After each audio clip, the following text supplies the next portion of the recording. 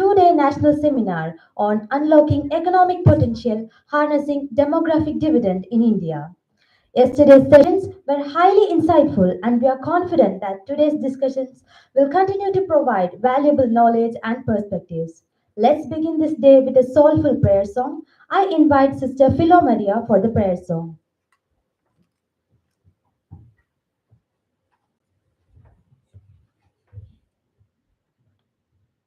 More love, more power, more of you in my life. More love, more power, more of you in my life. I will worship you with all my heart. I will worship you with all my mind. I will worship you with all my strength. For you are my God. You are my God. More love, more power, more of you in my life. More love, more power, more of you in my life.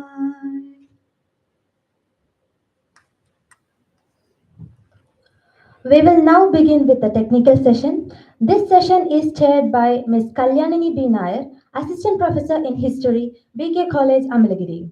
Our esteemed resource person for this session is Dr. Tara Thomas, Assistant Professor and Research Guide, Research and Postgraduate Department of Economics, Basilius College, Kottayam.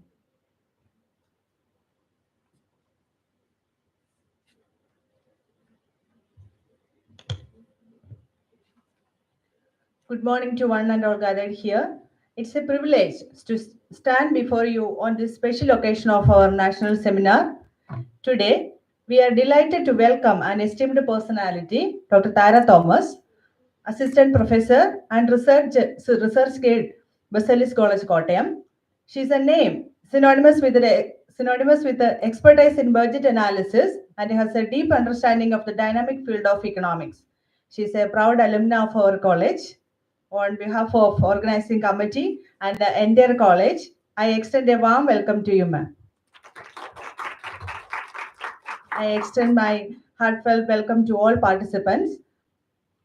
Wishing everyone a fruitful session ahead. Thank you.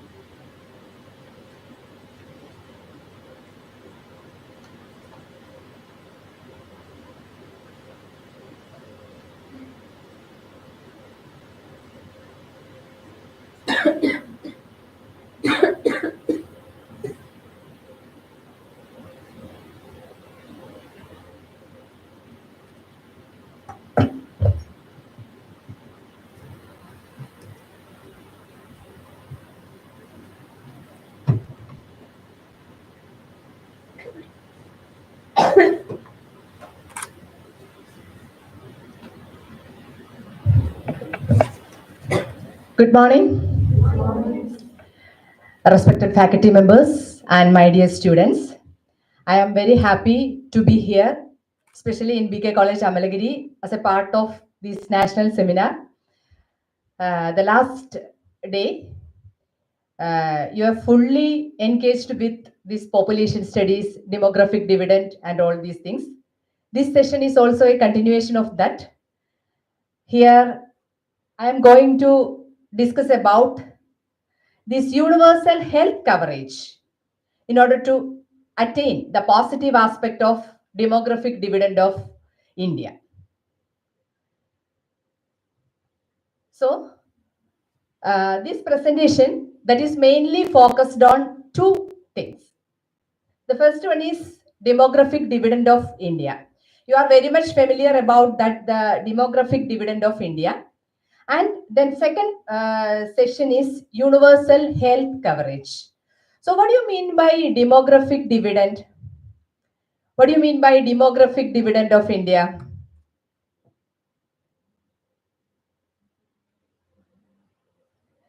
Sister, you are from Manipur. Okay. Very nice prayer song. Okay, sister.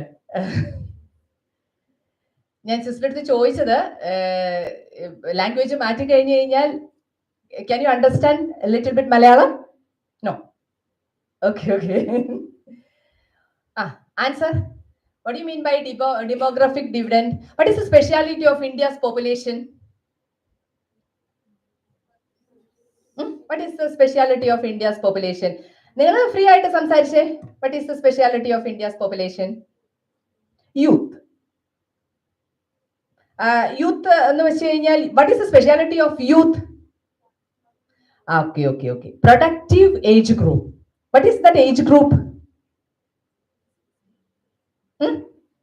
Yeah, 16 to 60 or 14 to 59. രണ്ടിലും വരുന്നുണ്ട്. Anyway, that is 15 to 59. That is the productive age group. That is the strength of Indian economy. Especially we are speaking about Indian economy. The projections, all projections showing that Indian economy is going to India's number one or the strongest economy in the near future, especially the coming years, that is in 2030, 35 or up to 50. Indian economy, that is the number one economy. All these projections, that is based on the strength, that is the youth, the population of India. That is the speciality of our demographic dividend. നിങ്ങൾക്ക് വളരെ familiar ആയിട്ടുള്ള ഒരു projection ആയിരിക്കാം ഇത്. Anyway, just discuss about what is the trend of India's population. ഇന്ത്യയുടെ population trend എങ്ങനെ പോകുന്നു എന്ന് just we have to discuss. So the age group, population pyramid, you are familiar, no? Nowadays in our syllabus the population studies are not that much included. At our time these population studies and the population pyramid we were familiar.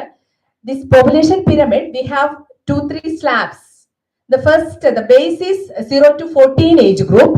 The next one is 15 to 59 age group, and the next is 60 plus age group. The first two categories, that is the 0 to 14 category and the 60 plus category, they are known as dependent category.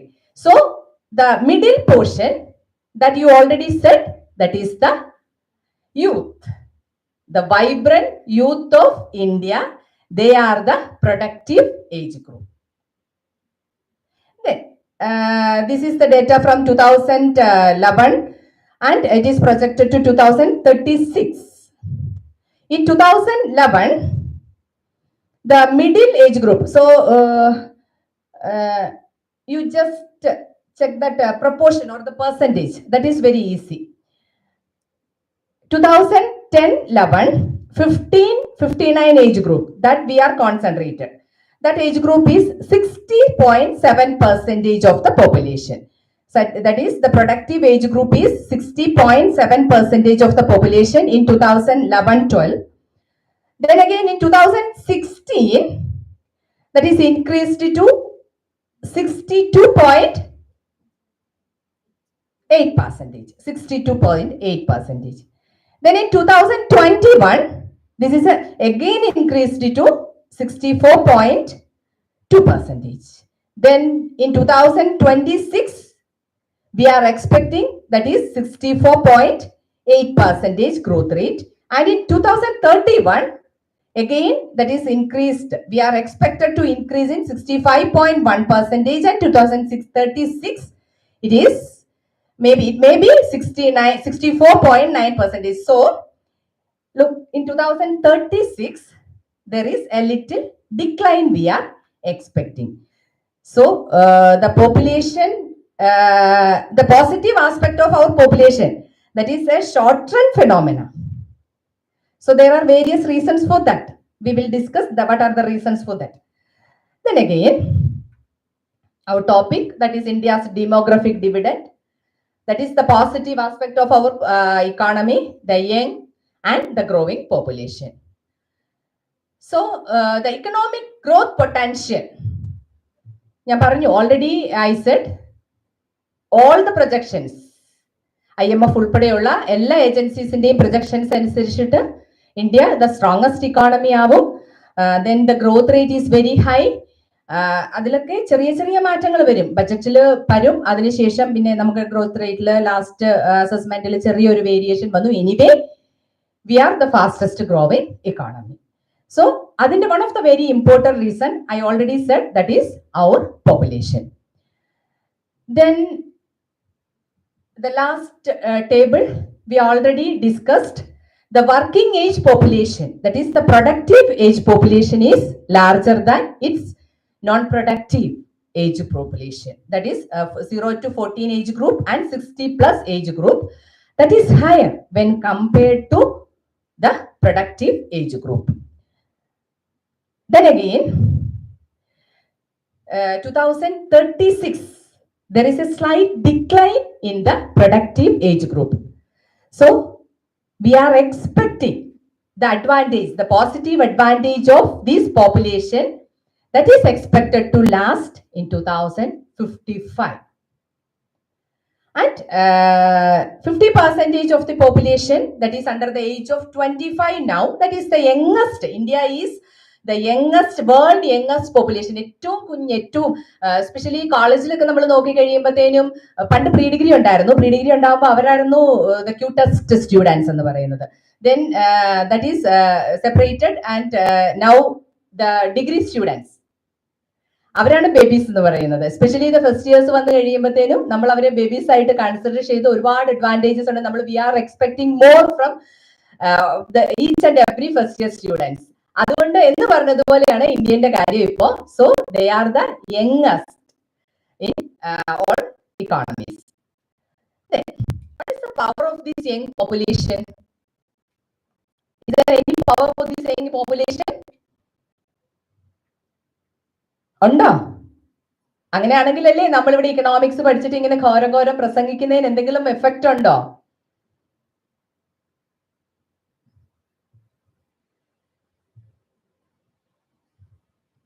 The first one is economic growth. We already discussed. Then economic growth attain ചെയ്യണമെങ്കിൽ definitely we have a strong, skilled, efficient labor force. As an economic student, how the economic growth is attained?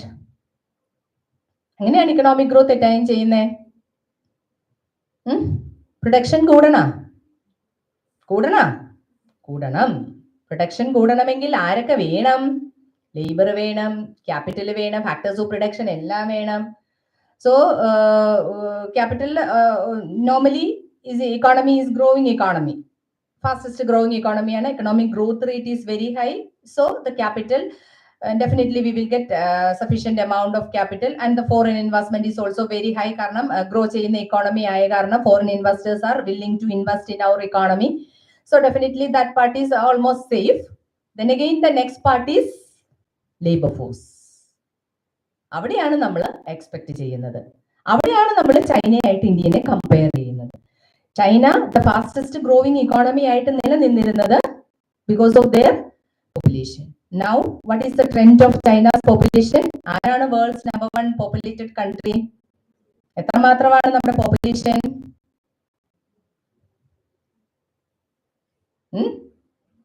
Approximate 1.5 അടുത്ത് നമ്മൾ ഉടനെ എത്തും billion. Okay, so we are expecting an increased labor force. Then again, there is a slight change we are observed. Now we are not frequently used the term labor force.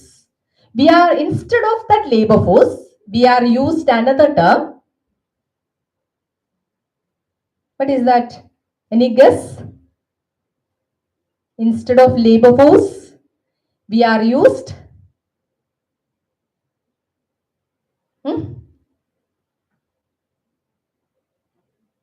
human capital. So what is the difference between this labor force and human capital? Is there any difference between this labor force and human capital? Okay, അത് പിന്നെ പറയണേ. ഞാൻ അത് നമുക്ക് കുറച്ച് കഴിയുമ്പം ഞാൻ മറക്കാതെ ഒന്ന് പറയണേ, കാരണം ഇതിനകത്ത് പലയിടത്തും അത് വരുന്നുണ്ട്.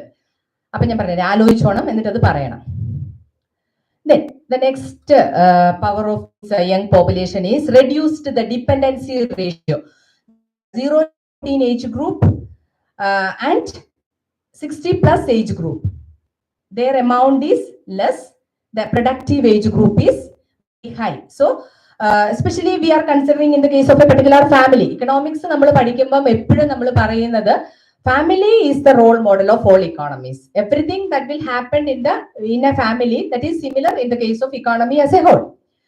In a family, the number of working members, that is very high. Father, mother, 3 kids ഉണ്ടായിരുന്നു. ആ 3 kids ഒക്കെ ബിഗ് ആയി, അവരൊക്കെ ജോലി വാങ്ങിച്ചു. അപ്പൊ അങ്ങനെ വന്നു കഴിയുമ്പോഴത്തേനും what about the income of that particular family?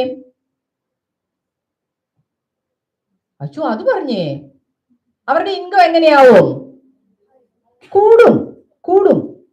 അപ്പൊ അവിടെ 2 കുഞ്ഞു കൊച്ചുങ്ങൾ ഉണ്ടായിരിക്കും, അവർക്ക് നല്ല സുഖമാണ്. കാരണം വലിയ മൂത്തവരൊക്കെ ജോലിക്ക് പോയി കഴിഞ്ഞാൽ ഇഷ്ടംപോലെ സാധനങ്ങൾ കിട്ടും. So the working population is very high, that will increase the income of the family. Just like that way, the reduce the dependency ratio. അതിന്റെ മുന്നിൽ ഒരു സാഹചര്യമുണ്ട്. If only the parents were working, at that situation, what is the situation of the family? നിങ്ങൾ പലരും face ചെയ്തിട്ടുണ്ടാവും. Parents പറയും അയ്യോ ഇപ്പൊ പൈസ ഇല്ല. കാരണം if the parents R fixed income earners ആണെങ്കിൽ നമുക്കറിയാം the income is fixed, but the expenditure is day by day it will increase. So there is some restrictions. But if the income increases, the expenditure is also increases. So the reduce the dependency ratio, that is another positive aspect of the power of the young population. Then again, increased the saving. നമ്മൾ income increase ചെയ്യുന്നത് കണ്ടു. Then again, there is a very famous theory by Keynes. അത് ഏതപ്പാ theory? ഞാൻ theory ഒന്നും ചോദിക്കത്തില്ല, അറിയാമെങ്കിൽ പറഞ്ഞാൽ മതി. ഞാൻ BK പഠിച്ചതാണ്. നിങ്ങൾക്കറിയാലോ ഞാൻ BK പഠിച്ചതാണ്. ഞാൻ ഈ പറഞ്ഞ പോലെ വലിയ എന്താ പറയണ്ടേ, എന്നെ പഠിപ്പിച്ചവര് ആരുമില്ല. മിനിമിസ് ഇവിടെ ഉണ്ടായിരുന്നു ഫിസിക്കൽ എഡ്യൂക്കേഷനിൽ, പക്ഷെ എന്നെ പഠിപ്പിച്ച ടീച്ചേഴ്സ് ആരുമില്ല. ഈ പറഞ്ഞ നിങ്ങളുടെ ടീച്ചേഴ്സ് അവകാശപ്പെടുന്നത് പോലത്തെ വലിയ ഹൈഫൈ ഫുൾ ടൈം പഠിക്കുന്ന സ്റ്റുഡന്റ് ഒന്നും അല്ലായിരുന്നു ഞാൻ. ഇങ്ങനെ ഒരു ക്വസ്റ്റ്യൻ ചോദിച്ചു കഴിഞ്ഞാൽ ഒരൊറ്റ ക്വസ്റ്റ്യൻ പോലും പറയലാത്ത കുട്ടിയായിരുന്നു ഞാൻ. അപ്പൊ അതുകൊണ്ട് അതൊന്നും നിങ്ങൾ വിചാരിക്കുകയേ വേണ്ട. പക്ഷെ ഇവിടുത്തെ ഒരു ഫോർമേഷൻ എന്ന് പറയുന്നത് that will entirely different, that will change, definitely that will change your future. അത് മാത്രമേ എനിക്ക് പറയാനായിട്ടുള്ളൂ. അത് ഇപ്പോഴത്തെ ആൻസറോ കാര്യങ്ങളോ ഒന്നുമല്ല, അതൊന്നും അതിലൊരു ഫാക്ടറും അല്ല. അതുകൊണ്ട് ധൈര്യമായിട്ട് പറയുക. പക്ഷെ ഏതൊരു സ്റ്റേജിലും ഫിയർ ഇല്ലാതെ നമുക്ക് പ്രസന്റ് ചെയ്യാനുള്ള ഒരു positive energy that will definitely give this BK college. അതാണ് നിങ്ങൾക്ക് ലൈഫിൽ വേണ്ടിയത്. Anyway, that will increase to the saving. If the income of the society or the people will increase, definitely the saving will increase. അതിന്റെ reason നമ്മൾ theoretical base പറയുമ്പോൾ കെയ്ൻസിന്റെ psychological law of consumption, as the income increases, consumption definitely will increase, but not the proportion of increase in income. A part of income that will save. So the saving of the income, so saving will increase. Then what will happen to this saving? That is, ആ saving എന്ത് ചെയ്യും? That is reinvested. Stock മാർക്കറ്റിലൊക്കെ invest ചെയ്യും. Stock മാർക്കറ്റിൽ ആ പണം എങ്ങോട്ട് പോകും? സ്റ്റോക്ക് മാർക്കറ്റുകാർ വിചാരിക്കും ആ കുട്ടികൾ തന്ന പൈസയല്ലേ, അതൊരു സേഫിൽ അടച്ചു വെച്ചേക്കാന്നാണോ വിചാരിക്കുന്നത്? അല്ല, they are invested in various types of industries. അവരുടെ ക്യാപിറ്റൽ കൂടും. So if the capital increases, that will leads to increase in production.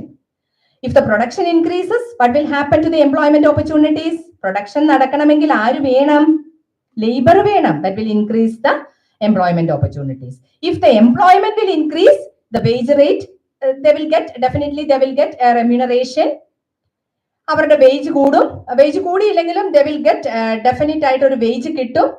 So they spend an amount of their income. They have to earn and they spend. Then the consumption of the people increases. നമ്മൾ consume ചെയ്യാന്ന് പറയുമ്പോൾ that money will goes to the market. Then again നമ്മൾ പഠിച്ച മൾട്ടിപ്ലയറും ആക്സിലറേറ്ററും ആ ചേട്ടന്മാരൊക്കെ വന്ന് അവിടെ effect ചെയ്യും. So the money will multiply. Then again അത് വീണ്ടും വീണ്ടും അങ്ങനെ പോയി, that is a chain process. അങ്ങനെ ഇക്കോണമി again ഗ്രോത്തിലേക്ക് മൂവ് ചെയ്യുകയാണ് ചെയ്യുന്നത്. That is the base of increased in saving. Then നമ്മളിപ്പോ പറഞ്ഞതിന്റെ continuation, investment will definitely increase. Then again, more investment in fiscal and human infrastructure. If the government will have more money, they will have to spend more in fiscal as well as human infrastructure. So the infrastructure is broadly categorized into 2 types of infrastructure: PG-ക്കാരെ അല്ല, അവര് PG-ക്കാരെ കഴിഞ്ഞ സെമിസ്റ്ററിൽ പഠിപ്പിച്ചിട്ടുണ്ടാവും 2 തരത്തിലുള്ള infrastructure. ഏതൊക്കെയാണ്? Correct. Social as well as physical infrastructure. So അതിന് വേണ്ടിയിട്ട് government will spend the money. Okay, നല്ലതായിട്ട് പഠിക്കുന്ന കുട്ടികളാണ് ഇവിടുത്തെ. Then again, ഇനി ഞാൻ പറഞ്ഞ physical infrastructure, definitely we will know the government will construct new roads, dams, അങ്ങനത്തെ കുറെ കാര്യങ്ങൾ ഫിസിക്കലായിട്ട് എന്താണ് നമ്മുടെ ഹ്യൂമൻ ബീങ്സിന്റെ നല്ല ലൈഫിന് വേണ്ടിയിട്ടുള്ള physical infrastructure. What do you mean by this social infrastructure?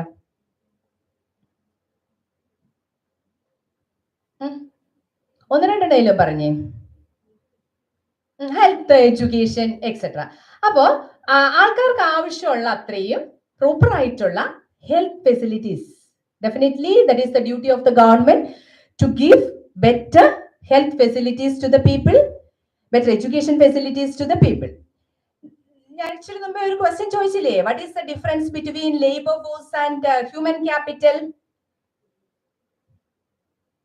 You have to connect any relation between this social capital, social infrastructure and labor force and human capital. Connect ചെയ്യാൻ പറ്റുന്നുണ്ടോ? പറഞ്ഞേ. അതിപ്പോ ഇതിപ്പോ എന്താ പറയണ്ടേ, സിവിൽ സർവീസിന്റെ ഇന്റർവ്യൂ ഒന്നും അല്ലല്ലോ. പോയെങ്കിൽ പോട്ടെ, പറ. ഗസിയ എന്താ സംഭവിക്കുന്നേ? ഹ്യൂമൻ സ്കിൽഡ് ലേബേഴ്സ് വേണമെങ്കിൽ ഹ്യൂമൻ ക്യാപിറ്റൽ വേണം. പക്ഷെ ആ ഹ്യൂമൻ ക്യാപിറ്റൽ എങ്ങനെ ഉണ്ടാവുന്നു എന്നുള്ളതാണ് എന്റെ ചോദ്യം. പ്രോപ്പർ ആയിട്ടുള്ള എഡ്യൂക്കേഷനും ഹെൽത്തും. If the government will give proper education and proper help to the people, the labor force is converted to human capital. Proper ആയിട്ട് ഹെൽത്തും എഡ്യൂക്കേഷനും കൊടുത്തു കഴിയുമ്പോഴത്തേനും the labour force will be converted to human capital. നമ്മളിപ്പോ കുറെ ഇടത്ത് എല്ലായിടത്തും എന്ന് പറഞ്ഞ പോലെ തന്നെ നമ്മൾ ലേബർ ഫോഴ്സ് ഒന്നും അങ്ങനെ കാണാറില്ല. Human capital, that is A capital, human capital തന്നെയാണ് കാണുന്നത്. So the difference between the labour force and human capital is labor force and human capital is the labor force will get or the human capital get proper education and health facilities. So that is the positive aspect of our demographic dividend, and the government should do the necessary steps for that.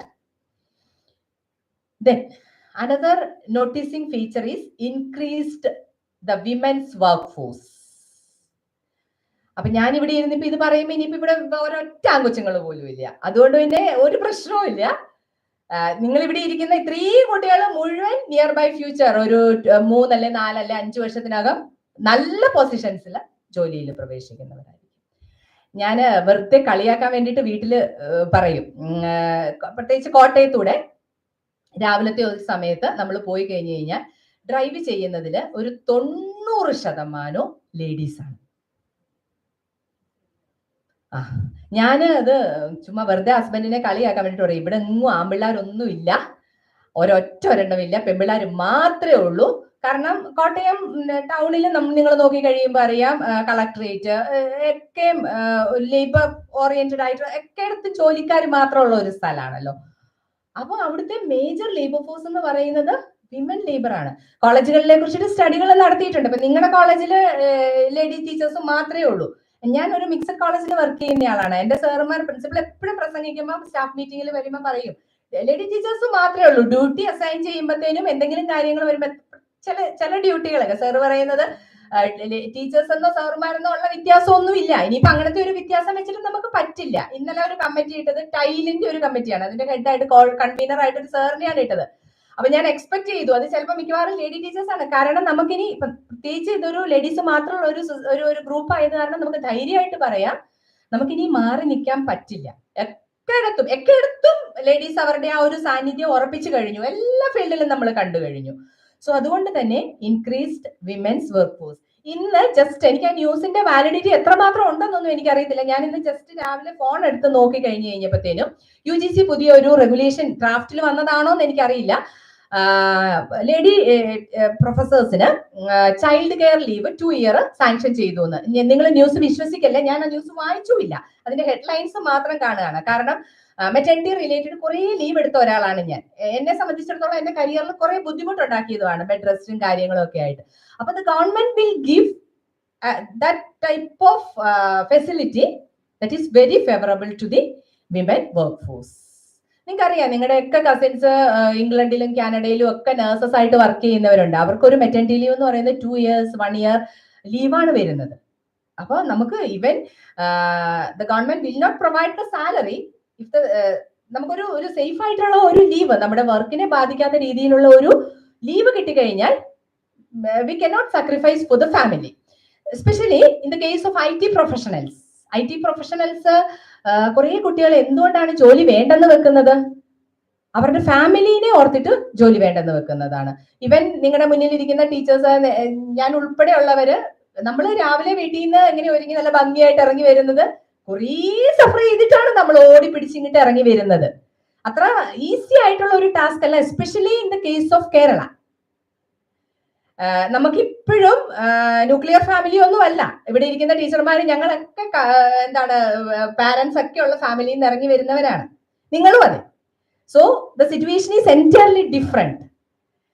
ഞാൻ ഒരിടത്ത് class എടുത്തപ്പോൾ പറയാത്ത ഒരു കാര്യമാണ് എനിക്ക് ഇന്ന് എന്തോ അമലേരിയിൽ പറയാനായിട്ട് തോന്നി. കാരണം പണ്ട് ഞാനിവിടെ പഠിച്ച സമയത്ത് നമുക്കിവിടെ എപ്പോഴും നിങ്ങൾക്കുണ്ടല്ലോ നമ്മുടെ മോറൽ, നമ്മുടെ ധ്യാനവും കാര്യങ്ങളും ഒക്കെ. അന്ന് ചാപ്പലിലിരുന്ന് ചോദിച്ചു എത്ര പേർക്ക് ജോലിക്ക് പോകണം. അപ്പൊ ഞങ്ങൾ കുറച്ച് പേര് കൈപൊക്കി. ഒന്നും ആലോചിച്ചിട്ടോ തിങ്ക് ചെയ്തിട്ടോ ഒന്നുമില്ല. സിസ്റ്റർ ട്രാൻസ്ലേറ്റ് ചെയ്ത് തരാം കേട്ടോ. I translate the story. Sister അപ്പൊ ഇങ്ങനെ ധ്യാനിപ്പിക്കാൻ വന്ന അച്ഛനാണോ സിസ്റ്ററാണോ ആരാന്ന് ഞാൻ ഓർക്കുന്നില്ല. ഫാമിലിനെ നിങ്ങൾ എങ്ങനെ അപ്പൊ നിങ്ങൾ ബാലൻസ് ചെയ്യും? അപ്പൊ വയ്യാത്ത പാരന്റ്സ് ഒക്കെ ഉണ്ടെങ്കിൽ നിങ്ങൾ എങ്ങനെ നോക്കും? ഞാൻ ഭയങ്കര ധൈര്യത്തിൽ പറഞ്ഞു, ജോലി വേണ്ടെന്ന് വെച്ചിട്ട് ഞാൻ പാരന്റ്സിനെ നോക്കും. ചിലപ്പോൾ ആ ചാപ്പലിൽ ഇരുന്ന് പറഞ്ഞതിന്റെ ആയിരിക്കും. സെയിം സിറ്റുവേഷൻ എനിക്ക് ഫേസ് ചെയ്യേണ്ടി വന്നു. ഇവിടുത്തെ ടീച്ചേഴ്സിനൊക്കെ അറിയാം. കാരണം എനിക്ക് മദർ ഇൻ ലോയ്ക്ക് സുഖമില്ലാതെ വന്നു. അങ്ങനെ ഞാൻ അബ്രോഡ് ആയിരുന്നു, ഹസ്ബൻഡിന്റെ കൂടെ തിരിച്ചു വന്നു. പക്ഷെ ജോലി വേണ്ടെന്ന് വെക്കാനുള്ള ഒരു സാഹചര്യം വന്നില്ല. കാരണം അവര് പക്ക ജോലിയുള്ള ഒരു ഫാമിലി ആയിരുന്നു. എനിക്ക് പിന്നെ ദൈവം അനുഗ്രഹിച്ച് കോളേജിന്റെ ഫ്രണ്ടിലാണ് ജോലി, വീടിന്റെ ഫ്രണ്ടിൽ 5 മിനിറ്റ് എനിക്ക് പോകേണ്ടതുള്ളൂ. പക്ഷെ എനിവേ ഞാൻ ആ ജോബ് വളരെ നന്നായിട്ട് ചെയ്തു എന്ന് എനിക്ക് പറയാനായിട്ട് പറ്റും. അത് അങ്ങനെയുള്ള സാഹചര്യങ്ങളാണ് നമ്മൾ ഫേസ് ചെയ്യുന്നത്. So the government definitely should support the women work force. കാരണം they are the strongest, multi talented ആണ് വിമൻ. ഞാനത് പിള്ളേരുടെ ക്ലാസ്സിലും പറയും, മൾട്ടി ടാലന്റഡ് ആണ്. നിങ്ങൾ വീട്ടിൽ നോക്കിയേ, അറ്റ് എ ടൈം ഒന്നിൽ കൂടുതൽ ജോലി ചെയ്യാൻ നമുക്കേ പറ്റൂ. ഞാൻ ചിലപ്പോൾ ക്ലാസ്സിലെ കുട്ടികളുടെ അടുത്ത് പറയും, രാവിലെ ചിലപ്പോൾ അത്യാവശ്യമായിട്ട് എന്തെങ്കിലും ഒരു മെയിൽ അയക്കേണ്ടി വന്നു കഴിഞ്ഞു കഴിഞ്ഞാൽ എന്റെ ദോശ ചൂടുന്നതിന്റെ ഇടയ്ക്കോ അല്ല അപ്പം ചൂടുന്നതിന്റെ ഇടയ്ക്കോ ഇപ്പുറത്തെ ലാപ്ടോപ്പ് കാണും. സെയിം ടൈം നമ്മൾ വർക്ക് മാനേജ് ചെയ്ത് പോകും. നിങ്ങൾ ആലോചിച്ച് നോക്കിയോ, അത് നമ്മളെ കൊണ്ട് മാത്രമേ പറ്റുള്ളൂ. അതേസമയം ഇപ്പൊ നമ്മുടെ വീട്ടിലുള്ള ഞങ്ങളെ സംബന്ധിച്ച് ഞങ്ങളുടെ ഹസ്ബൻഡ് പാർട്ട്നേഴ്സ്, അല്ലെങ്കിൽ നിങ്ങളുടെ വീട്ടിലാണെങ്കിൽ അച്ഛന് ഒരു ദോശ ചൂടാൻ ഏൽപ്പിച്ചിട്ട് ഇങ്ങേപ്പുറത്തുനിന്ന് ഒരു മൊബൈൽ ഫോൺ വന്ന് അല്ലെങ്കിൽ ഒരു കോൾ വന്ന് അത് അറ്റൻഡ് ചെയ്ത് കഴിഞ്ഞാൽ ഉറപ്പാണ് ആ ദോശ കരിഞ്ഞു പോയിട്ടുണ്ടാകും. പിന്നെ ആ ഒരു ഏരിയയിലേക്ക് നമുക്ക് എടുക്കണമെങ്കിൽ നമ്മൾ ഇരട്ടിപ്പണി ചെയ്യേണ്ടി വരും. So the multi talented personalities ആണ് വിമൻസ് എന്ന് പറയുന്നത്. നമ്മൾ അതിന്റെ ഒരു പോസിറ്റീവ് അഡ്വാൻറ്റേജ് എപ്പോഴും നിങ്ങൾ യൂട്ടിലൈസ് ചെയ്തുകൊള്ളണം. So increased women's work force, then increased entrepreneurship. എനിക്ക് തോന്നുന്നു ഇന്നലെ ഒരു ക്ലാസ് എന്റർപ്രന്യൂർഷിപ്പിന്റെ ഉണ്ടായിരുന്നു എന്ന് തോന്നുന്നു. എന്റർപ്രന്യൂർഷിപ്പ് അപ്പൊ കോളേജുകളിൽ, even if in the case of the importance of this entrepreneurship, the government will give the awareness to the youth through the various programs in the campus. നമുക്കറിയാം എല്ലായിടത്തും ഉണ്ട് എന്റർപ്രന്യൂർഷിപ്പ് ക്ലബ്ബ്. നിങ്ങൾ വളരെ അവെയർ ആണ് അതിനെ കുറിച്ചിട്ട്. Then again, what is the characteristics of India's demographic dividend? The first one is declining fertility rate. 2055 നമ്മുടെ positive aspect കുറയും അല്ലെങ്കിൽ നശിക്കും എന്ന് നമ്മൾ പറഞ്ഞു. One of the very important reason is declining fertility rate. ഞാനിപ്പോൾ താഴെ വന്ന ആരുടെ അടുത്തോ, മിസ് മിനി അടുത്തോ സിസ്ലിന്റെ അടുത്തോ ആരുടെ അടുത്തോ സംസാരിച്ചപ്പോൾ പറഞ്ഞു ഇന്നലെ ഇതിനെ കുറിച്ചൊരു ചർച്ച ഉണ്ടായിരുന്നു എന്ന് പറഞ്ഞു. So the trend or the thinking of the people will change, especially in the case of youth. ഞാൻ അതിനെ ഒരു തരത്തിലും ഞാൻ അതിനെ കുറിച്ച് ഡിസ്കസ് ചെയ്യാനേ ഉദ്ദേശിക്കുന്നില്ല. Anyway this is A fact, declining the fertility rate. That is the fertility rate that is declined from around 6 births per woman in 1950s, that is to 2. അതിനും എനിക്ക് എക്സാമ്പിൾ പറയാനുണ്ട്. ഞാൻ തീക്കോയിക്കാരത്തിയാണ്, നിങ്ങളുടെ ഷെറിൻ മിസ്സിന്റെ നെയ്ബർ ആണ് എന്റെ വീട്. എന്നെ കല്യാണം കഴിപ്പിച്ച് വന്നിരിക്കുന്നതാണ് കോട്ടയത്ത്. ഞങ്ങൾ 7 പേരാണ് വീട്ടില്, വലിയ ഫാമിലി. ഞങ്ങൾ കൊച്ചുമക്കളും ഒക്കെ ആയിട്ട് കുറെ കൊച്ചുമക്കളൊക്കെ കുറെ പേര് ഇപ്പൊ പുറത്തേക്കൊക്കെ പോയി. Anyway at that time average number of kids 5 to 9 ഒക്കെ ആയിരുന്നു. ഇപ്പോഴും ഉണ്ട് റെയർ ആയിട്ട്, പക്ഷെ ഇപ്പൊ ഒക്കെ we have to observe 2 and 0 ഒക്കെയാണ് നമ്മളിപ്പോ കാണുന്നത്. സോ ഡിക്ലൈനിങ് ഫെർട്ടിലിറ്റി റേറ്റ്, അതാണ് 2055 നമ്മൾ എക്സ്പെക്ട് ചെയ്യുന്നത്. അതാണ് ചൈനയിൽ ആക്ച്വൽ ആയിട്ട് നടക്കുന്നത്. ഇന്ത്യ ഫേസ് ചെയ്യുന്ന one of the very important problem. Near by future India will face the same situation. Then again, improved mortality rate. ഇന്നലെ ഞാൻ അവിടെ കോളേജിൽ പഠിപ്പിച്ചുകൊണ്ടിരുന്നപ്പോൾ ഈ അടുത്ത് നിങ്ങളൊക്കെ കണ്ടിട്ടുണ്ടാവാം, നിങ്ങളുടെ ഗ്രൂപ്പുകളിലേക്ക് വന്നിട്ടില്ല, ഞങ്ങളുടെയൊക്കെ ഗ്രൂപ്പുകളിലേക്ക് വന്ന ഒരു റീൽസ് പോലെ എന്നല്ല, വെറുതെ ഇങ്ങനെ കളിയാക്കി വരുന്ന ഒരു മെസ്സേജാണ്. പണ്ടെന്ന് പറഞ്ഞു കഴിഞ്ഞാൽ ഒരു 18 തൊട്ട് ഒരു 30 വരെയൊക്കെ എന്ന് പറയുന്നത് യൂത്ത് എന്ന് പറയുന്ന ഒരു ഏജ് ഗ്രൂപ്പായിരുന്നു. അപ്പൊ ഞങ്ങളൊക്കെ ആ 30-ഉം 40-ഉം ഒക്കെ ആയി കഴിഞ്ഞപ്പോഴത്തേനും യൂത്ത് എന്നുള്ളതിന്റെ ഒരു ഡെഫിനേഷൻ അത് ചേഞ്ച് ചെയ്തു. ഇപ്പൊ ഒരു 60 വയസ്സ് വരെയുള്ളവര് യൂത്താണ്, 60-ന് ശേഷമുള്ളവര് മിഡിൽ ഏജ് ആണ്. അപ്പൊ ഒരു 80-85-ന് ശേഷമുള്ളവരാണ് പ്രായമായവര്. പണ്ടൊക്കെ പത്രം എടുത്ത് നോക്കി കഴിയുമ്പോഴത്തേനും നമ്മള് ഒരു 60 വയസ്സായവര് ഒക്കെ മരിച്ചു കഴിയും. പണ്ടൊക്കെ അല്ല, സോറി, 60 വയസ്സായവരൊക്കെ മരിച്ചു കഴിയുമ്പോൾ നമ്മുടെയൊക്കെ ചെറുപ്പത്തിൽ അയ്യോ പാവം പ്രായമായിട്ട് മരിച്ചു പോയതാട്ടോ. ഇപ്പൊ 60 വയസ്സായവര് മരിച്ചു കഴിയുമ്പോ അയ്യോ പാവം എന്നാ പറ്റിയോ എന്തോ, ചെറുതായിരിക്കുമ്പോ മരിച്ചു പോയല്ലോ എന്ന് പറയും. ഒരു 80 വയസ്സായവര്, എന്റെ ഫാദർ ഇൻ ലോ ഹിസ് 82. അപ്പൊ അപ്പച്ചനെ ഇങ്ങനെ ഇച്ചിരി വയ്യാതെയൊക്കെ ഇച്ചിരി മറ്റേ വാക്കിംഗ് സ്റ്റിക്ക് ഒക്കെ പിടിച്ചിട്ട് പോകുന്നു. വാക്കിംഗ് സ്റ്റിക്സ് പിടിക്കുന്നവരെ എല്ലാവരും നമുക്ക് പ്രായമായിരുന്നു പറയാൻ പറ്റില്ല. ഇന്നാ ഞാൻ മിസ്മിനി വാക്കിംഗ് സ്റ്റിക്ക് പിടിച്ചോണ്ട് നടക്കുന്നുണ്ട്. അപ്പൊ അപ്പച്ചൻ പറയും പ്രായമായ ആരാ ഉണ്ടാകുന്ന തോന്നുന്നേന്ന് പറയും. അപ്പൊ ഞാനിങ്ങനെ ഒന്ന് നോക്കും, അപ്പൊ എന്നെ നോക്കി ഒന്ന് ചിരിക്കും. Is very healthy. അതാണ് ഇവിടെ പറയുന്നത്. Improved mortality rate, average mortality rate increase ചെയ്തു, എസ്പെഷ്യലി കേരള. അത് the very famous Kerala model of development ഒക്കെ നിങ്ങൾക്ക് അറിയാമല്ലോ. നമ്മുടെ ഹ്യൂമൻ റിസോഴ്സ് HRD ഒക്കെ ഡെവലപ്ഡ് നേഷൻസിന് ഈക്വൽ ആണ്. നമ്മുടെ ആവറേജ് ലൈഫ് എക്സ്പെക്ടൻസി വളരെ കൂടുതലാണ്. അതിന്റെ റീസൺസ് ഇംപ്രൂവ്ഡ് ഹെൽത്ത് ഫെസിലിറ്റീസ് നമ്മൾ അതിനി പറയുന്നുണ്ട്. സോ അപ്പൊ ആദ്യത്തെ ആ ഒരു ഡെമോഗ്രഫിക് ഡിവിഡൻഡ് എന്നുള്ള കോൺസെപ്റ്റ് നമ്മൾ ഏറെക്കുറെ ഒന്ന്, what you mean by demographic dividend എന്ന് ഇനി ആരെങ്കിലും ചോദിച്ചിട്ട് പറഞ്ഞില്ലെങ്കിൽ എനിക്ക് നാണക്കേട്, പറയണേ. Then again, next, what do you mean by this universal health coverage? ഇന്നലെ ആരെങ്കിലും പറഞ്ഞായിരുന്നോ ഇങ്ങനെ ഒരു ആസ്പെക്റ്റിനെ കുറിച്ചിട്ട്? UN-ന്റെ മില്ലീനിയം ഗോളിൽ വരുന്ന one of the very important one ആണ്. കുറെ മില്ലീനിയം ഗോൾസ് ഉണ്ടല്ലോ, പോവർട്ടി ഇറാഡിക്കേഷൻ, അങ്ങനെ കുറെ കാര്യങ്ങളുണ്ട്. അതിൽ ഒരെണ്ണാണ് സസ്റ്റൈനബിൾ ഡെവലപ്മെന്റ്. അതിന്റെ ഒരെണ്ണാണ് universal health coverage. So the main aim, ensure an access to quality health to all people. എല്ലാവർക്കും ക്വാളിറ്റി ഹെൽത്ത് അഷ്വർ ചെയ്യുക. That is the main aim of universal health coverage.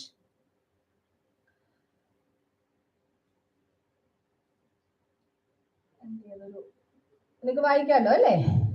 എന്തോ നമ്മൾ ഇത് വന്നു കഴിഞ്ഞപ്പോഴത്തേനും വന്നതാണ്. The need for a universal health coverage in India, addressing various types of disparities.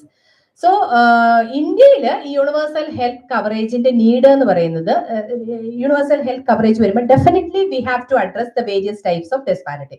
അപ്പൊ അതിനർത്ഥം India have various types of disparities, especially in the case of health. നമ്മൾ ഇനി ഹെൽത്തിൽ മാത്രമാണ് കേട്ടോ കോൺസെൻട്രേറ്റ് ചെയ്യുന്നത്. ഹ്യൂമൻ ക്യാപിറ്റലിലെ ഒരു one of the very important aspect that is health. എഡ്യൂക്കേഷനെ കുറിച്ചിട്ട് നമ്മൾ പറയുന്നില്ല, നമ്മൾ ഇനി കോൺസെൻട്രേറ്റ് ചെയ്യുന്നത് ഹെൽത്ത് ആസ്പെക്ട് ആണ്.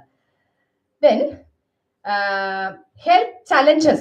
India faces various types of health challenges. ഇച്ചിരി മുമ്പേ ഞാൻ കുറെ കാര്യങ്ങൾ പറഞ്ഞു, കേരളത്തിലെ കാര്യങ്ങൾ ഒക്കെ, life expectancy, mortality rate decline ചെയ്തതൊക്കെ പറഞ്ഞു. Anyway still we have to face various types of health challenges. Especially നമ്മൾ India as a whole we are consider ചെയ്യുമ്പോഴത്തേനും എനിക്ക് തോന്നുന്നു നിങ്ങളുടെ സിസ്റ്റർ ഇന്ത്യ ഒക്കെ പറഞ്ഞു തന്നിട്ടുണ്ടാവും. അവർ മിഷന് പോകും. മിഷന് പോയിട്ട് വന്നു കഴിയുമ്പോഴത്തേനും ആക്ച്വൽ ആയിട്ടുള്ള ഇന്ത്യ എന്ന് പറയുന്നത് എന്താണെന്ന് അവിടെയാണ് നമ്മൾ അണ്ടർസ്റ്റാൻഡ് ചെയ്യുന്നത്.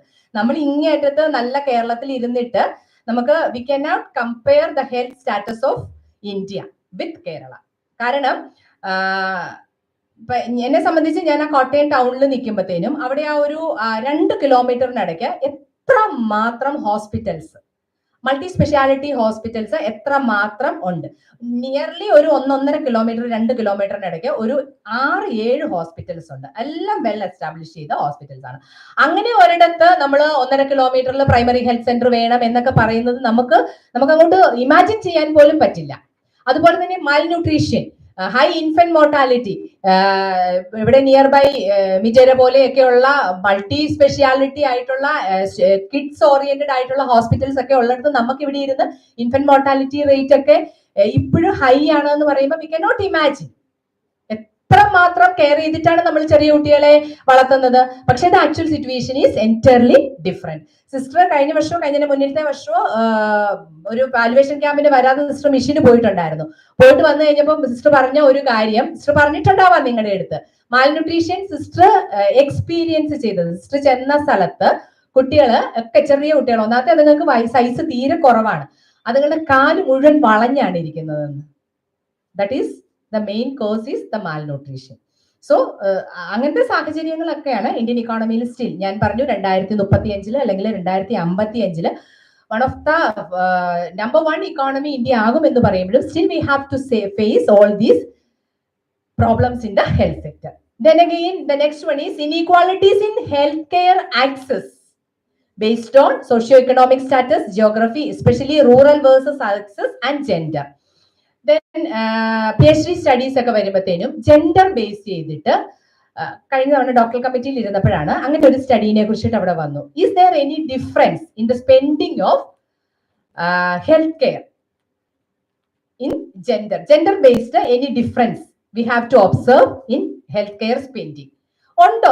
ചിലപ്പോൾ നമ്മൾ വിചാരിക്കും ഇല്ല എന്ന്, പക്ഷേ ചിലപ്പോൾ ഒരുപക്ഷെ ഉണ്ടാവാൻ ഒരു സാധ്യതയുണ്ട്. ഒരു സ്റ്റഡീനെ കുറിച്ചിട്ട് അവിടെ വന്നതാണ്. അന്നേരം അവിടെ കുറേ ഡിസ്കഷൻസ് നടന്നു ഡോക്ടർ കമ്മിറ്റിയിൽ ഉണ്ടായിരുന്നവർ തമ്മിൽ. അങ്ങനെ ഒരു ഡിഫറൻസ് ഉണ്ടോ ഇപ്പോൾ? കാരണം ജെൻഡർ ഡിഫറൻസ് വളരെ കുറഞ്ഞു വരുന്ന ഒരു കാലഘട്ടമാണ്. നിങ്ങളൊന്ന് വീട്ടിലൊന്ന് ആലോചിച്ച് നോക്കിയും അതിനെ കുറിച്ചിട്ട്. ഇപ്പൊ എല്ലാം റീൽസ് ആണല്ലോ. വീട്ടിലെ അച്ഛന് അസുഖം വന്നു കഴിഞ്ഞു കഴിഞ്ഞാലത്തെ ഒരു റീൽ ഞാൻ ഈ അടുത്ത ദിവസം കണ്ടതാണ്. പിന്നെ അതൊരു ആഘോഷമാണ്. കയറി കിടക്കുന്നു, പിന്നെ അങ്ങോട്ട് അനങ്ങാൻ പറ്റുന്നില്ല, കഞ്ഞി വരുന്നു, നട്ട്സ് വരുന്നു, പല പല സാധനങ്ങൾ ന്യൂട്രീഷ്യസ് ആയിട്ടുള്ള ഫുഡ് വരുന്നു. അമ്മയ്ക്ക് വന്നാലോ, അമ്മയ്ക്ക് തലവേദന വന്നു കഴിഞ്ഞാൽ അമ്മ ഒരു തുണി എടുത്ത് കെട്ടിയിട്ട് ബാക്കി ജോലികൾ ചെയ്യുന്നു. ശരിക്കും വി ആർ ആക്ച്വലി, എനിക്ക് ചിലപ്പോൾ അപ്പൊ തോന്നി, ഇപ്പോഴാണ് അത് തോന്നിയത് കേട്ടോ. അങ്ങനെയല്ലേ നമ്മുടെ വീടുകളിലും ഒക്കെയുള്ള സാഹചര്യങ്ങള്? മേ ബി കാരണം ഇപ്പൊ എൻ്റെ ഒക്കെ വീട്ടിൽ ഞാൻ മാത്രമേ ഉള്ളൂ, വേറെ അമ്മയില്ല.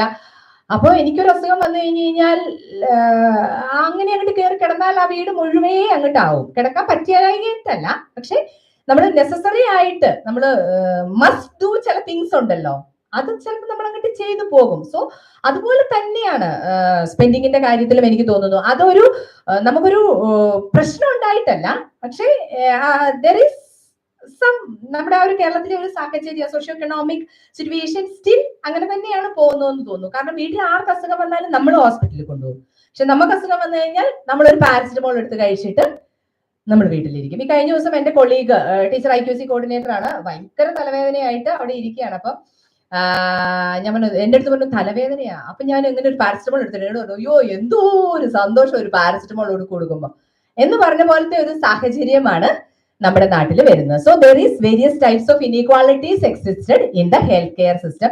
Then again another inequality is rural versus urban inequality. ഞാൻ ഇപ്പൊ തന്നെ പറഞ്ഞു, in the case of Kottayam town the number of hospitals are very high. പക്ഷെ നിങ്ങളെ സംബന്ധിച്ചിടത്തോളം അമലഗിരി എന്ന് പറയുന്നത്, അമലഗിരിയിൽ ഈ പറഞ്ഞ പോലെ 1 കിലോമീറ്ററിനിടയ്ക്ക് നമുക്കൊരു 4 ഹോസ്പിറ്റലൊന്നും കാണാൻ പറ്റില്ല. നിങ്ങൾക്ക് പറ്റും, കാരണം മെഡിക്കൽ കോളേജ് നിയർ ബൈ ആയത് കാരണം നമുക്ക് അവിടെ കുറച്ചൊക്കെ ഉണ്ട്. പക്ഷേ റൂറൽ ഏരിയയിൽ നമുക്ക് ആ ഒരു ഡെസ്പാരിറ്റി ഹോസ്പിറ്റൽസിന്റെ എണ്ണത്തിലും അങ്ങനെയുള്ള കാര്യങ്ങളിലൊക്കെ we have to observe that disparity. Then again economic impact, that is low productivity, poverty cycles, that are the economic impact of this healthcare system. If the healthcare system is poor, we have the various types of impacts. അതാണ് ഹെൽത്തിൽ വരുന്നത്. Then we have various types of inequalities observed. Then again, it's a economic impact. Then universal health care എന്ന് പറയുന്നത് എന്തൊക്കെയാണ് aim ചെയ്യുന്നത് എന്നാണ് നമ്മൾ next സ്ലൈഡുകളിൽ കാണുന്നത്. This is a catalyst for socio economic development of the nation. Indian ഇക്കോണമിയെ സംബന്ധിച്ചിടത്തോളം നമ്മൾ അതിന്റെ ഒരു ബാക്ക്ഗ്രൗണ്ട് കണ്ടു. So definitely we have to improve in a socio-economic aspect. Then building a human capital. Already we discussed what is human capital, how we can develop or build a human capital. Then again, ending extreme poverty. That is one of the very important goal of millennium goal. One of the very important goal ആണ് reduce the poverty. Poverty reduce ചെയ്യുക. Worldwide, we have to observe that 70% of the people in low and middle income countries are pushed into poverty. Poverty, the number of people below the poverty line is very high, or the poverty ratio is very high. That is not only a common phenomena in India, but all over the world we have to observe the same situation. Then employment generation, that is one of the very important problem faced by the government. നമ്മൾ ഇത്രയും നേരം വളരെ നമ്മൾ വളരെ സന്തോഷിച്ചൊക്കെ ഇരുന്നു, നമ്മൾ വളരെ strong ആണ്. പക്ഷേ the actual problem is we have to definitely give employment opportunities to that big portion of the population. നമ്മൾ ആ ടേബിളിൽ കണ്ട നടുക്ക് കണ്ട ആ big portion of population definite ആയിട്ടും the government will give an employment opportunity. Then this system, universal health system that can address this disparity. നമ്മൾ already കണ്ടു, we have various types of disparities. How this system can address the disparity? Then the first one is there is disparity in the healthcare system. Rural and urban disparity, and then different types of disparities we have already discussed. Then അത് possible ആകുന്നത് access, quality and affordable health services to all people.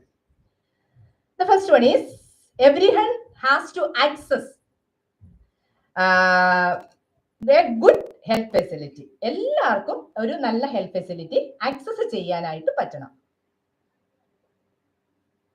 അവിടെ നമ്മൾ പറഞ്ഞ ഒരു ഡിസ്ക്രിമിനേഷനും പാടില്ല. There is no discrimination.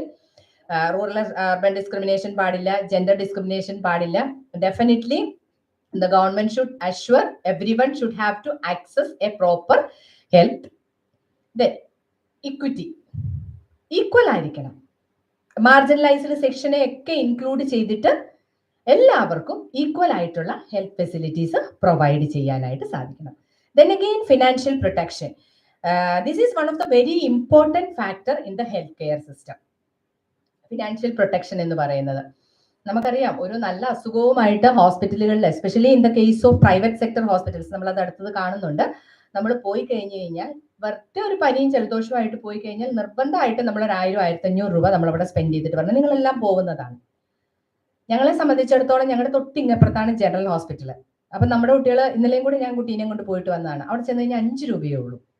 So that is the difference between the health care, private health care system as well as the public health care system. അത് നമ്മൾ കാണുന്നുണ്ട് എത്ര മാത്രമാണ് അതിന്റെ ആക്സസബിലിറ്റി വരുന്നതെന്ന്. So definitely the government will give financial protection as in the case of healthcare system.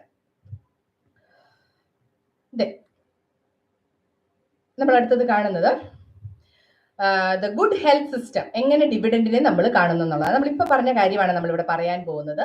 India is having A mixed health system ആണ് കാണുന്നത്, both public as well as private sectors. രണ്ട് സെക്ടറും ഡോമിനേറ്റ് ചെയ്യുന്ന ഒരു health system ആണ് Indian ഇക്കോണമിയിൽ നമ്മൾ observe ചെയ്യാനായിട്ട് സാധിക്കുന്നത്. Then how the spending pattern? India spends around 2.1% of GDP for the healthcare system. നമ്മൾ ബഡ്ജറ്റ് അനാലിസിസ് ചെയ്ത് കഴിയുമ്പോഴത്തേനും നമുക്ക് അറിയാനായിട്ട് സാധിക്കും 2.1% ആണ് ഹെൽത്ത് കെയറിന് വേണ്ടിയിട്ട് 2023 സ്പെൻഡ് ചെയ്തത്. പക്ഷേ WHO റെക്കമെൻഡേഷൻ അനുസരിച്ച് at least 5% of the GDP should definitely spend for health care system. So നമ്മളപ്പോൾ അവിടെ പുറകിലാണ്. അപ്പോ പക്ഷേ നമ്മുടെ എക്സ്പെൻസസ് ആർ വെരി ഹൈ. അപ്പൊ അത് എവിടുന്ന് വരുന്നു? The out of pocket expenditure എന്ന് പറയും. അതായത് നമ്മുടെ കയ്യിൽ നിന്നാണ് we have to spend that amount of money.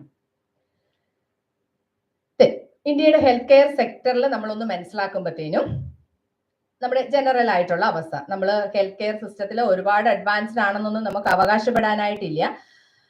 Normally health ഇൻഫ്രാസ്ട്രക്ചറിൽ 1 government doctor per 1500 approximately 1500 people ആണ്. പക്ഷേ WHO റെക്കമെൻഡേഷൻ അനുസരിച്ചിട്ട് 1 doctor is equal to 1000 people ആണ് വരുന്നത്. അവിടെ നമ്മൾ പുറകിലാണ്. Then public versus private spending. The private sector dominate the health care system. നമുക്ക് വളരെ ഒബ്സർവ് ചെയ്യാനായിട്ട് പറ്റുന്ന ഒരു കാര്യമാണ്. നമ്മള് ഒരു അസുഖം വന്നു കഴിഞ്ഞു കഴിഞ്ഞാൽ ആദ്യം ഓടി, ഞാൻ പറഞ്ഞ ഇമ്മീഡിയറ്റ് ആക്സസ് അല്ല, അല്ലാണ്ട് നമ്മൾ പോകുന്നത് എങ്ങോട്ടാണ്? പ്രൈവറ്റ് ഹോസ്പിറ്റലിലേക്കാണ് പോകുന്നത്. കാരണം നമുക്ക് കുറച്ചും കൂടി എളുപ്പമായിട്ട് കാര്യങ്ങൾ ചെയ്യാനായിട്ട്, ടൈം ബൗണ്ട് ആയിട്ട് ഗവൺമെന്റ് ഹോസ്പിറ്റലുകളിലേക്ക് ചെന്ന് കഴിയുമ്പോഴത്തേനും അവിടെ നമുക്ക് ആ ഒരു ടൈം ലാഗ്, പിന്നെ അവിടുത്തേതായ പ്രൊസീജിയറുകൾ. ഇന്നലെ ഞാൻ പറഞ്ഞില്ല, ഇന്നലെ ഞാൻ അവിടെ ചെന്ന് കഴിഞ്ഞപ്പോഴത്തേനും റോഡിൽ വരെ ക്യൂ ആണ് കാഷ്വാലിറ്റിയിലും അതെ, അതുപോലെ ഡോക്ടേഴ്സിനെ കാണാനും അതെ. അപ്പൊ നമ്മൾ വിചാരിക്കുന്നത് എന്താണ്, എന്തിനാണ് ഇത്രയും ടൈം കളയുന്നത്? തൊട്ടടുത്ത ഹോസ്പിറ്റലിലേക്ക് പോയി കഴിഞ്ഞു കഴിഞ്ഞാൽ നമുക്ക് ഈസി ആയിട്ട് പറ്റും. അപ്പോൾ എപ്പോഴും ഡോമിനേറ്റ് ചെയ്യുന്നത് പ്രൈവറ്റ് സെക്ടറാണ്. ഈവൻ നമ്മളൊരു വലിയ ആക്സിഡന്റ് നടന്നു കഴിഞ്ഞു കഴിഞ്ഞാൽ ഇമ്മീഡിയറ്റ് ആയിട്ട് അവിടെ ഉള്ളവര് ആൾക്കാരെ എടുത്തിട്ട് മെഡിക്കൽ കോളേജിലേക്ക് ആയിരിക്കാൻ കൊണ്ടുപോകുന്നത്. പക്ഷേ കുറച്ച് കഴിഞ്ഞ് വീട്ടുകാരും ആൾക്കാരും ഒക്കെ വന്നു കഴിയുമ്പോൾ എന്താണ് ചെയ്യുന്നത്? നമ്മൾ അവിടുന്ന് ഡിസ്ചാർജ് വാങ്ങിച്ച് തൊട്ടടുത്തുള്ള പ്രൈവറ്റ് ഹോസ്പിറ്റലിലേക്കാണ് നമ്മുടെ ഒരു വിശ്വാസം അങ്ങനെയാണ് നിൽക്കുന്നത്. അത് മാറി വരണം. സോ പ്രൈവറ്റ് സെക്ടറാണ് 70% ഓഫ് ദ പേഷ്യൻസിനെയും കെയർ ചെയ്യുന്നത്. Then again, insurance penetration. നമ്മൾ ഇപ്പൊ ഒരു കുറച്ച് കാലങ്ങളായിട്ടേ ഉള്ളൂ നമ്മൾ ഇത്രയധികം ഹെൽത്ത് ഇൻഷുറൻസിനെ കുറിച്ചിട്ട് അവെയർ ആയി തുടങ്ങിയിട്ട്. പ്രൈവറ്റ് ഹെൽത്ത് ഇൻഷുറൻസ് കമ്പനികളൊക്കെ, നമ്മുടെ പോളിസി ചേഞ്ച് ഒക്കെ വന്നു, ഒരുപാട് പ്രൈവറ്റ് ഹെൽത്ത് ഇൻഷുറൻസ് കമ്പനികളൊക്കെ വന്നു. സോ ഇപ്പൊ കുറെ ആൾക്കാർ ഹെൽത്ത് ഇൻഷുറൻസിനെ കുറിച്ചിട്ട് ബോധറായിട്ടുണ്ട്. ദെൻ അഗെയിൻ നമുക്ക് അതിലൊരു എന്താ പറയുക, ഒരു ഡെമോൺസ്ട്രേഷൻ ഇഫക്റ്റ് ഉണ്ട്. കാരണം നമ്മുടെയൊക്കെ ഫാമിലി മെമ്പേഴ്സ് ഒക്കെ എബ്രോഡ് ആണ്. അപ്പൊ അവിടെയൊക്കെ ഹെൽത്ത് കെയർ സിസ്റ്റം കുറെ ഹെൽത്ത് കെയർ സിസ്റ്റം സ്ട്രോങ് എന്നല്ല പറയുന്നത്, അത് നമ്മൾ പറയുമ്പോൾ കുറെ പറയാനുള്ള ഒരു കാര്യമാണ്. എനിവേ അതല്ല, ഹെൽത്ത് ഇൻഷുറൻസിനെ കുറിച്ചിട്ട് അവരൊക്കെ നമ്മളോട് പറയൂ ഹെൽത്ത് ഇൻഷുറൻസ് എടുക്കണം, അങ്ങനെയുള്ള ഒരു ആസ്പെക്റ്റിലേക്ക് നമ്മൾ വന്നു. Then again, the government is also give facility to healthcare system as in the form of various types of insurance. നമുക്കറിയാലോ 60+ മുന്നിലേക്കുള്ളവർക്ക്, അതുപോലെ BPL ഫാമിലീസിനുള്ള ഇൻഷുറൻസ്, പ്രധാനമന്ത്രി ജൻ ആരോഗ്യ യോജന പോലത്തെ ഗവൺമെന്റിന്റെ മൈൽ സ്റ്റോൺ പ്രോജക്റ്റുകളൊക്കെ വരുന്നുണ്ട്. That will cover around 500 million people. നമ്മൾ മുമ്പേ പറഞ്ഞ ലൈഫ് എക്സ്പെക്ടൻസി, അത് കേരള സിറ്റുവേഷൻ ആണ് ഞാൻ പറഞ്ഞത്. പക്ഷേ ആവറേജ് ലൈഫ് എക്സ്പെക്ടൻസി 69.6 years ആണ് ഇപ്പോഴും. പക്ഷേ ഗ്ലോബൽ ആവറേജ് എന്ന് പറയുന്നത് 73 years ആണ്. പക്ഷെ കേരളത്തിലാണ് ഞാൻ ഈ പറഞ്ഞ നമ്മുടെ 67-ന്റെ 82-ന്റെ ഒക്കെ എക്സാമ്പിൾ നമ്മൾ പറഞ്ഞത്, നിങ്ങൾ മനസ്സിലാക്കിക്കോണം കേട്ടോ. Infant mortality rate, that is 27 per 1000 live births in 2022. കാരണം infant mortality rate that is also high in Indian situation. Health coverage എങ്ങനെയാണ് വരുന്നതെന്ന്, only 30% of India's population that will have a health insurance. 30% ആൾക്കാർക്ക് മാത്രമേ health insurance coverage വരുന്നുള്ളൂ. ബാക്കിയുള്ള 65% ആണ് നമ്മൾ പറഞ്ഞിരിക്കുന്നത്. നിങ്ങളത് ടാലി ആക്കാൻ നോക്കണ്ട, അതിന്റെ താഴെ ഒരു കോളം കൂടി ഉണ്ടായിരുന്നു, നമ്മൾ അതിൽ രണ്ടിലും പെടാത്ത ഒരാൾക്കാർ. 65% ഔട്ട് ഓഫ് പോക്കറ്റ് എക്സ്പെൻഡിച്ചർ ആണ്, നമ്മൾ സ്വന്തമായിട്ട് സ്പെൻഡ് ചെയ്യുകയാണ് ചെയ്യുന്നത്. സോ അതുകൊണ്ടാണ് നമ്മൾ പറഞ്ഞത് ദ ഹെൽത്ത് സെക്ടർ ഒരു one of the very important financial burden ആണ് ആൾക്കാർക്ക് ഉണ്ടാകുന്നത്. Various troubles that is faced in the health care system.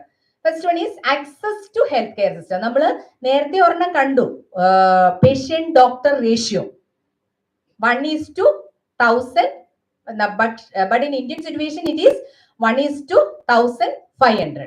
ഒറ്റ സിറ്റുവേഷനിലുള്ള ഒരു മാറ്റമാണ്. നിങ്ങൾ പത്രങ്ങളിൽ എപ്പോഴും കാണാറുണ്ടല്ലോ, ഗവൺമെന്റ് ഹോസ്പിറ്റലുകളിൽ ഡോക്ടർമാരില്ല, അതുകൊണ്ട് നിർബന്ധമായിട്ട് നമ്മൾ ഹൗസ് സർജൻസിനെ rural, especially in the case of rural area, ആർക്കും താല്പര്യമില്ല റൂറൽ ഏരിയയിൽ പോയിട്ട് വർക്ക് ചെയ്യാനായിട്ട്. They are highly qualified professionals. അപ്പൊ അവർക്ക് പ്രൈവറ്റ് സെക്ടറിൽ 70%ഓളം പ്രൈവറ്റ് സെക്ടറാണ് ഡോമിനേറ്റ് ചെയ്ത് നിൽക്കുന്നത്. പ്രൈവറ്റ് സെക്ടറിൽ നിന്ന് കഴിഞ്ഞു കഴിഞ്ഞാൽ they will get high remuneration when compared to government salary. അങ്ങനെയുള്ള കേസസ് ഒക്കെ വരുന്നുണ്ട്. So the access, that is one of the very important problem. Approximately 70% of the healthcare is financed through out of pocket expenditure. നമ്മൾ already കഴിഞ്ഞ സ്ലൈഡിൽ അത് കണ്ടതാണ്.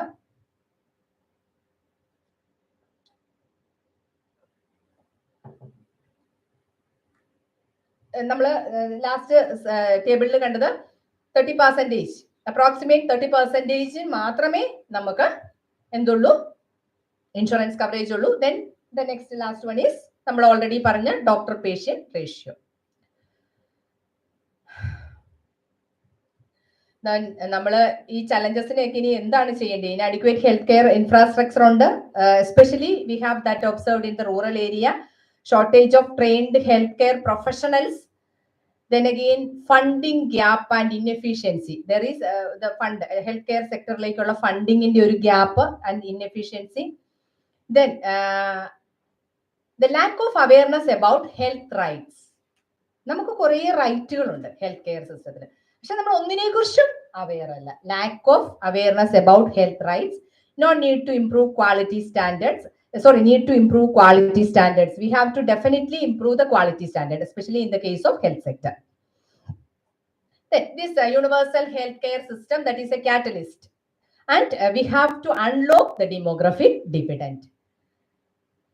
Then that contribute the healthy and productive workforce in India. Appo ee universal healthcare il parayunna karyangalokka vannu kayinjal namukku definitely നമ്മൾ പറഞ്ഞ ഒരു 65% dominate ചെയ്ത് നിൽക്കുന്ന 15 to 59 ഏജ് ഗ്രൂപ്പിനെ we have to convert in to human capital. Definitely we have to convert in to human capital. ഇതിൽ പറയുന്നത് പോലെയൊക്കെ കാര്യങ്ങൾ വന്നു കഴിഞ്ഞാൽ definitely we have to invest in human capital. Human ക്യാപിറ്റലിൽ ഇൻവെസ്റ്റ് ചെയ്യണം. നമ്മൾ ഓൾറെഡി പറഞ്ഞത് എഡ്യൂക്കേഷൻ, അങ്ങനെ നമ്മൾ we have to improve the productivity. Then promoting the well-being of the people, that is healthcare facility, accessible, affordable health to all people. Then we have to reduce extreme poverty. So we have to give proper health and education, and if we have to eradicate the poverty, definitely we have to convert our labor force to productive human capital. Upon the other session, that is the duty of the government will have to provide apt opportunities to this human capital. Then only നമ്മുടെ എക്സ്പെക്ടേഷനിൽ എത്തും.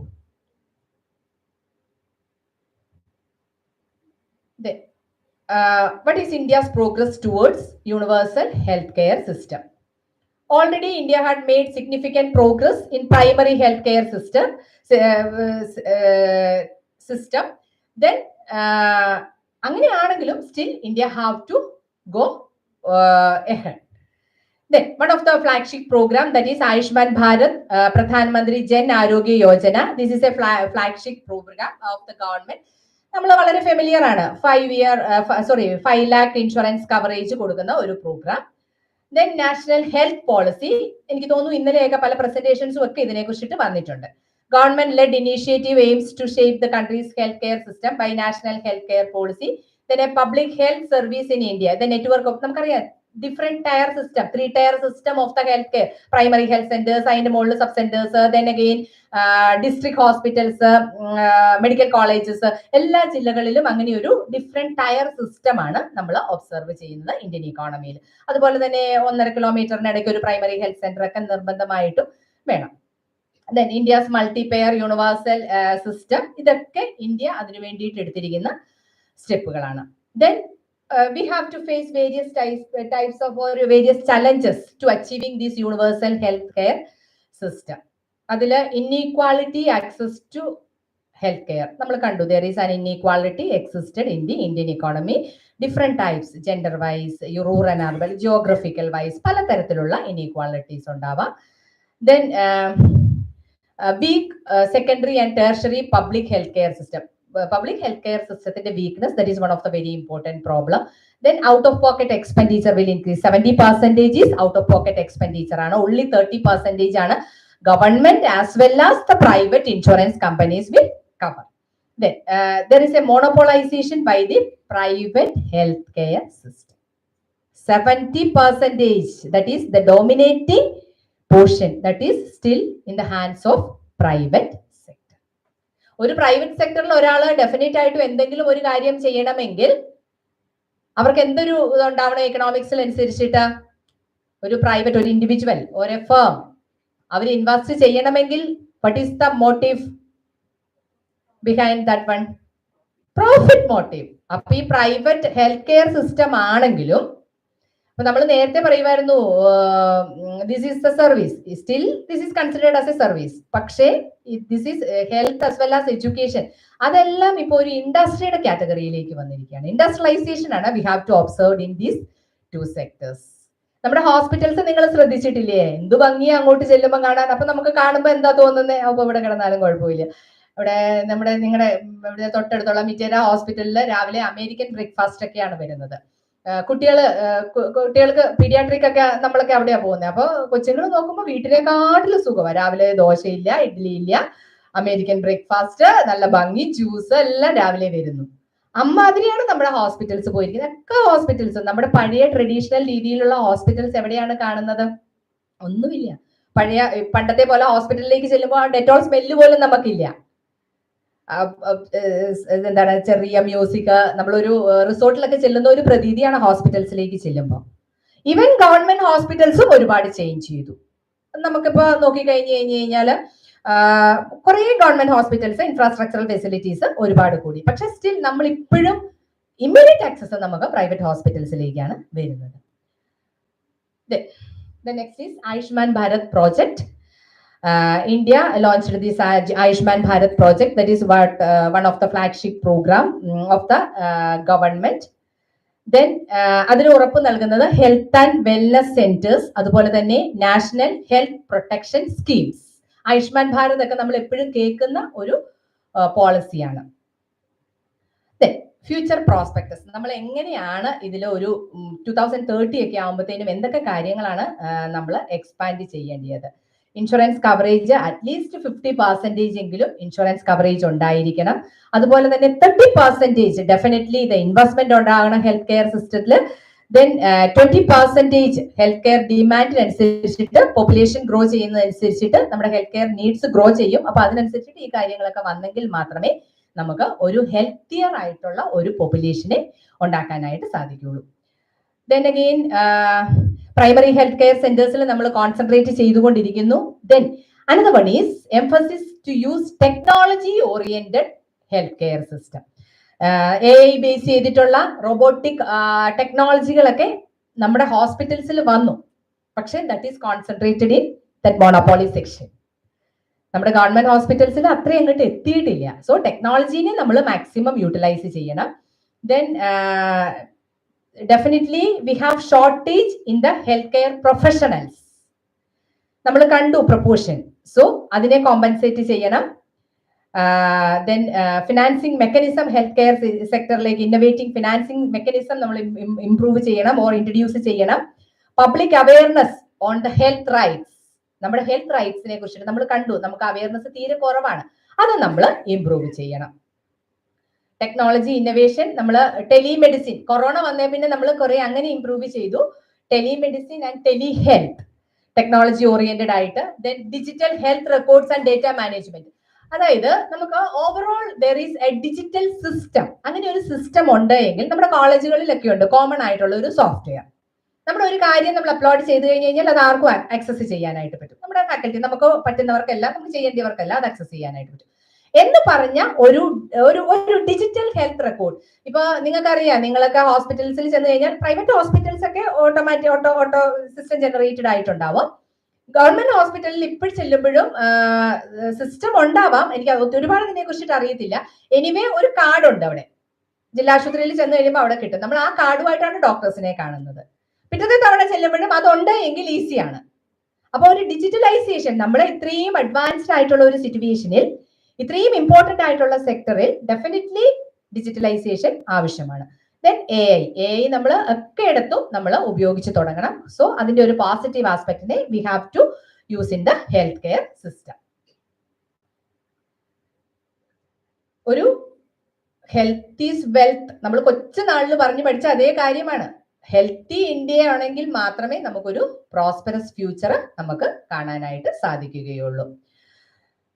So അതുകൊണ്ടാണ് ഞാൻ ഇത്രയും നേരം പറഞ്ഞ ഈ കാര്യങ്ങളെല്ലാം നമുക്ക് ഈ വരുന്നത്. ആ ഒരു ഇന്ത്യനെ, ഹെൽത്തി ആയിട്ടുള്ള ഇന്ത്യനെ നമ്മൾ ഉണ്ടാക്കിയെടുത്തെങ്കിൽ മാത്രമേ നമുക്ക് ഒരു എന്താണ് ഒരു ഒരു ഒരു പ്രോസ്പെറസ് ആയിട്ടുള്ള ഒരു അല്ലെങ്കിൽ എന്താ പറയേണ്ടത് നമ്മൾ ഉദ്ദേശിക്കുന്ന പോലത്തെ ഒരു ഗ്രോത്ത് അറ്റൈൻ ചെയ്യുന്ന ഇന്ത്യയെ നമുക്ക് ഉണ്ടാക്കാനായിട്ട് സാധിക്കുകയുള്ളൂ. So we have to definitely use the advantages of this universal health care system for the bright future of the Indian economy.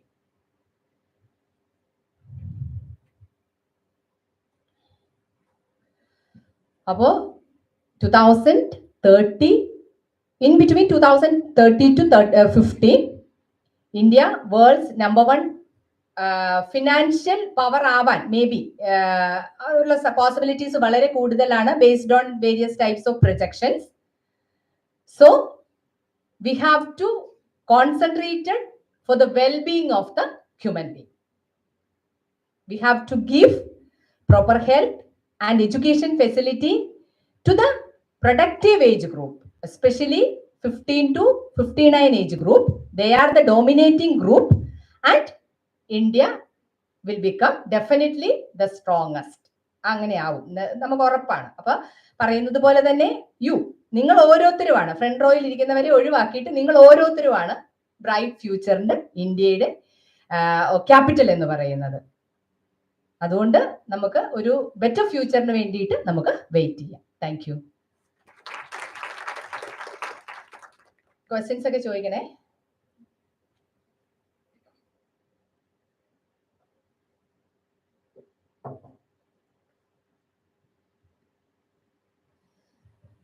സംശയം എന്തെങ്കിലും ഉണ്ടോ? ഒരു സംശയമില്ലേ? എന്തെങ്കിലും ചോദിക്കാനുണ്ടോ നിങ്ങൾക്ക്?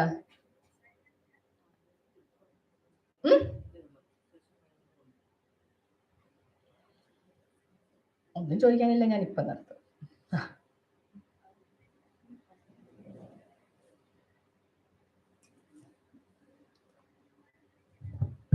First of all, congratulations, Miss. This is very informative to all of us. അപ്പോൾ miss, എനിക്ക് ചോദിക്കാനുള്ളത്, universal health coverage എന്നുള്ളത് നമുക്ക് ഇന്നും ഒരു ഡിസ്റ്റന്റ് ഡ്രീം അല്ലേ? കാരണം നമുക്കിപ്പോൾ മിസ് പറഞ്ഞു പ്രൈവറ്റ് സെക്ടർ ഡോമിനേറ്റ് ചെയ്യുന്നു. ഇപ്പോൾ പ്രൈവറ്റ് ഹോസ്പിറ്റൽസിൻ്റെ പ്രശ്നം, നമുക്ക് ഒരു സാധാരണ ആൾക്കാർക്ക് അല്ലെങ്കിൽ ബിലോ പോവർട്ടി ലൈനിലുള്ള ആൾക്കാർക്കെല്ലാം പബ്ലിക് ഹെൽത്ത് ഇൻഷുറൻസ് സ്കീംസ് ആണ് ഉള്ളത്. അത് അക്സെപ്റ്റബിൾ അല്ല, പ്രൈവറ്റ് ഹോസ്പിറ്റലൊന്നും അക്സെപ്റ്റബിൾ അല്ല. അപ്പം ഇതൊരു കോൺട്രഡിക്ഷൻ അല്ലേ? പ്രൈവറ്റ് ഹോസ്പിറ്റലിൽ പോകണമെന്നുണ്ട്, എന്നാൽ ഔട്ട് ഓഫ് പോക്കറ്റ് എക്സ്പെൻഡിച്ചർ, കാരണം we cannot meet the expenses. So അവിടെ ഇടപെടേണ്ടത് definitely policy changes will happen. അങ്ങനെയാണെങ്കിൽ മാത്രമേ അതിലൊരു മോട്ടീവ് വരൂ. ഇവൻ ഇഫ് നമുക്ക് എല്ലാവർക്കും അറിയാവുന്ന ഒരു കാര്യമുണ്ട്, എന്താണ് മെഡിക്കൽ ഫീൽഡ്, ഞാൻ ഇച്ചിരി മുമ്പേ പറഞ്ഞതുപോലെ തന്നെ പക്ക ഇൻഡസ്ട്രിയലൈസേഷൻ ആണ് നമ്മൾ അതിൽ കാണുന്നത്. അതായത് ഒരു ലോബിയാണ് എന്ന് വേണമെങ്കിൽ നമുക്ക് പറയാനായിട്ട് സാധിക്കും. അമ്മാതിരിയുള്ള ഒരു ആറ്റിറ്റ്യൂഡാണ് നമ്മൾ പ്രൈവറ്റ് സെക്ടറിലുള്ള ഹോസ്പിറ്റൽസിൽ നമ്മൾ ഒബ്സർവ് ചെയ്യാനായിട്ട് സാധിക്കും. നമ്മളെല്ലാവരും അത് ഫേസ് ചെയ്തിട്ടുള്ള, എക്സ്പീരിയൻസ് ചെയ്തിട്ടുള്ള ഒരു കാര്യമാണ്.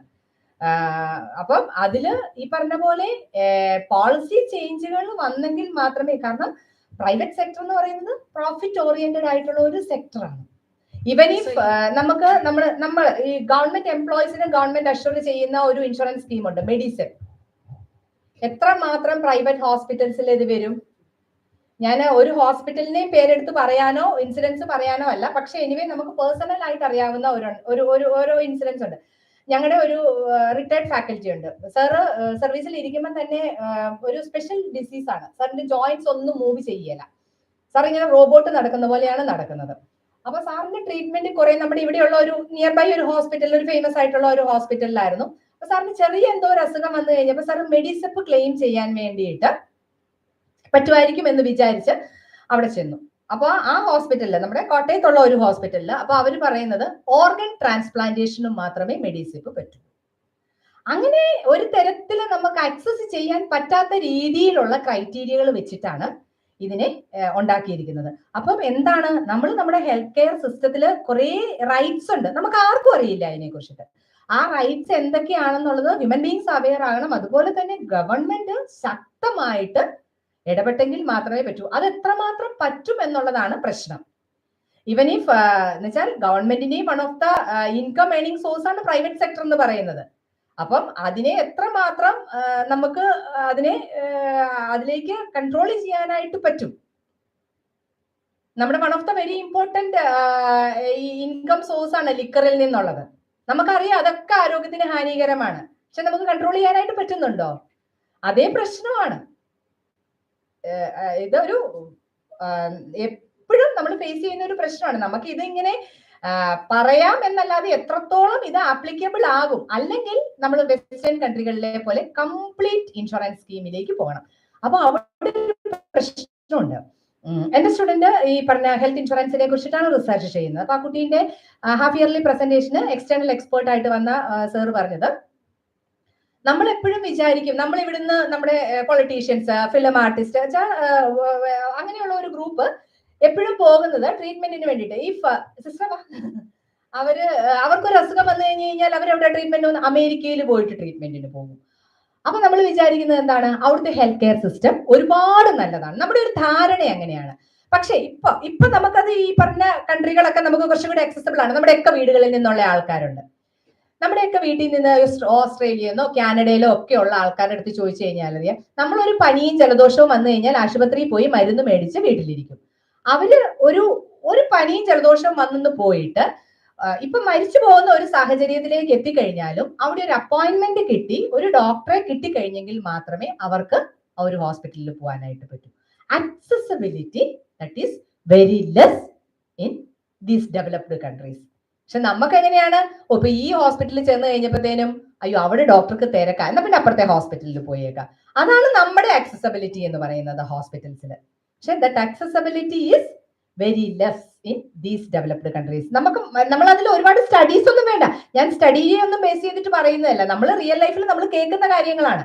നമ്മുടെ കുട്ടികൾ ഉള്ളിടത്ത് നമ്മൾ പറയുന്നത്. ആ കൊറോണ ടൈമിൽ നിങ്ങൾ കേട്ടിട്ടില്ലേ, ഒക്കെ പേർക്കും ശ്വാസം മുട്ടലും അസുഖവും ഒക്കെ വന്നു കഴിയുമ്പോഴത്തേനും എന്താണ് സംഭവിക്കുന്നത്? നമ്മുടെ മലയാളികളാണെങ്കിൽ ആവിയൊക്കെ പിടിച്ചിട്ട് ചൂടുവെള്ളമൊക്കെ കുടിച്ചിട്ട് നിൽക്കും. അത് ആയുസ് തമ്പുരാൻ തന്ന കാരണം രക്ഷപ്പെട്ടു പോകും. അതേസമയം നമ്മുടെ ഇവിടെയോ എന്തൊരു കെയർ ആയിരുന്നു ആ ഒരു സമയത്ത് കൊറോണയൊക്കെ പിടിക്കുന്നവർക്ക്. അതാണ് ആ ഒരു ഹെൽത്ത് കെയർ സിസ്റ്റത്തിന്റെ വ്യത്യാസം. പോസിറ്റീവ് ആൻഡ് നെഗറ്റീവ് ആസ്പെക്ട് ആണ്. അവിടെ ടെക്നോളജി ഓറിയന്റഡ് ആണ് കുറച്ചും കൂടെ. പക്ഷെ നമ്മൾ ആ ഒരു ടെക്നോളജിക്കൽ ലെവലിലേക്ക് വന്നിട്ടില്ല. അവിടുത്തെ ഓൾഡ് ഏജ് ഹോമുകളെ കുറിച്ചിട്ടൊക്കെ നമ്മുടെയൊക്കെ നഴ്സസ് ആണ് അവിടെ വർക്ക് ചെയ്യുന്നത്. അപ്പൊ പറയുന്നത് കേൾക്കാം, നമുക്ക് ഇവിടെയും അതൊരു ഒരു കോമൺ സാധനമായിട്ട് വന്നിട്ടുണ്ട്. പക്ഷെ അവിടെയൊക്കെ ഈ പറഞ്ഞ പോലത്തെ ഒരു ബുദ്ധിമുട്ടില്ല ഹാൻഡിൽ ചെയ്യാൻ. ഇവൻ ഈ നമുക്കറിയാലോ അവിടുത്തെ ആൾക്കാരൊക്കെ എന്ന് പറഞ്ഞാൽ നല്ല ബബിളി ആയിട്ട് നല്ല തടിച്ച് നല്ല നല്ല വെളുത്ത് തുടുത്തിരിക്കുന്ന ആൾക്കാരാണ്. പക്ഷെ അവര് പറയുന്നേ അവരെ നമുക്ക് ക്ലീൻ ചെയ്യാൻ പോലും ഇവൻ ബുദ്ധിമുട്ടില്ല. നമ്മൾ ഇവിടെ ഈ തടി പൊക്കുന്ന പോലത്തെ കുഞ്ഞു ക്രെയിനുകളുണ്ട്, എടുത്തു പൊക്കും, ഡയപ്പർ മാറ്റും, ഷീറ്റ് മാറ്റും, ഇടും. കാരണം ടെക്നോളജി അത്ര മാത്രം എഫക്റ്റീവായിട്ട് യൂട്ടിലൈസ് ചെയ്തിട്ടുണ്ട്. നമ്മളെ സംബന്ധിച്ചിടത്തോളം ആ ഒരു മേഖലയിൽ നമ്മൾ നിൽക്കുന്നത്. ഈവൻ ഇന്ത്യയിലെ ഹെൽത്ത് കെയർ സിസ്റ്റമാണ് ഏറ്റവും ബെസ്റ്റ്, ഡോക്ടേഴ്സ്, ഹോസ്പിറ്റൽ സിസ്റ്റം ഒക്കെ. പക്ഷെ ഇങ്ങനെയുള്ള ചില കാര്യങ്ങളിലേക്ക് നമ്മൾ ആ ഒരു ഇതിലേക്ക് വന്നാലേ പറ്റുള്ളൂ. പക്ഷെ ഷെറിൻ മിസ് ചോദിച്ച പ്രശ്നം അതൊരു സ്റ്റിൽ പ്രശ്നമായിട്ട്, വലിയൊരു പ്രശ്നമായിട്ട് തന്നെ നിൽക്കും. These private public contradictory in the health care system.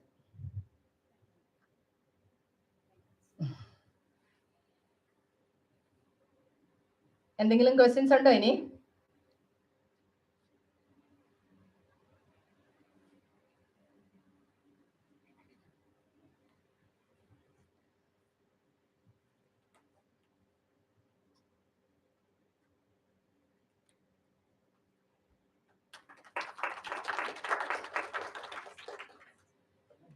Thank you, Miss, for the wonderful session. With gratitude, I request Ms. Sharon George, Assistant Professor in Economics, BK College, Amalagiri, to present the memento to Dr. Tara Thomas, Assistant Professor and Research Guide, Research and Postgraduate Department of Economics, Basilius College, Kottayam.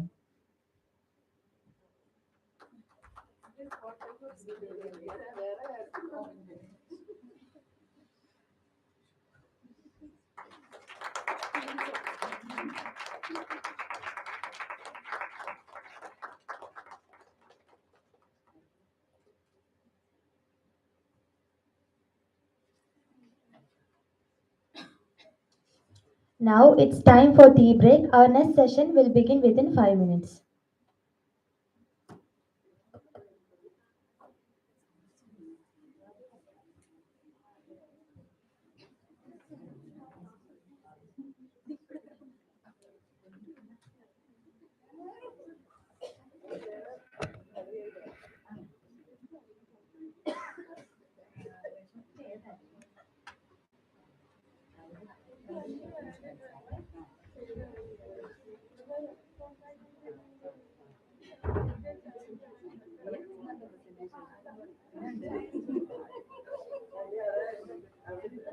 ആണോ?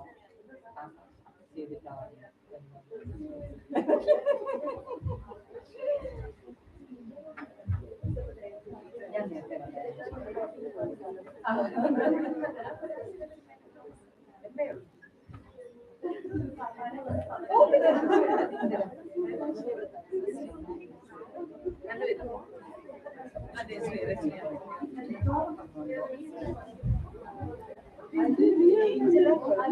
അവിടെ ഒന്നിരിക്കാവോ?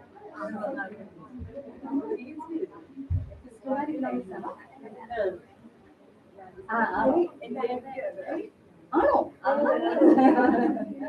പേര് ആണോ? എവിടെ ഏത് ഏത് subject ഏതാ?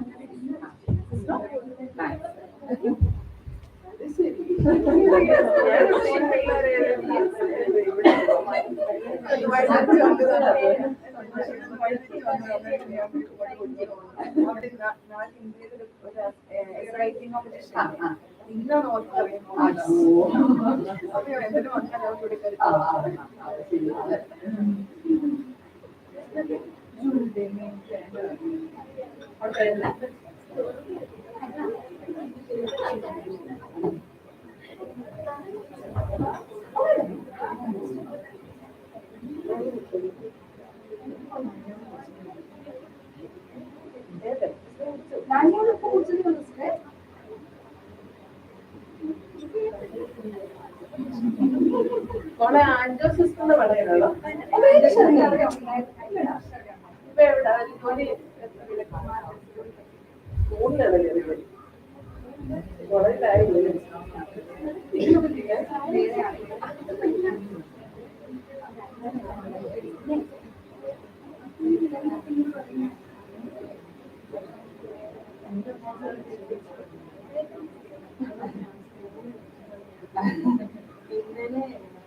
ഇന്നലെ ഞാൻ അവിടെ ആ പരിചയത്തിനോട് കൊണ്ടുവരെ ഞാൻ വന്നായിരുന്നു വന്നേരം ഞാൻ പിന്നെ പലപ്പോഴും കൂടെ വരികല്ല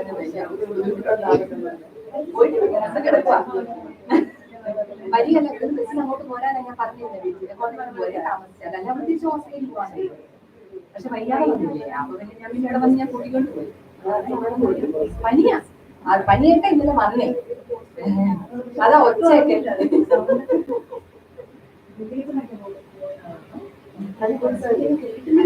ആദ്യത്തെയാ ഞാൻ പറഞ്ഞത് എനിക്ക് ഭയങ്കര സന്തോഷം ബോംബെ എന്നും കല്യാണമല്ലേ അവിടെ തന്നെ ഇഷ്ടം പോലെ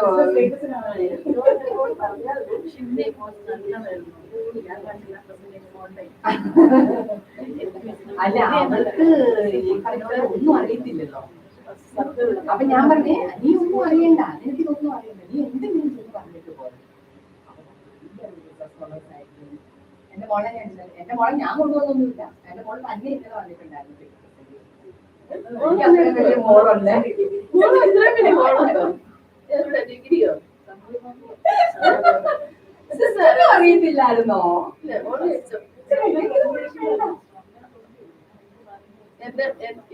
കാപ്പി കൂടെ ഇങ്ങോട്ട് വന്നു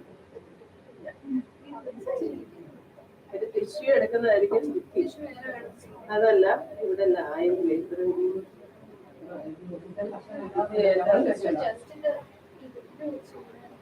മോള് പേരില്ല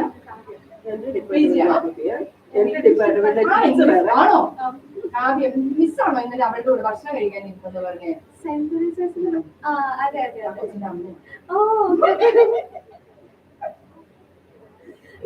കോട്ടയത്തെ വീടെന്നൊക്കെ പറഞ്ഞു ഞാൻ പക്ഷെ ബാക്കിയൊന്നും ചോദിച്ചില്ല ഞാനായിരുന്നു കൂടെ അതെ അതെ സിസ്ലിന്റെ ഒരാളെ എന്നെ മിസ്സിനെ ഏൽപ്പിച്ചിട്ടാ പോയെന്നൊക്കെ പറഞ്ഞു ഞങ്ങൾ കഴിച്ച് ഇറങ്ങിയപ്പോഴാണ് മോള് വരുന്നത് അപ്പൊ തന്നെ ഇരിക്കണ്ടല്ലോ അപ്പൊ ഞാൻ കൂടെ ഇരുന്നു ഞാൻ ഇവിടെ കൊണ്ടുവന്ന് ആക്കിയിട്ട് രജിസ്ട്രേഷൻ എല്ലാം കഴിഞ്ഞിട്ടാണ് ആ സെഷൻ ഞാൻ പോയി പക്ഷെ ആ സെഷൻ തീരാറായിരുന്നു അതെനിക്ക് കുറച്ചും അതുകൊണ്ട് മുടിയില്ല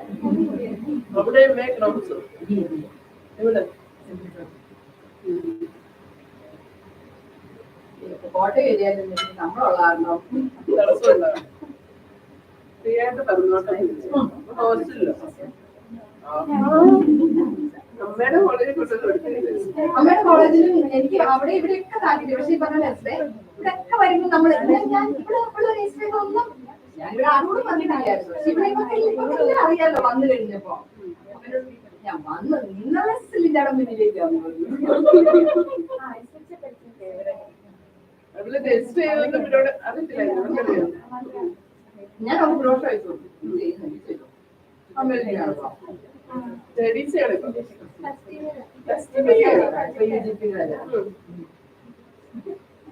നമുക്ക് ചെയ്യാനൊക്കെ അറിയാമോ? പിന്നെ അവളിങ്ങനെ കുറെ നമ്മൾ ഈ കുറെ നാളായിട്ട് ഹിന്ദി പരിപാടി ആയിരുന്നു. അവളിത് കാണുന്നുണ്ട് സ്ലൈഡും കാര്യങ്ങളും ഒക്കെ.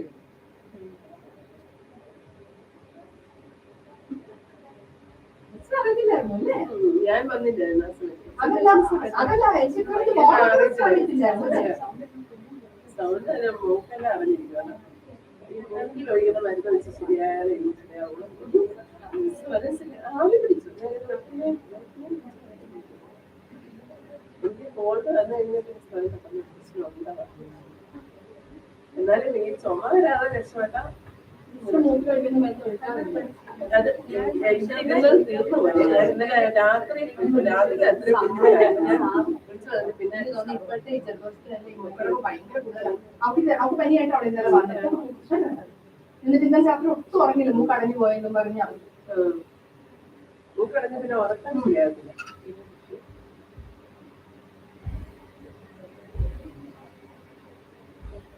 ഇപ്പോഴാണ്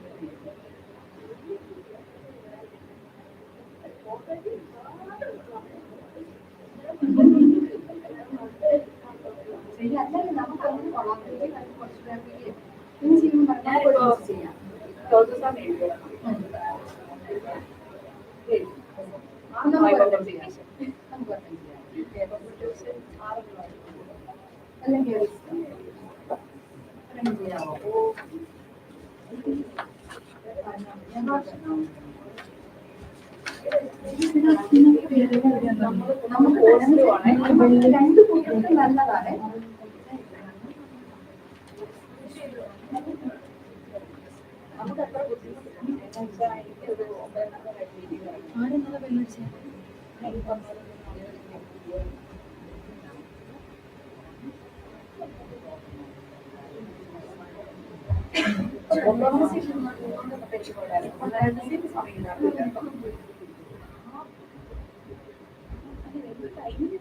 മാറ്റി അതല്ലേ 8 തുടങ്ങി 2:30 ഇറങ്ങാം.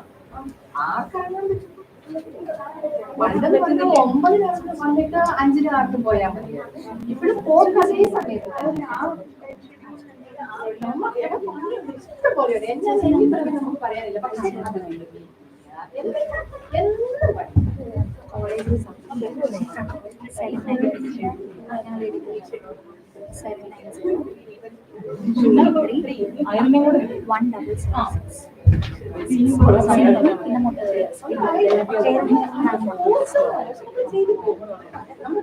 കമ്മിറ്റികളുടെ ആൾക്കാരാണ്.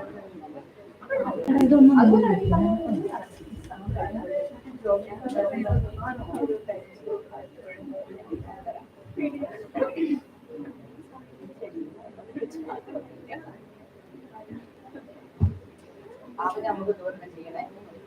കവി ഒരു പേപ്പർ ഒരു ടോപ്പിക് എടുക്കും, ബാക്കിയിട്ട് ഞാൻ ചെയ്തു. എനിക്ക് പക്ഷെ കേരളത്തിൽ എങ്ങനെ പോകണം എന്നൊക്കെ ചെയ്തു തരണം. ബാക്കി എഴുതിയാ ഇത് കഴിഞ്ഞല്ലോ. ഇപ്പൊ ഇനി വേറെ കമ്മിറ്റ്മെന്റ് ഒന്നും ഇല്ലല്ലോ. അപ്പൊ ഇമ്മീഡിയറ്റ് ആയിട്ട്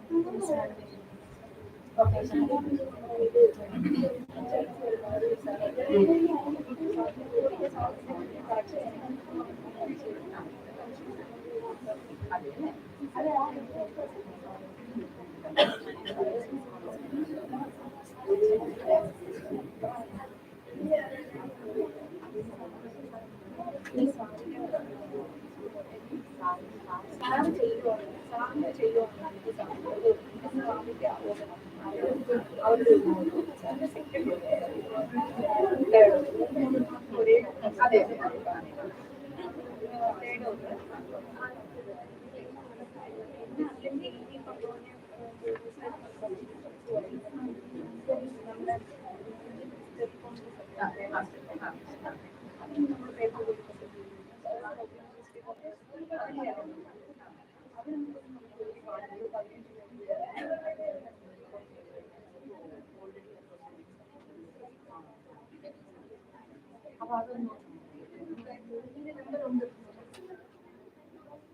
ഞാൻ വിളിക്കാം. സമയം പോലെ ചെയ്താൽ മതി.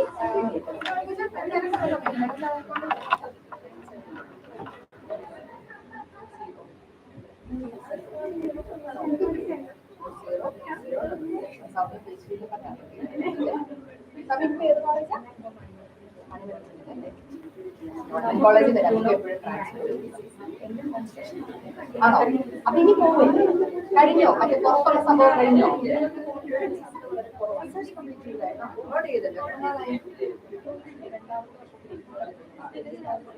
കഴിച്ചു. 22 വെച്ചതാണ്.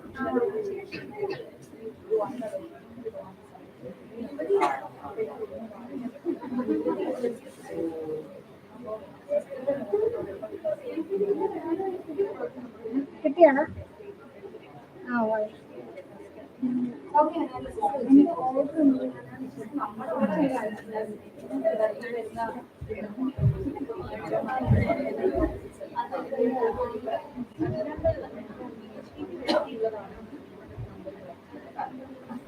അല്ല ഇപ്പൊ വേണ്ട, ഞാൻ വിളിച്ചോളാം.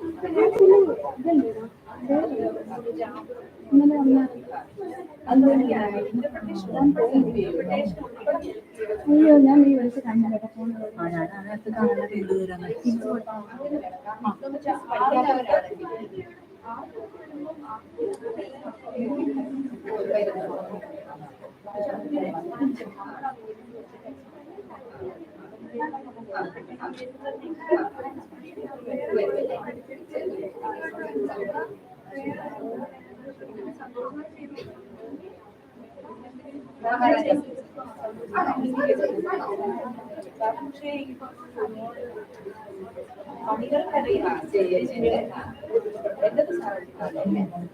അല്ല ഞാൻ സൗദിയെ വിളിച്ചോളാം. അതൊക്കെ ഞാൻ വിളിച്ചോളാം.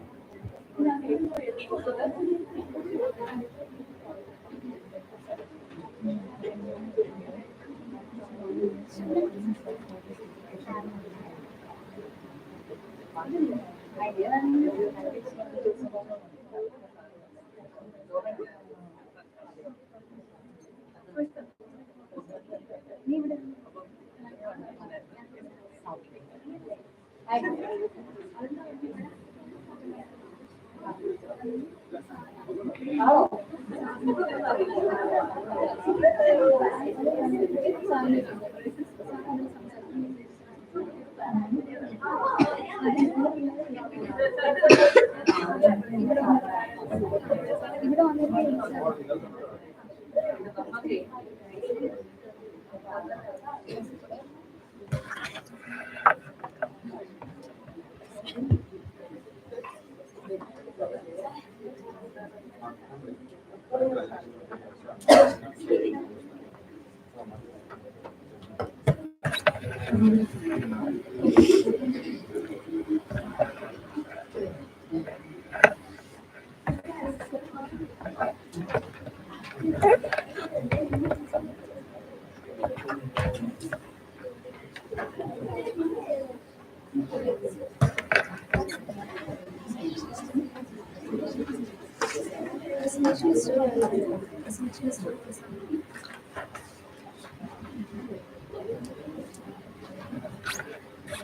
Now we move on to the paper presentation segment.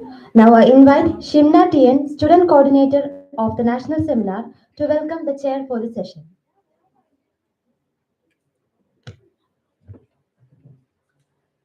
A warm good morning to one and all.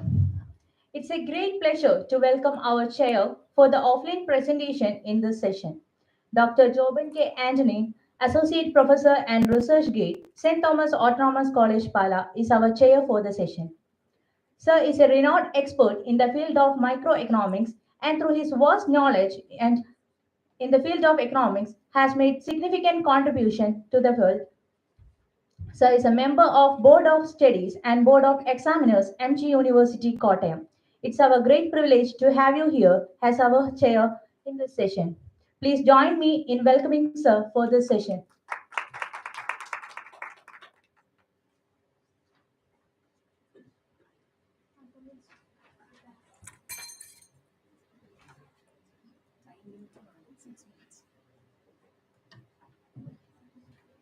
It's time for starting our paper presentation. Before that, I remind you the rules. Each participant will be having 6 minutes of presentation, including the time of questioning. I welcome Ms. Dia Frankus, Research Scholar in Economics, Basilius College, Kottayam.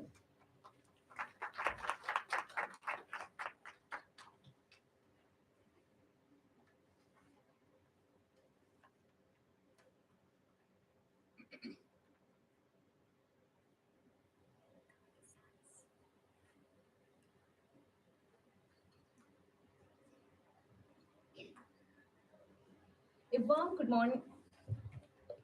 A warm good morning to one and all present here.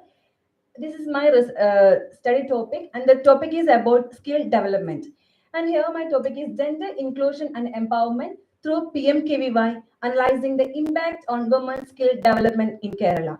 As we all know that skill development is one of the major issue that we all are facing today. Nowadays, the people are efficient, qualified, are able to get employment opportunities. But the sum of people who are skilled, talented, but there is a lack of employment opportunities, because not only the opportunities, lack of employment. That is because today nowadays, in the case of women, when we are considering the particular session women, in a number of women are not get an opportunity to get into an enrolled into a number of job portals, because there are a number of barriers are there. Somehow they are facing family issues. There are socio-economic challenges that the women are facing in the job market. So in order to reduce the lack of all these kind of barriers, and to develop to equip the women to the job market, some such schemes like PMKVY schemes are very helpful. So the main aim of this PMKVY scheme is to increase the employability of female also. So moving to the topic, as we all know that gender equality and women empowerment are vital for sustainable development. As we all know that in order to for the development of the economy, each and every section of the society needs empowerment. So India faces gender disparity in the workforce participation due to socio-economic barriers. When there is a study, the International Labour Organization conducted a study that is based upon the need for work, the female participation, how many females are ready to work, like a study related to that. It reveals that only 70% of ladies are willing to do work, but only 49% of women are are capable to enter in the job market. That is because the barriers that exist in the society, that is the socio-economic barriers. And then skill development, particularly through Pradhan Mantri Kaushal Vikas Yojana, equips women with employable skills. The main focus is that of this scheme, PMKVY scheme, is that to equip women with employable skills. And then PMKVY 4.0, that is the latest scheme adopted, introduced by the government, that target 37 lakh green jobs by 2030, emphasizing inclusivity and sustainability. And the PMKVY and gender inclusion in Kerala. And what about the how this scheme, this centrally sponsored Pradhan Mantri Kaushal Vikas scheme, how it is related to how its inclusion comes in the case of Kerala. And Kerala has high gender equity and literacy, but low female workforce participation. The PMKVY scheme offers accessible training, entrepreneurship opportunities, and financial independence. And this scheme focuses empower women through skill acquisition and employability enhancement. And the scheme's inclusion, this inclusive scaling under KVI 4.0, this scheme includes more provisions for marginalized groups, that is SSC, ST, PWDs, and women. And this scheme also provides certain facilities such as boarding, lodging, and transportation support to the female. Because when sometimes the center is not near to the home, so these facilities are also provided by this scheme. And this coverage is over 5 lakh candidates trained across 183 districts.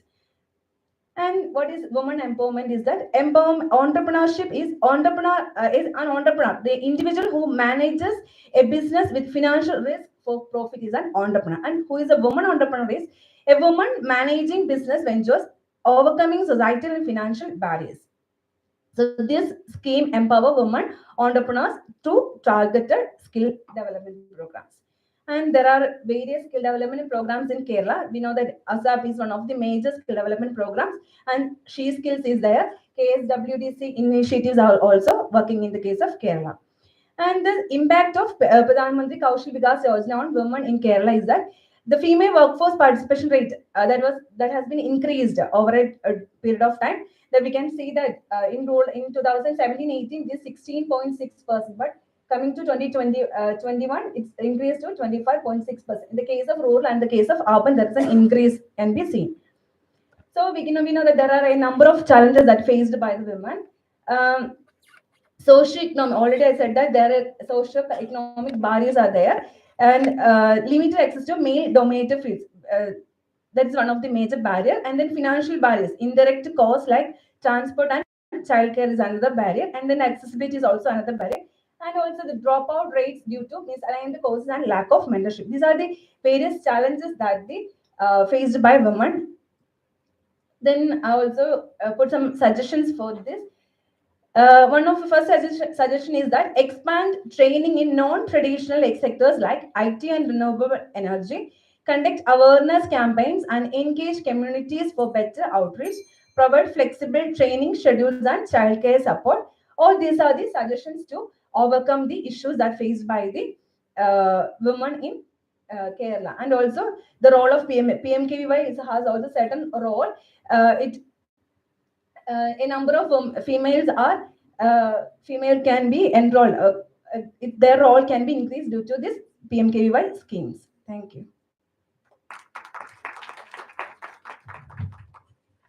Now you can ask any questions or queries. Any questions?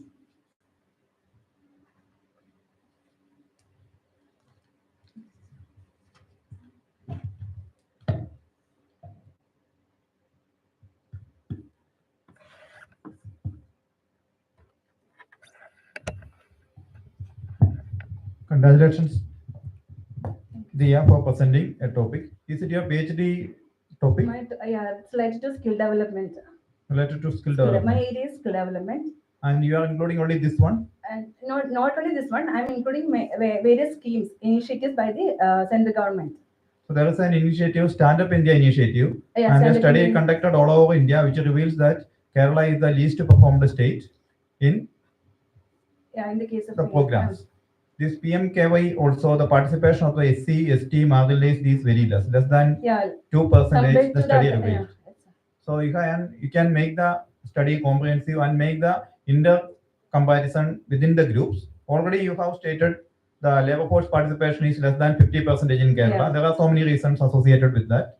And how this program has contributed to various groups to improve their participation, and what are the obstacles in participating women to benefit these programs.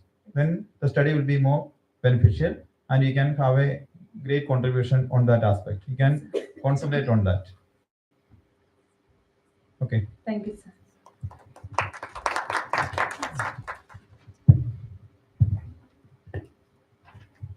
Next, I invite Ms. Kavya Salas and Ms. Ashwati, Assistant Professor in English, BK College, Amalagiri.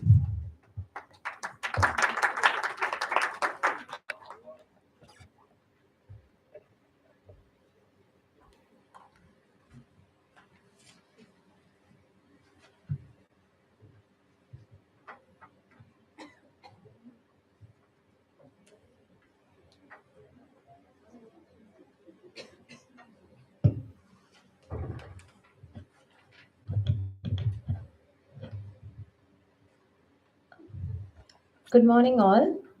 The topic of our paper is Reopening and Rebuilding the Mental Health Implications for Teachers in a Post Pandemic World.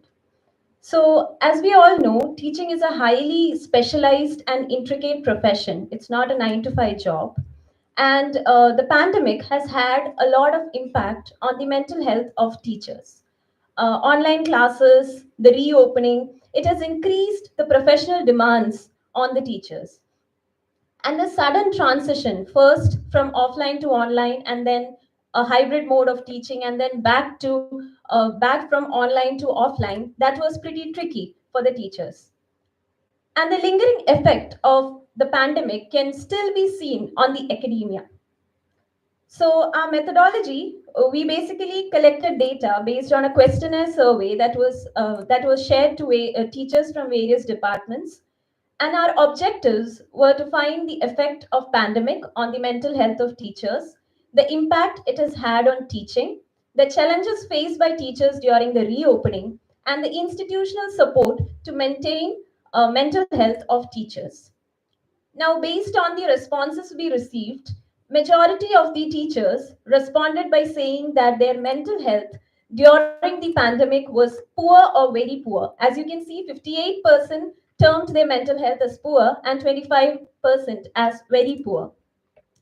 And now coming to the major challenges faced, majority of them faced, 56% faced anxiety, 22% faced depression and burnout, and the rest remaining 22% faced other mental health challenges.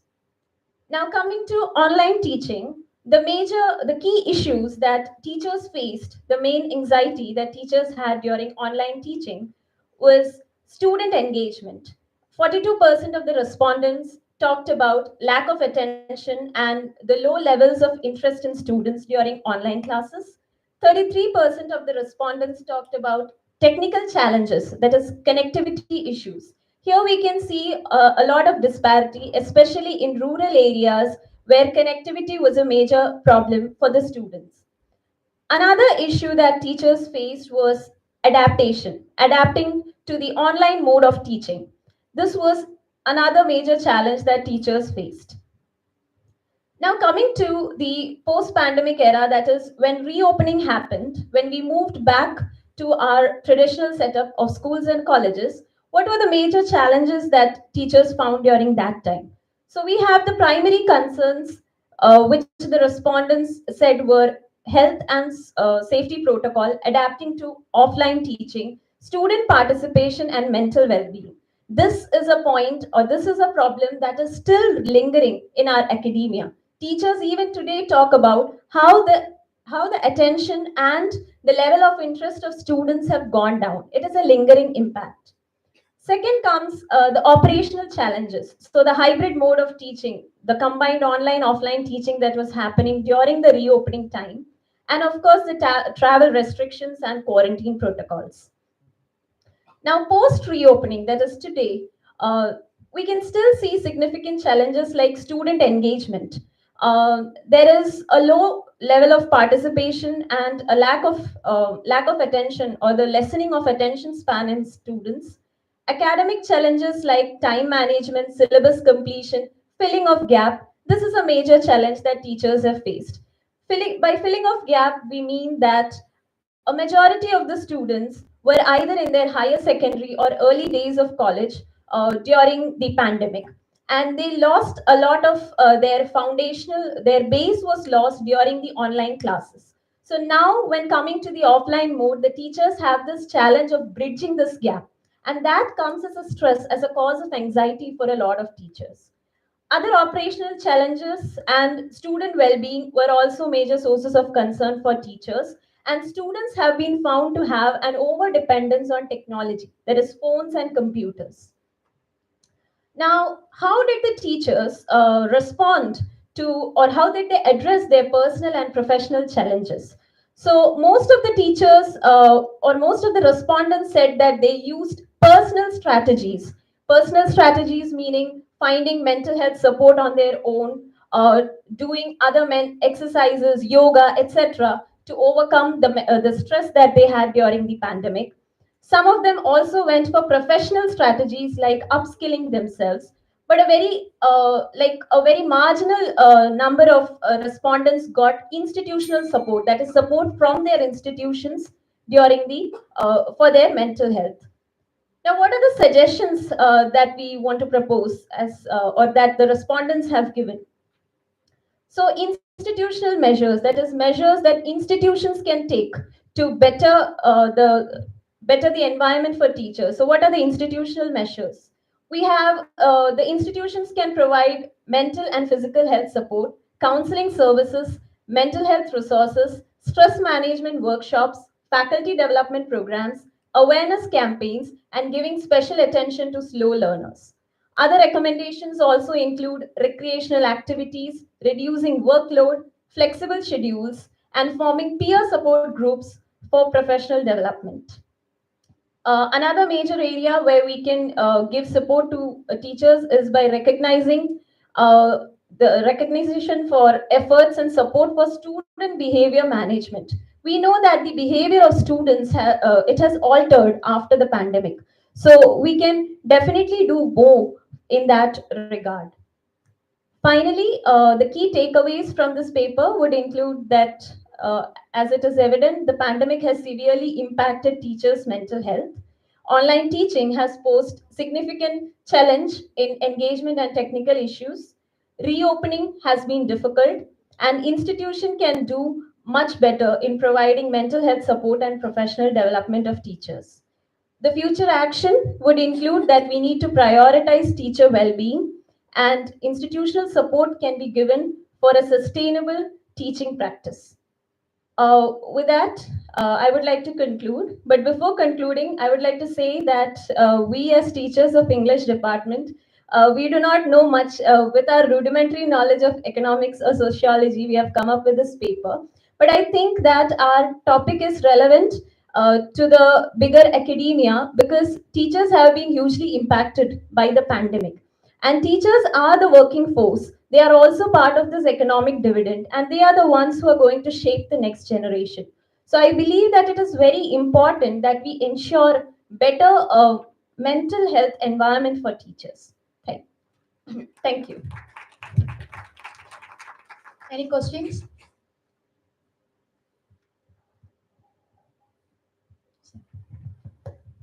Congratulations on presenting an important issue related to online learning. It is not only related to teachers, but also to the students and parents. All are associated with the entire society has made so many problems related to this. And I have a question related to this. Have you conducted this study and where have you made the study? And which category of teachers are taken, either the school teachers, college teachers, or university teachers? We were primarily did our survey among the teachers who are teaching degree students, and we did our survey among the teachers who are teaching in Central Kerala, especially Kottayam district. We took them as the sample because they are the ones who are teaching those students who are from the school and making a shift in their career, because they are made after schooling, they are focusing to a particular area where they wish to develop their career or their profession. So we chose such teachers as our sample. So you have taken the college teachers, then you could have made a difference between government college teachers and aided college teachers, whether there is significant difference between these two groups on the online teaching mechanism. And you could also categorize the age groups, teachers below 40 years and teachers above 40 years. So there is a case in my college. There are 3 teachers who took voluntary retirement because of this online learning process. They could not accompany with the procedures because they have to record online or prepare material. Earlier, they were talking to the students with the help of the books or the blackboard. Through online mechanism, they could not make, because they were not using smartphones, they were not using these online services, and they did not know the Google Classroom facilities or other mechanisms to provide students the learning support. So there was also so many strains. We cannot get the attention of entire students. We cannot control us in the classroom. They may be making on video, maybe placing on, and they may not be attending it, and they will be doing. And after the consequence of this, that majority of the students were addicts to the games, video games and internet, and they were not at all concentrating in studies. You can see the result now also. The students, they when they get at least 5 minutes, they are always engaging on phone. They are not moving to the library. They are not taking the books. So this study should not be on the students, sorry, not only on the teachers, but also on the entire learning process, or learning mechanism, and how it has transformed or changed the culture of learning. Okay, thank you. Next, I welcome Atulya Mol Benny, Assistant Professor in Economics, Alfonso College, Pala.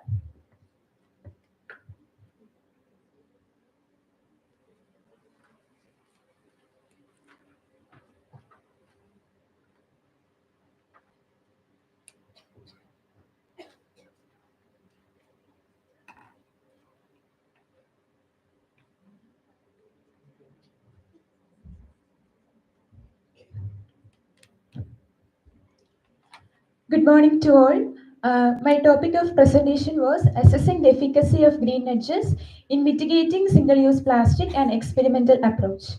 Environmental degradation and pollution, especially the plastic waste pollution, is an emerging issue in the 21st century. So, while analyzing the current scenario, we are certain that the traditional methods of waste management is not sufficient to address the current situations. So, there is a need for behavioral change both in the society and the individuals in society. So in this situation, the importance of behavioral economics is increasing. So now I uses the nuts theory, which is part of the behavioral economics, to address the problem of plastic waste management.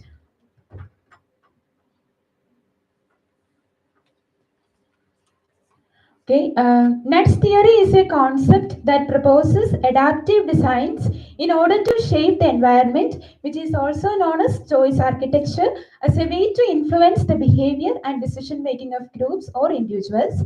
The economists are utilizing nudging to guide people towards eco-friendly choices, playing a crucial role in promoting environmental protection through positive behavioral influences. And this paper employs an experimental approach to evaluate the effectiveness of green nudges among campus stakeholders to promote sustainable behavior among them. While analyzing the existing literature in nudging theory, it is clear that they were predominantly focused on literature reviews rather than conducting real life experiments.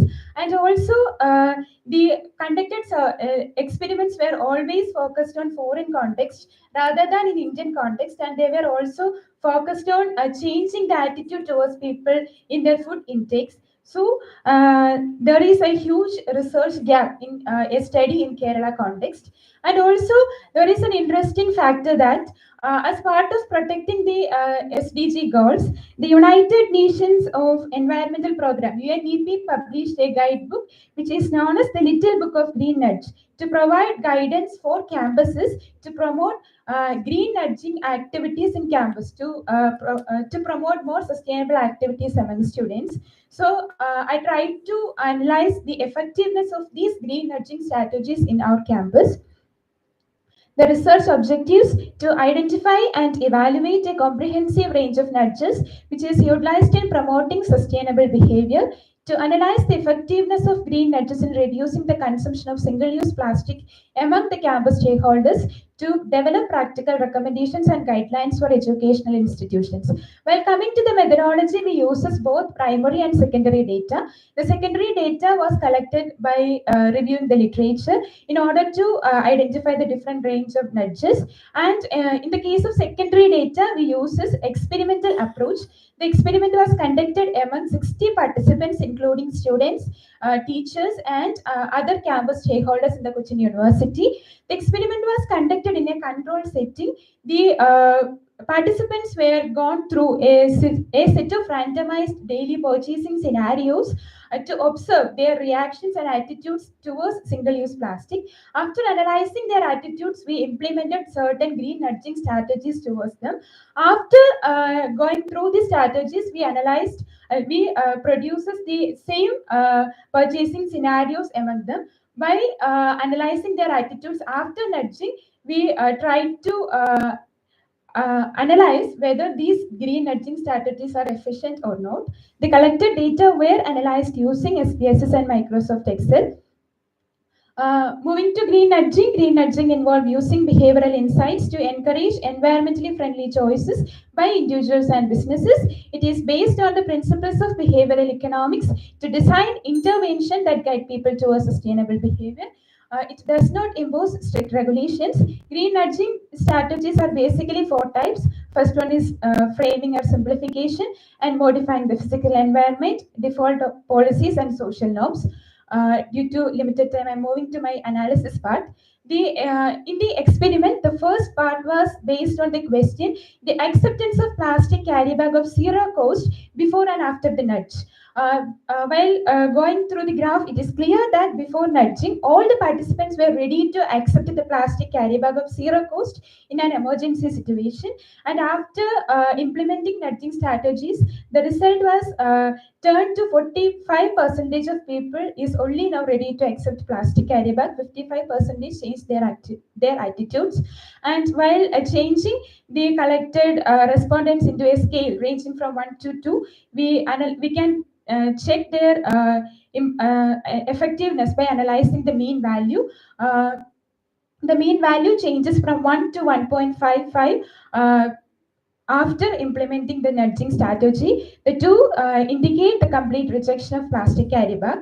In order to analyze the effectiveness, we conducted a paired sample t-test. The t-test assesses the effectiveness of nudge by comparing the mean acceptance level of plastic covers before and after its implementation. The null hypothesis was there is no significant difference in the mean acceptance level before and after nudging, and alternative hypothesis was there is a significant difference. While going through the sample t-test, it is clear that the calculated p-value is less than 0.05. So we rejected the null hypothesis. It shows the significance of green nudges. And the second part of the experiment was based on the question whether what will be the choice between plastic and cloth carry bag if both of them were provided in a fixed cost. While comparing the price, the cost of cloth carry bag will be higher than that of plastic carry bag. We can see in the graph the acceptance of plastic carry bag is lesser than the cloth carry bag before the intervention of nudges, but after intervening nudges, the rate of acceptance of cloth carry bag increased to 95%. And while moving to the scale, the mean value is also showing the difference. The mean value was 1.32 before nudges and it changed to 1.5 after the nudging intervention. The paired sample t-test was also conducted. Here also the p-value is less than 0.05. So we rejected the null hypothesis which stating that there is no significant difference between the preferences of cloth and plastic carry bag. Here After conducting the analysis, it is clear and evident that the green nudging interventions are successful in implementing and influencing sustainable behavior among the campus stakeholders, but also the success rate of the nudges will always depends upon their proper implementation. If we were not conducting accurate waste management mechanism in a campus and merely with just implementing a green nudging strategy, their success will be a question mark. So their success rate will always depends upon their proper implementation. There is different methods which can be simply implemented in a campus, including positioning recycling bins in high traffic areas, which were supported by clean signage and color coded bins to reinforce recycling behaviors, and also the placement of visual messages in educational materials can also help students. Default options like reminders, green challenges, etc., can be implemented in campus. All these technologies, all these simple techniques are very useful among students, and it is all evident that the green nudging strategies can be implemented very simply in our campus. Any questions?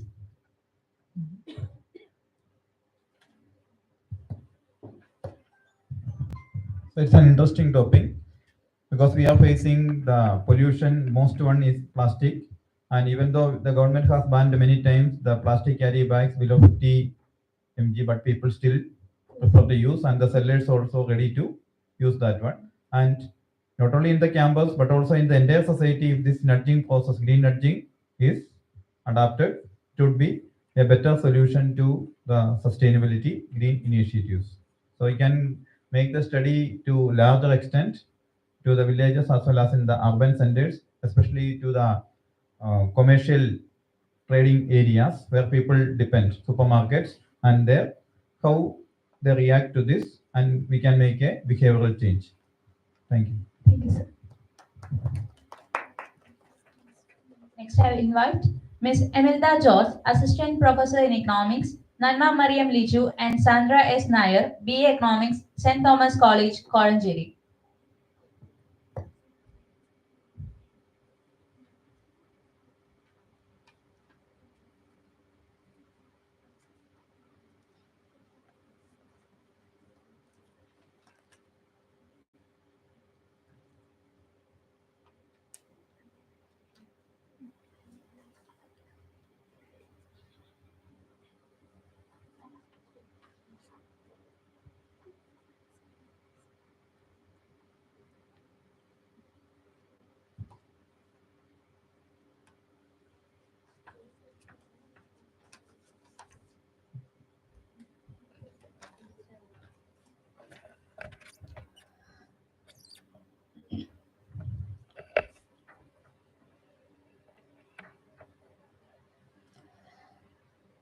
Have you ever wondered, in a state where there is 96.2% of literacy rate, still faces the problem of unemployed youth?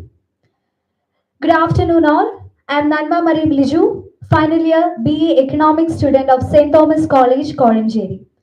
Coming back, I am here to present the topic on strategies for enhancing youth skills and employability with reference to state of Kerala. As we all know, youth unemployment is a pressing challenge faced by countries all over the globe. Kerala, known for its high literacy rate, still faces the same. The gap between the acquired skill and the labor demand market is the cause of unemployment in Kerala. Hence, the study focuses on the strategies for improving youth employability with special reference to Kerala.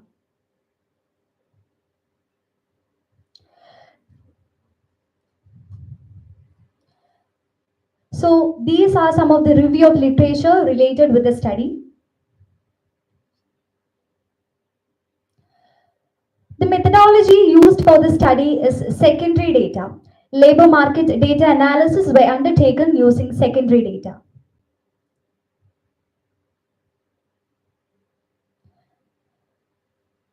As I mentioned earlier, Kerala still continues to struggle with unemployed youth due to the mismatch of skill, acquired skill, and labor market demands. Hence, the research problem is how can youth skills be enhanced in Kerala to improve employability in a rapidly changing economy? So now let's take a look at the objectives of the study. The main objectives are to examine the existing skill sets of youth in Kerala and their alignment with labor market demands. To explore effective strategies for enhancing vocational and technical skills in Kerala. And finally, to evaluate the role of entrepreneurship education in boosting self-employment and employability. In order to understand the study, let's have a look at the current situation of youth skills in Kerala. When talking about the educational background, we all know that Kerala's education sector has invested a lot in education industry, but there is a problem. Kerala's education system primarily focuses on academic learning over practical skills, which leads to a shortage of skilled laborers in sectors like manufacturing, construction, etc. Vocational and technical skills. Institutions offering technical courses are not aligned with the current industry needs, which leads to a shortage of skilled workers in modern sectors like IT, electronics, etc. Digital literacy. Most youths in Kerala have basic proficiency in using digital tools, but there is a gap when it comes to using advanced digital skill, which leads to unemployability in sectors like IT, software, and development. Then coming to soft skills and employability skills, the main issue faced by Kerala's youth is they lack soft skills, which includes communication, teamwork, problem solving, etc. Labor market demands in Kerala. As I have mentioned earlier, the main cause behind unemployability is the mismatch between the acquired skill during education and the labor market demands in Kerala. So, labor market demands in Kerala is classified into two. First is key employment sectors. When coming to healthcare, healthcare requires many professionals in the field of radiology, physiotherapy, etc. Then tourism and hospitality. In tourism sector, there is a shortage of skilled workers, information and technology. In IT sector, there is a shortage of supply of IT professionals with the demand. Construction and infrastructure and agriculture sectors. There is a growing need for skilled workers in these sectors. Renewable energy sector offers considerable opportunity in the field such as solar plant installation, maintenance and renewable energy system management. Then second one is skill gap analysis. Mismatch in technical skills. As I have mentioned earlier, although Kerala has made a progress in technical education, many youths are not equipped with the specified skill that is required in today's world. Lack of advanced digital skills, insufficient soft skills, and finally geographical disparity in skill development. We can see that in urban areas, youths are more exposed to more education resources and job opportunity, but that is not present in the rural areas. Now to continue further, I invite my colleague Sandra.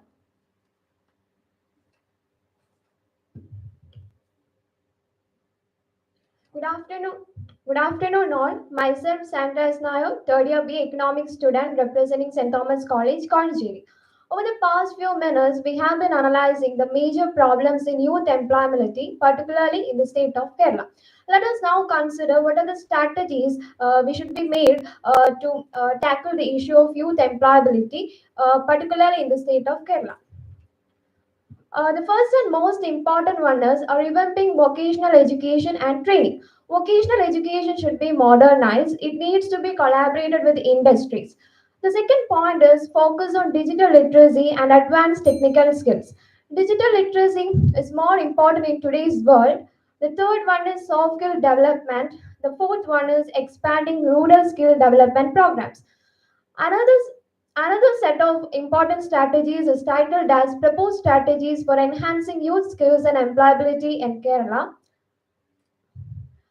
Here, the first one is expansion of industry relevant vocational education training programs, promoting entrepreneurship, development of soft skills, leveraging digital literacy, government and private sector collaboration, addressing regional disparities, regional focus on rural and marginalized youth, foster rural development and inclusivity, focus on green jobs and sustainability, utilize technology for career guidance, promote public-private sector collaboration in skill development. So these are the strategies which we need to be followed to tackle the issue of youth unemployability in Kerala. These are the references of the study undertaken.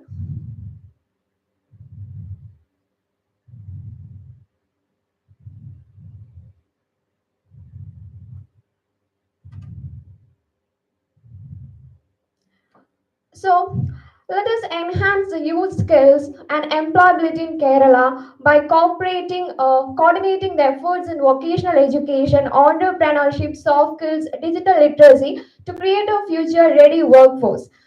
Um, by this, we mean that we have to coordinate the soft skills and we have to improve the skills of young people through coordinated efforts in vocational training, entrepreneurship, and soft skills development. By concluding, let me emphasize that this research aims to provide valuable insight for policymakers and educators. Thank you all.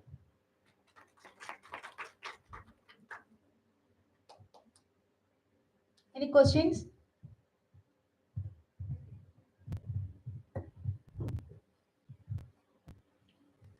Unemployment is a main issue facing not only in Kerala, in different parts of the country. And these strategies are adopted by the government, but the options for employment are not available to the people. That is the main issue. So whatever methods or remedies you have suggested are in various programs initiated by the government. But even though people have skills, who will give them employment? That is the question. So more industries or service related providers should be there to employ them. So the IT sector, our people are migrating to other parts because nothing is available here. The nursing jobs related to the employability, Keralites are the best nurses who are providing best care services, but the wage rate is very low here, so they are moving out. So the question is whether these strategies are sufficient or we have to move to create more jobs or make the young people the job givers or self-employed, or to make them the programs such as we have seen the PMKVI and Stand Up India initiatives. They let them be the entrepreneurs. If each of them become entrepreneurship, then unemployment is not an issue. Okay.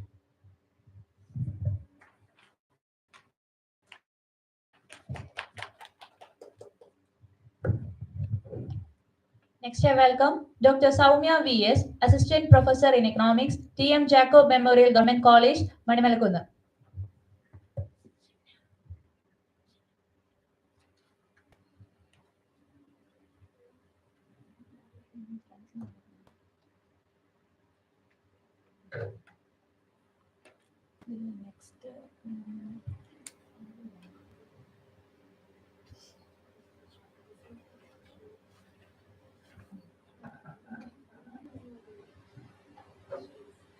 Warm greetings to one and all.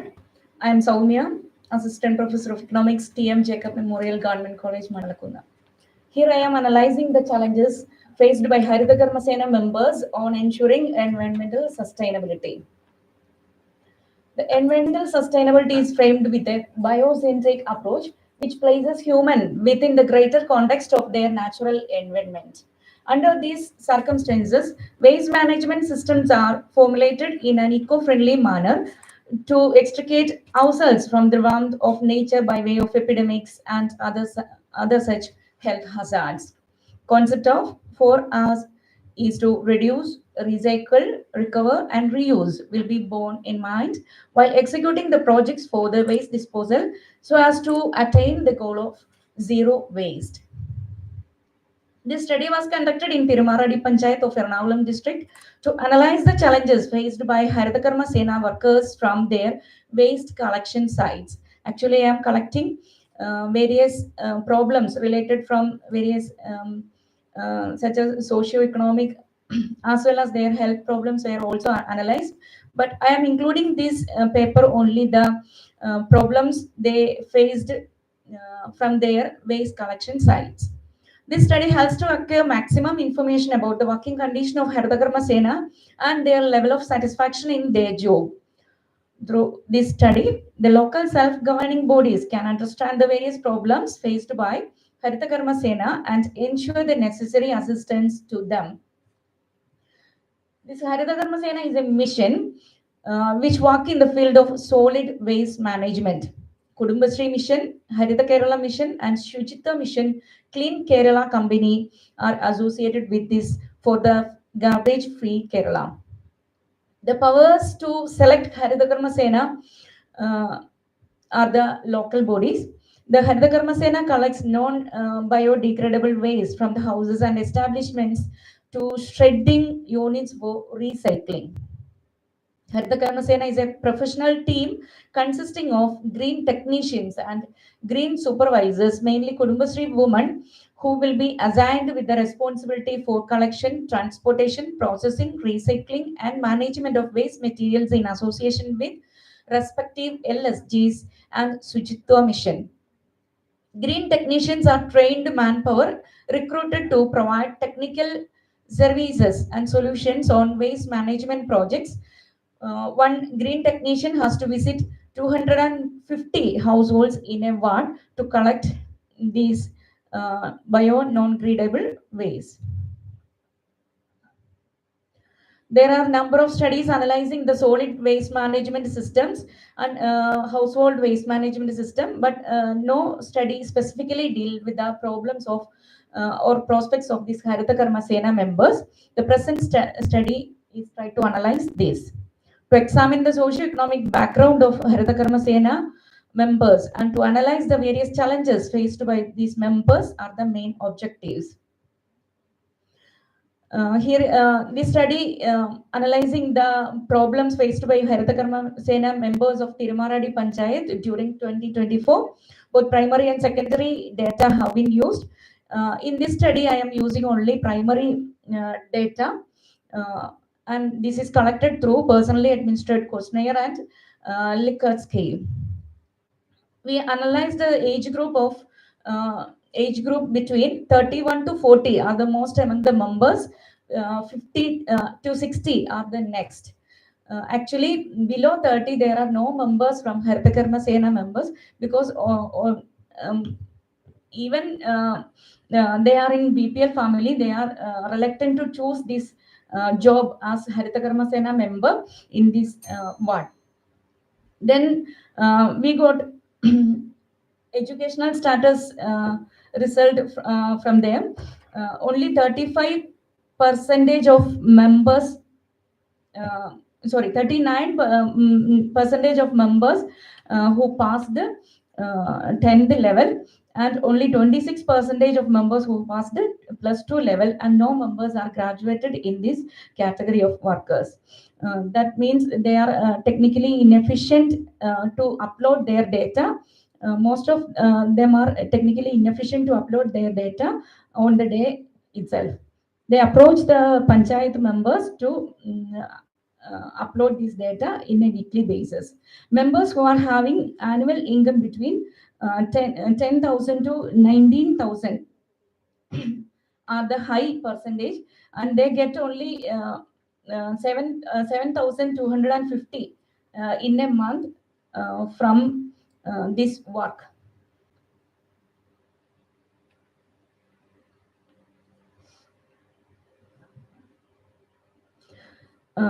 This is the problem they face at their waste collection sites. In many regions, customers want to be sort their solid waste that Haritakarma Sena workers have to collect, that it become a huge burden to Haritakarma Sena workers, and these are not sorted in a proper way. 56.52 barely sorts the solid waste, and properly solid waste sorting is done by only 17.39% of people. Then this is the payment regarding the user fee. customers pay only 17.39% of the customers pay the user fee without reluctance, and most of them are reluctant to pay this amount in a monthly basis. Even this is a 50 rupee. അവർ പറയുന്നത് അവരുടെ പെരയുടെ കരം അടയ്ക്കുന്നതിനേക്കാളും കൂടുതൽ amount ഒരു വർഷം ഇതിന്റെ amount ആയിട്ട് കൊടുക്കേണ്ടി വരുന്നുണ്ട് എന്നുള്ള ഒരു വാചകമെങ്കിലും കേൾക്കാതെ അവർക്ക് ഈ യൂസർ ഫീ 50 രൂപ കസ്റ്റമേഴ്സിന്റെ കയ്യിൽ നിന്ന് കളക്ട് ചെയ്യാൻ പറ്റുന്നില്ല എന്നൊരു പ്രശ്നം അവർ പറയുന്നുണ്ട്. കാരണം ഈ യൂസർ ഫീ ആണ് ഇവരുടെ ഒരു വേജ് ആയിട്ട് ഇതിനകത്ത് കൺസിഡർ ചെയ്യുന്നത്. അപ്പോൾ ഒരു വീട്ടിൽ പോയി ഒരു 50 രൂപ കളക്ട് ചെയ്യുന്നിടത്ത് അവർ ഫേസ് ചെയ്യുന്ന ഈ ഒരു ഇഷ്യൂ അവരെ മാനസികമായിട്ട് ബുദ്ധിമുട്ടിലാക്കുന്നുണ്ട് എന്നുള്ളൊരു പ്രശ്നം അവർ പറയുന്നുണ്ട്. Then due to daily collection of solid waste happening, their health issues due to the collection of solid waste has to be evaluated. Then 13 members disagreed and they are not having any health problems. അവർക്ക് health problem ഇല്ല എന്ന് അവർ disagree ചെയ്യുവാണ്. എന്ന് വെച്ചാൽ അവർക്ക് health problems associated with this solid waste sorting ഉണ്ട് എന്നുള്ളതാണ് അവർ പറയുന്നത്. ബുദ്ധിമുട്ടുകളുണ്ട്. ഇതിന്റെ ഭാഗമായിട്ട് ഈ ഉള്ള materials for safety materials to use while collecting waste എന്ന് പറയുന്നത് പ്രൊവൈഡ് ചെയ്യേണ്ടത് പഞ്ചായത്താണ്. This panchayat is also reluctant to give these safety materials to them. Waste are harmful substances which causes pollutions and health related problems. So if waste collected by the Haritha Karma Sena are not stored properly, MCF അതായത് material collection facilities വളരെ കുറവാണ്. അതായത് ഒരു ഭാഗത്തു നിന്ന് collect ചെയ്യുന്ന ഈ materials എല്ലാം ഏതെങ്കിലും ഒരു ഇത് പലപ്പോഴും അംഗനവാടിയുടെ ഒക്കെ തൊട്ടടുത്ത് ഉള്ള ഒരു MCF-ലായിരിക്കും ഈ പറയുന്ന മെറ്റീരിയൽ കളക്ഷൻ ഫെസിലിറ്റി പ്രൊവൈഡ് ചെയ്യുന്നിടത്തായിരിക്കും ഇതുകൊണ്ട് സ്റ്റോർ ചെയ്യേണ്ടത്. അപ്പോൾ അത് കൊണ്ടുവെക്കുമ്പോഴും അവർ നാട്ടുകാരുടെ അടുത്ത് നിന്ന് ചീത്ത കേൾക്കേണ്ടി വരുന്നുണ്ട്. അതുപോലെ അല്ലെങ്കിൽ അതൊരു പ്രധാനപ്പെട്ട സ്ട്രീറ്റുകളിലായിരിക്കും. ആ സ്ട്രീറ്റുകളിലാണെങ്കിൽ ഈ മെറ്റീരിയൽസ് അവിടെ കൊണ്ടുപോയി വെക്കുമ്പോൾ അതിൻ്റെതായ ബുദ്ധിമുട്ടുകൾ അവർ ഫേസ് ചെയ്യുന്നുണ്ട്. This also create pollution and other health problems. Temperature കൂടുന്നതിനനുസരിച്ച് ഈ ഒരു പ്ലാസ്റ്റിക് അവിടെ വെക്കുന്നത് ഒരു അന്തരീക്ഷത്തിനെ പ്രശ്നത്തിലാക്കുന്നു എന്നുള്ള ഇഷ്യൂവും ഇതിനകത്ത് വരുന്നുണ്ട്. Some suggestions to improve the working of Haritha Karma Sena members: provide storage facilities even for keeping this their work in an easier manner. Then consumers would be encouraged to pay the user fee for waste collection as a currently reluctant to do so. Then some consumers are giving bio waste that is not acceptable to Haritha Karma Sena, which increases their work pressure. ഇത് എടുക്കാൻ പറ്റില്ല എന്ന് പറയുമ്പോഴത്തേക്കും അവർ പിന്നെന്തിനാണ് ഈ പൈസ മേടിക്കുന്നത് എന്നുള്ള തരത്തിൽ ഓരോ മന്ത് വൈസ് ആയിട്ട് ഇവർക്ക് ഒരു ചാർട്ട് ഉണ്ട്. ആ ചാർട്ടിനനുസരിച്ചിട്ട് ഉള്ള ഒരു കളക്ഷൻ അല്ലാതെ അവർക്ക് ആ ഒരു ബയോ ഡിഗ്രേഡബിൾ വേസ്റ്റ് എപ്പോൾ വരുന്നോ അപ്പോൾ തന്നെ എടുത്തിട്ട് പോകാനുള്ള ഒരു കോളിംഗ് അവരുടെ ഭാഗത്തു നിന്ന് ഉണ്ടാകുന്നു. അത് റിലക്റ്റന്റ് ആവുമ്പോഴത്തേക്കും ഒരു പ്രശ്നത്തിലാകുന്നു എന്ന് പറയുന്നുണ്ട്. Then proper awareness should be given to the consumers regarding the types of waste that are acceptable. Then proper awareness should be importance of giving waste to Haritha Karma Sena to improve their attitude towards the organization. The lack of storage facilities for waste, reluctance of consumers to pay user fee, improper waste segregation and negative attitude towards this organization are the key issues faced by this organization or Haritha Karma Sena members. So individual sustainable attitudes combined with the technology and science is needed to segregate these waste, and also knowledge acquisition from the waste management should be given to all members of the society are the concluding remarks of me.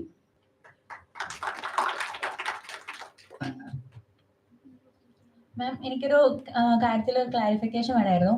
അതിൽ proper സ്റ്റോറേജിന്റെ കാര്യം പറയുന്നുണ്ടായിരുന്നു. അതിന്റെ point ഒന്ന് detail ആയിട്ട് പറയാമോ? Actually these waste materials are sorting by the members of the family, but only 17.6% of members properly sorted this material. And this Haritha Karma Sena members sitting in a yard and segregating these various types of materials are done by 15%. Actually, these materials segregated and keep in a MCF. MCF means material collection facility centres ആണ്. ഈ സെന്റേഴ്സിൽ കൊണ്ടുപോയി ഇവരത് keep ചെയ്യുകയും അവിടെ നിന്ന് clean Kerala garbage free ആയിട്ട് നമുക്ക് facility provide ചെയ്യുന്ന ഒരു കമ്പനിയാണ് ഈ മെറ്റീരിയൽസ് അവിടെ നിന്ന് എടുക്കുകയും ചെയ്യേണ്ടത്. അപ്പോൾ അവരത് എടുക്കുന്നതിനൊരു ഫെസിലിറ്റിക്കുള്ള ഒരു പ്രോപ്പർ ഓരോ മന്ത് വൈസ് ഒരു ചാർട്ടുണ്ട്, അതനുസരിച്ചിട്ടുള്ളത് മാത്രമേ അവർ അവിടെ നിന്ന് എടുക്കത്തുള്ളൂ. പക്ഷെ ഈ ഫെസിലിറ്റി എന്താ എപ്പോഴും നമുക്ക് അംഗനവാടിയുടെ അടുത്തോ അല്ലെങ്കിൽ ഏതെങ്കിലും ഒരു എല്ലാവർക്കും റീച്ചബിൾ ആകുന്ന ഒരു സ്ട്രീറ്റിലോ ഒക്കെ ആയിരിക്കും ഇത് വെച്ചിരിക്കുന്നത്, അല്ലേ? അപ്പോൾ നിങ്ങൾ തന്നെ പോകുന്ന വഴിക്കൊക്കെ ഇത് കാണാവുന്നതേ ഉള്ളൂ. എന്താ ഇതുപോലുള്ള സെന്റേഴ്സുകൾ ഉള്ളിടത്ത് ഒറ്റ ഒരു MCF ആയിരിക്കും ഉണ്ടായിരിക്കുന്നത്. അതിനകത്ത് തന്നെ ഇങ്ങനെ പല പല ഗാർബേജ് ബാഗ്സ് ഇങ്ങനെ എന്താ ഡംപ് ചെയ്തിട്ടിരിക്കുന്നത് നമുക്ക് കാണാം. ഇതിനകത്ത് എത്തിക്കുക എന്നുള്ളത് വരെയേ നമ്മുടെ ഹരിതകർമ്മ സേന മെമ്പറിന് ഉത്തരവാദിത്തമുള്ളൂ. അവിടെ നിന്ന് എടുത്തോട്ട് പോകുന്നത് ക്ലീൻ കേരള മിഷനാണ്. അപ്പോൾ ഈ ക്ലീൻ കേരള മിഷൻ ഇതിന് വേണ്ട വർക്കുകൾ ചെയ്യുന്നിടത്ത് ഒരു ഇൻസിസ്റ്റൻസ് ഇവർക്ക് കൊടുക്കുന്നുണ്ട്. ഈ മന്ത് ഇത് മാത്രമേ എടുക്കാവൂ, മനസ്സിലായോ? ഈ മന്തിൽ ഇത് മാത്രമേ പറ്റുള്ളൂ, ഈ മന്തിൽ എന്താ LED ബൾബ്സ് മാത്രമേ പറ്റുള്ളൂ, ഈ ഇനിയൊരു എന്താ നമ്മുടെ ചെരുപ്പുകളൊക്കെ കളക്ട് ചെയ്യുന്നതിന് ഇനിയൊരു മന്ത്. പക്ഷേ ആൾക്കാരെ ഈ ഒരു കളക്ഷനെ എന്താ ഒരു വർഷത്തോളം നമ്മൾ ഈ പറയുന്ന ചെരുപ്പും ഇങ്ങനെയുള്ള കാര്യങ്ങളും എല്ലാം നമ്മുടെ വീട്ടിൽ തന്നെ സൂക്ഷിച്ചു വെക്കുക എന്ന് പറയുന്നത് ബുദ്ധിമുട്ടായിട്ട് ഇവരോട് എടുത്തിട്ട് പോകാൻ ആവശ്യപ്പെടുകയും ചെയ്യും. മിക്കവാറും എല്ലാ ഹരിതകർമ്മ സേന മെമ്പേഴ്സിന്റെ വീട്ടിലും അതത് മന്തിൽ വെക്കാവുന്ന ഗാർബേജിന്റെ ഒരു വലിയ ഒരു കൂട്ടം അവർ വീട്ടിൽ തന്നെ ഇപ്പൊ കീപ്പ് ചെയ്യുന്നുണ്ട്. എന്നിട്ട് അതത് മന്തിൽ ആവശ്യപ്പെടുന്നത് ഈ MCF-ലേക്കാണ് അവർ മാറ്റുക. വേറൊരു ക്വസ്റ്റ്യൻ എന്ന് വെച്ച് കഴിഞ്ഞാല് അവർക്ക് നമ്മൾ മാസം 50 രൂപ വെച്ച് നമ്മൾ അവർക്ക് പേ ചെയ്യുന്നുണ്ട്. അപ്പൊ അതിൽ അവർക്ക് ആ 50 രൂപയിൽ അവർ ഒരു ഇഷ്യൂ പറയുന്നുണ്ടല്ലോ അവർക്ക് വാങ്ങിക്കുന്നതിൽ, അതേ ഇഷ്യൂസ് തന്നെ ആ വീട്ടുകാർക്കും ഫേസ് ചെയ്യുന്നുണ്ട്. വീട്ടുകാർ ഫേസ് ചെയ്യുന്നുണ്ട്. കാരണം 50 രൂപ എന്ന് പറയുമ്പോൾ ഒരു വർഷം എത്രയായി? 600 രൂപ. ചിലപ്പോൾ അവരുടെ വീട്ടുകാരൻ എന്ന് പറയുന്നത് 14 രൂപയും 100 രൂപയും 200 രൂപയൊക്കെയാണ്. ഈ 14 രൂപ അടയ്ക്കാൻ ചെല്ലുമ്പോൾ നമ്മൾ റിലക്ടന്റ് ടു പേ ആണെങ്കിൽ ഈ എമൗണ്ടോട് പേ ചെയ്താൽ മാത്രമേ നമുക്ക് ഈ വീടിന്റെ ടാക്സ് അടയ്ക്കാൻ പറ്റുള്ളൂ, മനസ്സിലായോ? അതൊക്കെ ശരിക്കും സർക്കുലർ വഴി തന്നെ അവർ എൻഷുർ ചെയ്തേക്കുക. അപ്പൊ നമ്മൾ ഈ ഒരു പൈസ കൊടുക്കാൻ തൽപരരല്ല എന്ന് ഇവരോട് വാഗ്വാദത്തിൽ ഏർപ്പെട്ടാലും even at the end of March we must pay. Any other questions? So the issue of Haritarma Sena is very important one, and so many challenges the Haritarma Sena members are facing. As already you have pointed out, in every panchayat except in Alappuzha district, this is working not properly. In Alappuzha there is the systematic working is going on, and all other panchayats these MCF are dumping yards. All the waste from households, the plastic waste and non-plastic waste, hazardous chemicals, all are clubbed together and put in a site and collected and placed there. And once a month or twice a month they may come and sort it, and it will be spread everywhere. So this is the major issue. So these members are confronting with the people daily. They are going to the houses and getting the money and getting the waste, and they have no facility or health facility, especially the preventive measures to sort it. And some studies also reported these health issues. They have faced skin related issues, lungs related issues in collecting and carrying these waste to the centers. So it is an important issue. The government has to take the steps to solve this. The Clean Kerala mission has to provide the facility or training to sort the ward itself. They should not move to the one. There may be only one MCF in one panchayat, and there may be 10 or 14 wards. But in our place, there are only one at the panchayat level. Everything is dumped there.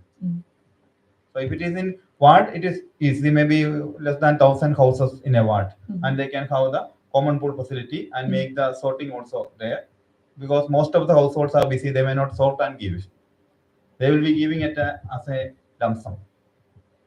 Thank you. Thank you, sir. Next I welcome Ms. Agla George and Sona Mol Sunny, MA Economics, BK College, Amalagiri.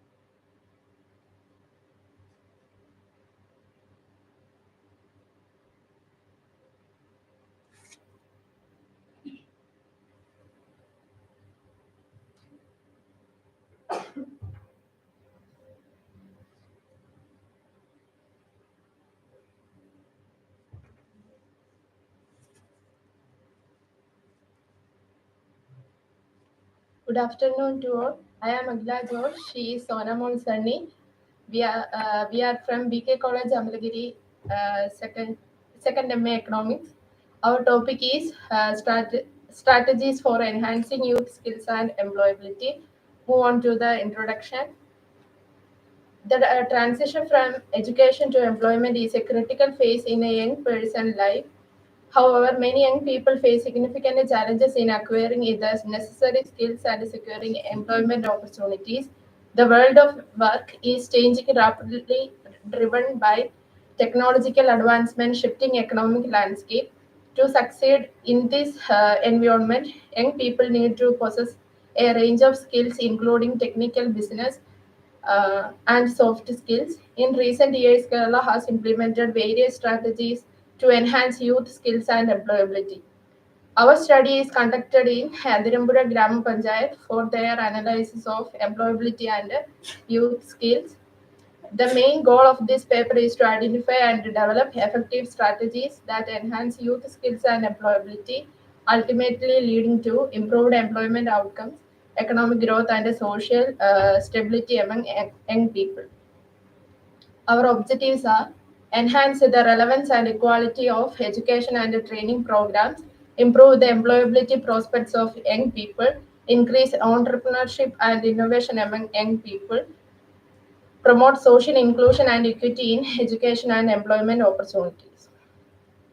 The study is based on primary data and secondary data. The primary data has been collected directly from the people through the questionnaire. Secondary data collected from the journals, websites, etc. Let me hand over to Sona.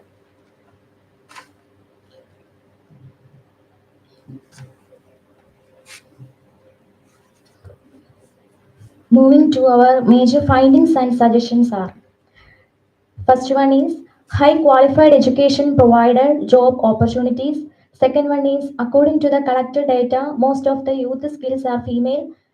Third one is employment rate.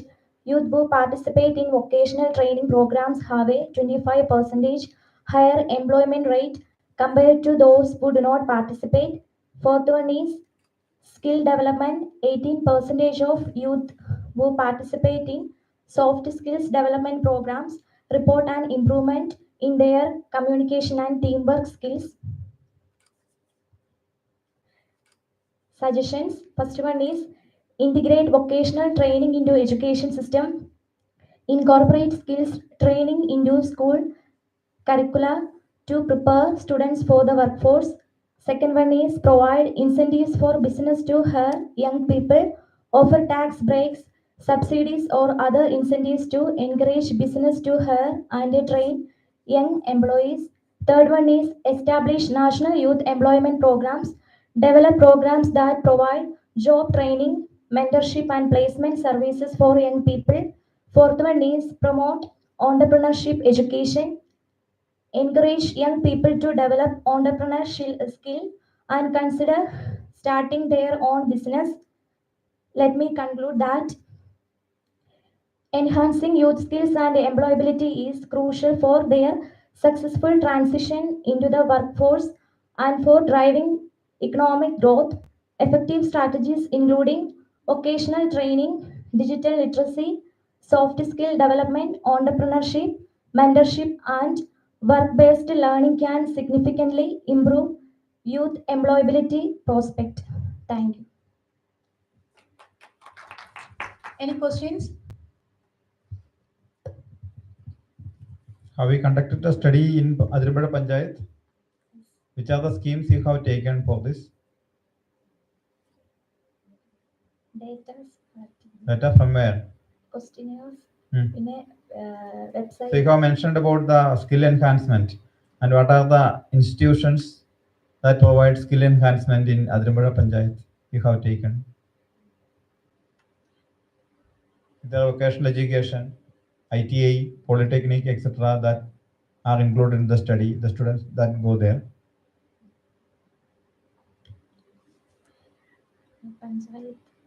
In Adribada Panchayat, there may be these vocational training institutes, and you have to contact that students who have received the skill enhancement and whether they have employed or not.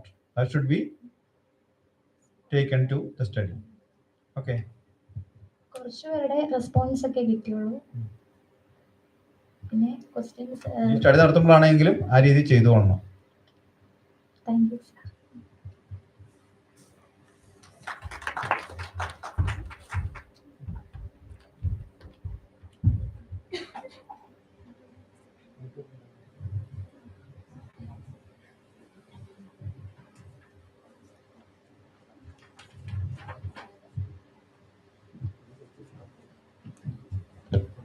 It's time to conclude our session. On behalf of the Research and Postgraduate Department of Economics, BK College, I extend our heartfelt gratitude to Dr. Joban K. Anthony for gracing us with his presence and sharing his invaluable insights during the session. I request Dr. Manu Mariam Thomas, Assistant Professor in Statistics, to present the memento to the chair.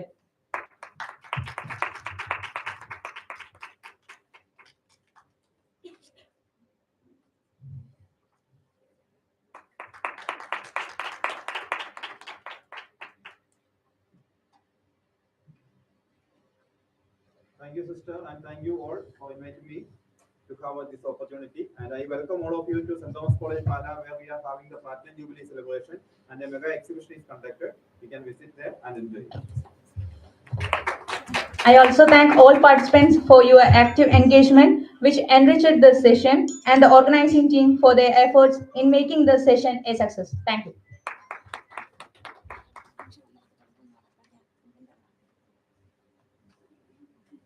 Now it's time for lunch break. The valedictory session will begin at 1:30.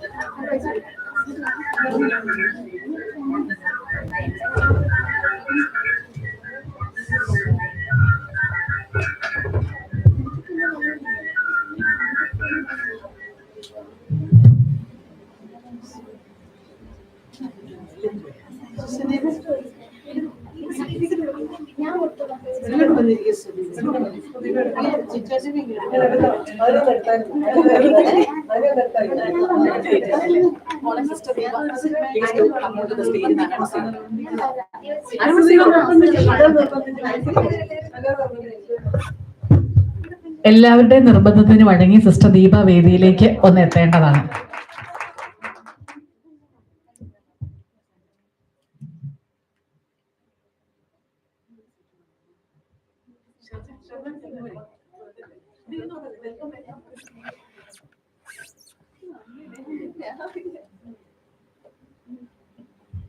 Good afternoon, one and all present here. As we come to the conclusion of today's discussions on unlocking economic potential in 21st century and harnessing the demographic dividend in India, we now move to the valedictory session. This is a moment to reflect on the key insights shared and the way forward. I would like to invite our distinguished guests and speakers to join us as we conclude this enriching event. To start this session on a positive note, let's all stand for a silent prayer.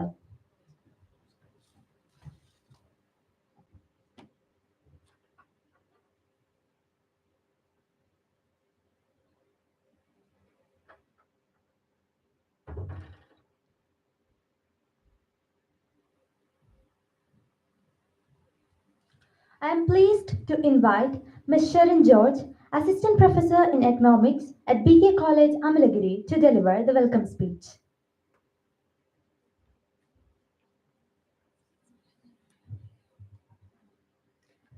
Respected dignitaries, esteemed guests, distinguished speakers, and my dear participants, it is with great pleasure I welcome you all to the valedictory session of our two-day national seminar titled Unlocking Human Potential in the 21st Century, Harnessing the Demographic Dividend.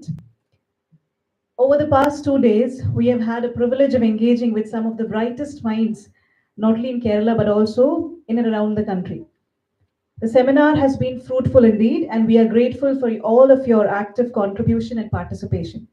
As we reflect on this topic, the topic itself, which is unlocking economic potential in the 21st century, is a double-edged sword, because in one way it is a opportunity where we say that the population is very young and we get a lot of fruitful youngsters in our country.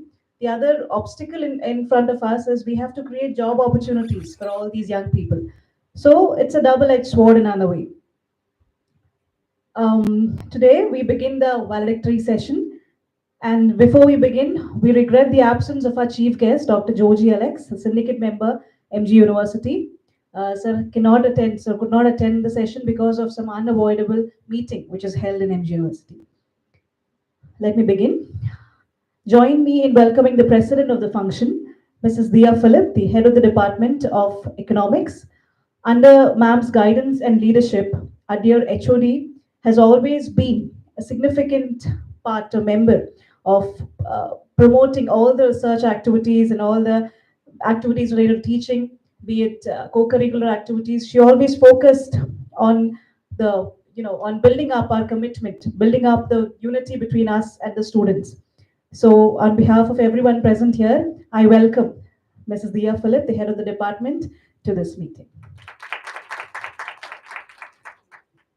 It is a great honor to welcome our most respected principal, Dr. Minnie Thomas, whose visionary leadership and guidance have been instrumental in shaping our institution.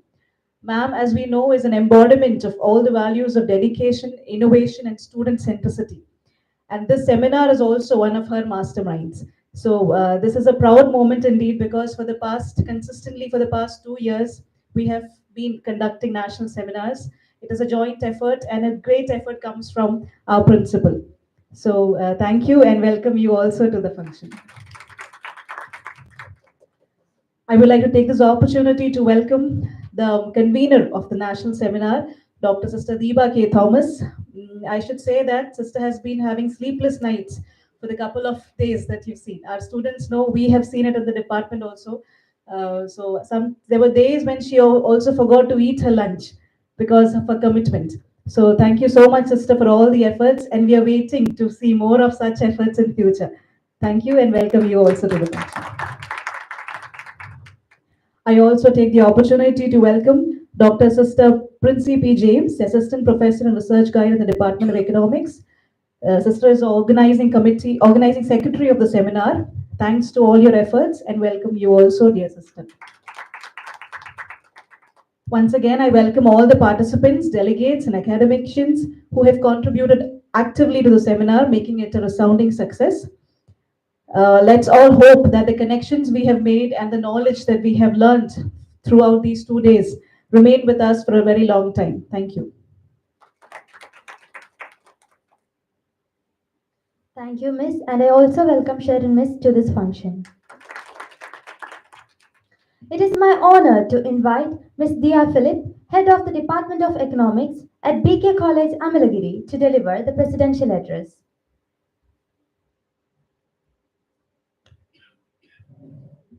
Good afternoon. Good afternoon, one and all. It's an honor and privilege to address you. So we have come to the closing ceremony of the 2-day national seminar, Unlocking Economic Potential in 21st Century, Harnessing Demographic Dividend in India. So, while we analyze the history of Department of Economics, 60 years of expertise in this field, and as we celebrate the 60th Diamond Jubilee year, 2025.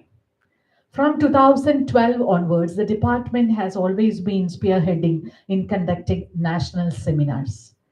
I must always thank our former HOD, Dr. Tessie Kurian, for spearheading those initiatives. And I'm sure that Dr. Mini has always joined in the process.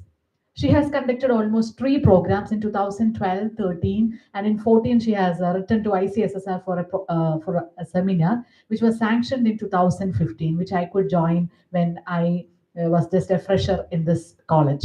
It was conducted in 2015. Afterwards, in 2021 onwards, the department focused on conducting international webinars and national level webinars for almost 3 years.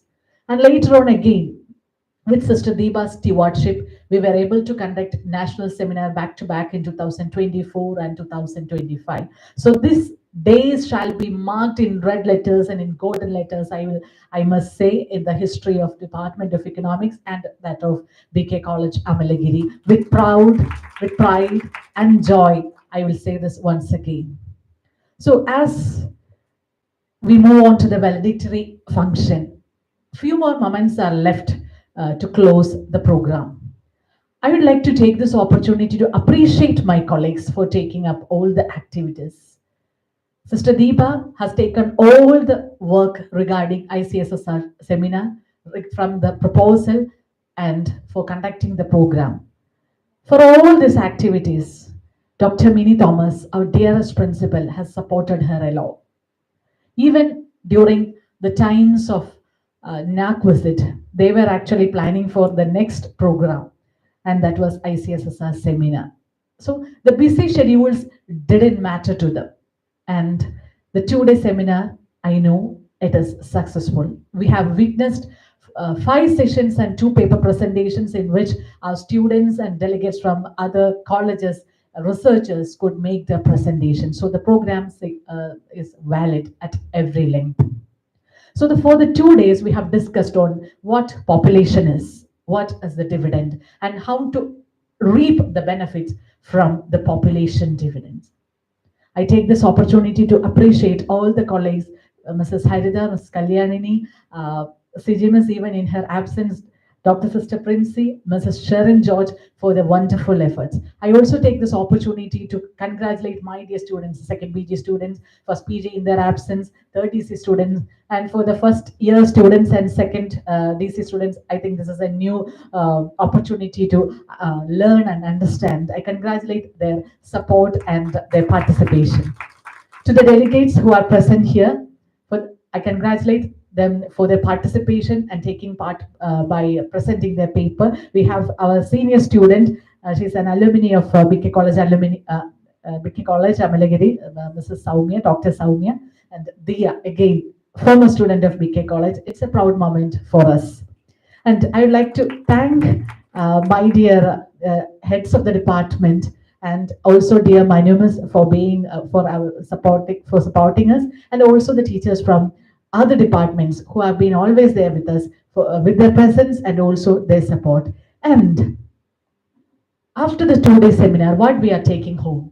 Anyway, we are trying to make a better India, a better place to live, and also trying to find out where are our opportunities and to make use and to bring our level best. And also, I know, I hope, and I wish my students shall bring the best in their life after learning the process from BK College, Amalagiri. Once again, thanking you all. Let me conclude. Thank you. Thank you, Miss. It is my great honor to invite Dr. Minnie Thomas, the respected principal of BK College, Amalagiri, whose leadership and commitment to academic excellence continue to inspire both students and faculty. I now request you, ma'am, to deliver the valedictory talk and oversee the certificate distribution.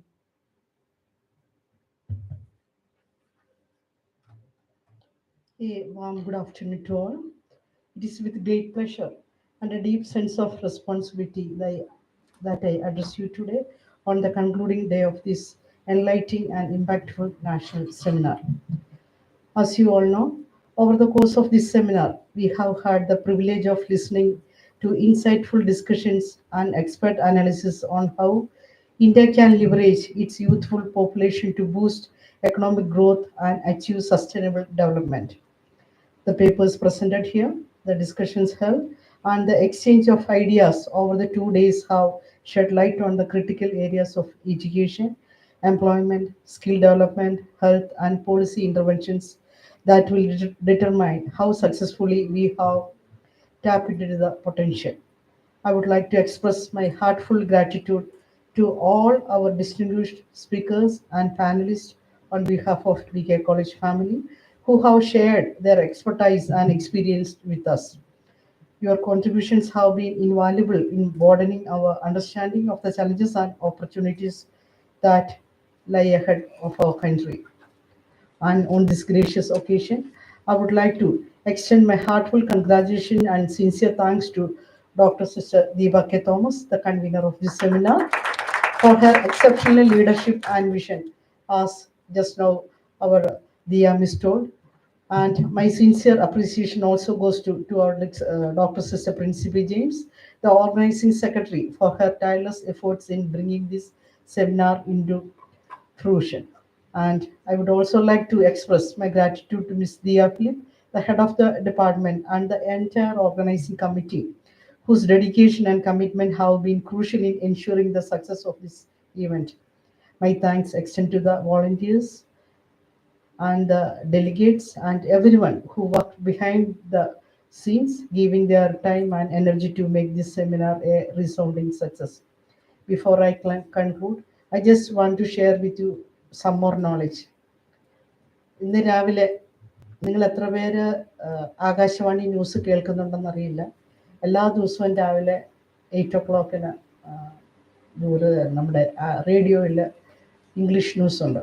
അപ്പം ഇന്ന് രാവിലെ ഞാൻ കേട്ടൊരു കാര്യം, അതൊരു ഭയങ്കര കോഇൻസിഡൻസ് ആയിട്ട് എനിക്ക് തോന്നിയൊരു കാര്യമാണ്. എപ്പോഴും എൻ്റെ ലൈഫിൽ എപ്പോഴും കാര്യങ്ങൾ അങ്ങനെ സംഭവിക്കാറുണ്ട്.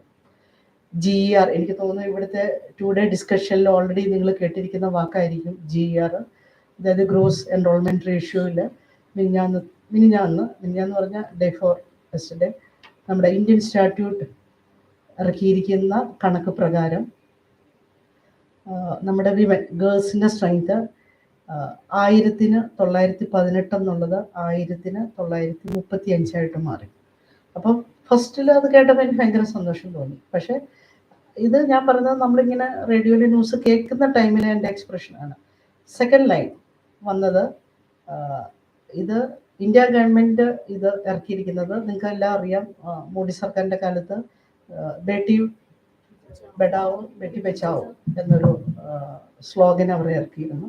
സോ അതിൻ്റെ ഒരു റിസൾട്ട് എന്നുള്ള രീതിയിലാണ് സെൻട്രൽ ഗവൺമെൻറ് ഇത് അവതരിപ്പിച്ചത്. എന്തെങ്കിലും ആട്ടെ, സെക്കൻഡ് തോട്ട് എൻ്റെ മനസ്സിലോട്ട് പോയത് എന്താണെന്ന് ചോദിച്ചാൽ, നാച്ചുറലി ഗേൾസിൻ്റെ എണ്ണം കൂടുമ്പം actually it is A competition for you people. അതായത് നിങ്ങൾ ഇനിയും ഈ കോളേജിൽ നിന്നും പുറത്തോട്ട് ഇറങ്ങുന്നത് ഇച്ചിലൂടെ കോമ്പറ്റീറ്റീവായ ഒരു ലോകത്തോട്ടാണ്. അപ്പം അതാണ് സത്യത്തിൽ, അതാണ് അതിൻ്റെ അർത്ഥം. പക്ഷെ ഒരു രാജ്യം എന്നുള്ള നിലയ്ക്ക് ആസ് എ സിറ്റിസൺ നമുക്കതൊരു സന്തോഷമുള്ള കാര്യമാണ്. അതേപോലെ തന്നെ 75-ന്ന് 78 ആയിട്ടും നമ്മുടെ ആഭ്യന്തര ഉപയോഗം വർദ്ധിച്ചിട്ടുണ്ട്. നമ്മുടെ അതും നിങ്ങൾ എക്കണോമിക്സുകാർ പഠിക്കുന്നതാണ്, സാമ്പത്തിക ശാസ്ത്രം പഠിക്കുന്നതിനകത്ത് നിങ്ങൾ പഠിക്കുന്ന ഒരു കാര്യമാണ്. അപ്പോൾ എനിക്ക് നിങ്ങളോട് പറയാനുള്ളത്, ആസ് എ യൂത്ത് നിങ്ങൾ മുന്നോട്ട് പോകുമ്പോഴത്തേനും ഓർക്കുക, ഓരോ ചോടിയിലും എല്ലായിടത്തും നിങ്ങൾക്ക് ഒരു കോമ്പറ്റീറ്റീവ് വേൾഡാണ് നിങ്ങളുടെ പുറത്തിരിക്കുന്നത്. അത് ഞാൻ പറയാനൊരു കാര്യമാണെന്ന് ചോദിച്ചാൽ, ഇന്നലെ ഞാൻ മൂവാറ്റുപുഴ നിർമ്മലയിൽ സബ്ജക്റ്റ് എക്സ്പെർട്ടായിട്ട് പോയിരിക്കുകയായിരുന്നു ഇൻ്റർവ്യൂവിന്. 36 കാൻഡിഡേറ്റ്സ് ഉണ്ടായിരുന്നു മൊത്തം ഇൻ്റർവ്യൂവിന്. ഫിസിക്കൽ എഡ്യൂക്കേഷന് മാത്രം 36 കാൻഡിഡേറ്റ്സ്. അതിൽ 28 പെൺകുട്ടികളായിരുന്നു, 28. ഇന്ന് അവിടെ കൊമേഴ്സിൻ്റെ ഇൻ്റർവ്യൂ ആണ്. 46 കാൻഡിഡേറ്റ്സ് ഉണ്ട് കൊമേഴ്സിന്, വെറും 2 പോസ്റ്റ്. ഫിസിക്കൽ എഡ്യൂക്കേഷൻ 3 പോസ്റ്റ് ഉണ്ടായിരുന്നു, 46 കാൻഡിഡേറ്റ്സ്, അതിലും മെജോറിറ്റി പെൺകുട്ടികൾ. അപ്പം ഓരോ വർഷം കഴിയുന്തോറും അപ്പം നിങ്ങൾ അടുത്ത കൊല്ലം കൂട്ടേണ്ടത് എങ്ങനെയാണ്? ഈ കൊല്ലം ജോലി കിട്ടാത്തവർ പ്ലസ് അടുത്ത കൊല്ലം പാസ് ഔട്ട് ആവുന്നവർ പ്ലസ് നിങ്ങൾ ഇറങ്ങുന്ന ആ ടൈമിലെ കുട്ടികളും എന്ന് പറഞ്ഞാൽ ഓർക്കുക, ഓരോ വർഷവും കോമ്പറ്റീഷനൊക്കെ മാത്രം ടഫായിട്ടാണ് വരുന്നത്. അപ്പോൾ അവിടെയാണ് ആക്ച്വലി ഇതുപോലത്തെ സെമിനാറുകളുടെ പ്രസക്തി. നിങ്ങൾ ഒരു ഇൻ്റർവ്യൂവിനൊക്കെ ചെല്ലുമ്പോൾ ഓർക്കുക, അവിടെ വന്നിരിക്കുന്ന എല്ലാവരും ഈക്വലി ക്വാളിഫൈഡ് ആണ്. എല്ലാവരും തന്നെ നെറ്റുള്ളവർ, എല്ലാവരും തന്നെ PhD ഉള്ളവർ, മെജോറിറ്റിക്കും പേപ്പർ പ്രസൻറ്റേഷനും ഉണ്ട്. ISBN or UGC Kalist. ആർക്കും ഇല്ലാതിരുന്നത് പേറ്റൻ്റൊക്കെ മാത്രമാണ്. പേറ്റൻ്റ് മാത്രമാണ് 0 വീണിരുന്നത് മാർക്ക്. അപ്പം നിങ്ങളൊരു ടീച്ചിങ് ഫീൽഡോ അല്ലെങ്കിൽ ഒരു PSC അല്ലെങ്കിൽ UPSC വഴിയോ ഒരിടത്തോട്ട് കയറാനാണ് ഉദ്ദേശിക്കുന്നതെങ്കിൽ നമ്മൾ ഈ പോക്ക് പോയാൽ പോരാ. ഇച്ചിലൂടെ നിങ്ങൾ ഒരു കോമ്പറ്റേറ്റീവ് വേൾഡിനെ ഫേസ് ചെയ്യത്തക്ക രീതിയിൽ അവിടെയാണ് ഇങ്ങനത്തെ സെമിനാറുകളിൽ ഈ കിട്ടുന്ന ഒരു കാഴ്ചപ്പാട്. അപ്പോൾ ചിലപ്പോൾ ഒരു PSC ഒക്കെ ഇൻ്റർവ്യൂവിന് പോകുമ്പോൾ ഞാനിപ്പോൾ പറഞ്ഞ GR ഒക്കെ പൊതുവെ ചോദിക്കുന്ന ഒരു കാര്യങ്ങളാണ്. അപ്പോൾ ഇങ്ങനത്തെ ഓരോ സെമിനാർ നിങ്ങൾ ശ്രദ്ധാപൂർവം കേട്ട് അവിടുന്ന് കേൾക്കുന്ന ഓരോ point just keep in your brain. അത് എപ്പോഴെങ്കിലും നിങ്ങൾക്ക് അവിടെ ഒരു പ്രയോജനം. അല്ലാതെ ഈ രാജ്യത്തെ യൂത്തിനെ പറ്റി ആലോചിച്ചിട്ട് എന്നാ കിട്ടാൻ അങ്ങനെ നിങ്ങളൊരു നെഗറ്റീവായിട്ട് കാണില്ല ഒരിക്കലും ഒരു സെമിനാറുകൾ. പ്ലസ് ഈ സെമിനാറിലൂടെ നിങ്ങൾക്ക് കിട്ടുന്ന വേറെ കുറേ കാര്യങ്ങളും കൊണ്ടുണ്ട്. അറിവുകൾ മാത്രമല്ല, എങ്ങനെയാണ് ഒരു സെമിനാർ ഓർഗനൈസ് ചെയ്യുന്നത്, എങ്ങനെയാണ് കാര്യങ്ങൾ നോക്കിയും കണ്ടും ചെയ്യേണ്ടത്. കാരണം ഇക്കാലത്തെ യൂത്തിൽ ഏറ്റവും കുറവായ ഒരു കാര്യമാണ് കാര്യങ്ങൾ നോക്കിയും കണ്ടും ചെയ്യാനുള്ളത്. ഒരുപക്ഷെ ഈ ഒരു സെമിനാറും കൊണ്ട് ഞാൻ നോക്കിയിട്ട് കുട്ടികളിൽ ഏറ്റവും കൂടുതൽ പഠിക്കേണ്ട ചില ലൈഫ് സ്കില്ലുകളും കൂടെ ഉണ്ട്. ഒരു ഇൻസ്റ്റിറ്റ്യൂഷൻ്റെ ഭാഗത്തൊരു പാഠം നടത്തുമ്പോൾ ഈ സെയിം തിങ്, അതായത് എപ്പോഴും നിങ്ങൾ എക്കണോമിക്സിൽ പഠിക്കാറുള്ളൊരു കാര്യമാണ് ഫാമിലിയാണ് എന്താ സൊസൈറ്റിയുടെ ഏറ്റവും സ്മോൾ യൂണിറ്റ് എന്ന് നമ്മൾ പഠിക്കാറുണ്ട്. അപ്പം ഒരു ഫാമിലി നിങ്ങൾ നോക്കി നടത്തി അവിടുത്തെ കാര്യങ്ങൾ നിങ്ങൾ നോക്കാൻ നിങ്ങൾ പ്രാപ്തരാകുന്നുണ്ടെങ്കിൽ നാച്ചുറലി നിങ്ങളൊരു ബിഗ് ഇൻസ്റ്റിറ്റ്യൂഷനിൽ ചെല്ലുമ്പോഴും നിങ്ങൾ പ്രാപ്തരാകും. അതാണ് അതിൻ്റെ സത്യം. അപ്പം ഈ 2 ദിവസത്തെ സെമിനാർ ഏറ്റവും ഫ്രൂട്ട്ഫുള്ളായിട്ട് ഇവിടെ സംഘടിപ്പിച്ചതിൽ, കാരണം ഇന്നലെ ഞാനില്ലായിരുന്നു, സുസദീപ് സുസലിൻ്റെ ഷെറിന് ഇതിൻ്റെ കൂടെ ഉള്ളവർ എന്തുമാത്രം ഓടുന്നുണ്ടെന്നുള്ളത് എനിക്കറിയാം നന്നായിട്ട്. കാരണം ഓരോ സമയത്തും കൃത്യം വിളിച്ചുകൊണ്ടിരിക്കും, അത് കഴിഞ്ഞ് ഇത് അങ്ങനെ പോയി ഇങ്ങനെ പോയി. സോ എനിക്ക് നല്ലൊരു ഇതിൻ്റെ ഒരു റിസൾട്ട് കിട്ടിക്കൊണ്ടേ ആയിരുന്നത്. അപ്പം ഏറ്റവും ഭംഗിയായിട്ട് ഇവിടെ നടത്തിയ ഡിപ്പാർട്ട്മെൻറ്റ് ഓഫ് എക്കണോമിക്സിന് കോളേജിൻ്റെ പേരിലുള്ള അഭിനന്ദനങ്ങൾ അറിയിക്കുന്നു. ഇവിടെ ഞങ്ങളുടെ 2 ഫോമർ സ്റ്റുഡൻസ് എത്തിയിട്ടുണ്ട്. അവർക്കും BK കോളേജ് ഫാമിലിയിലോട്ട് ഹൃദ്യമായ സ്വാഗതം.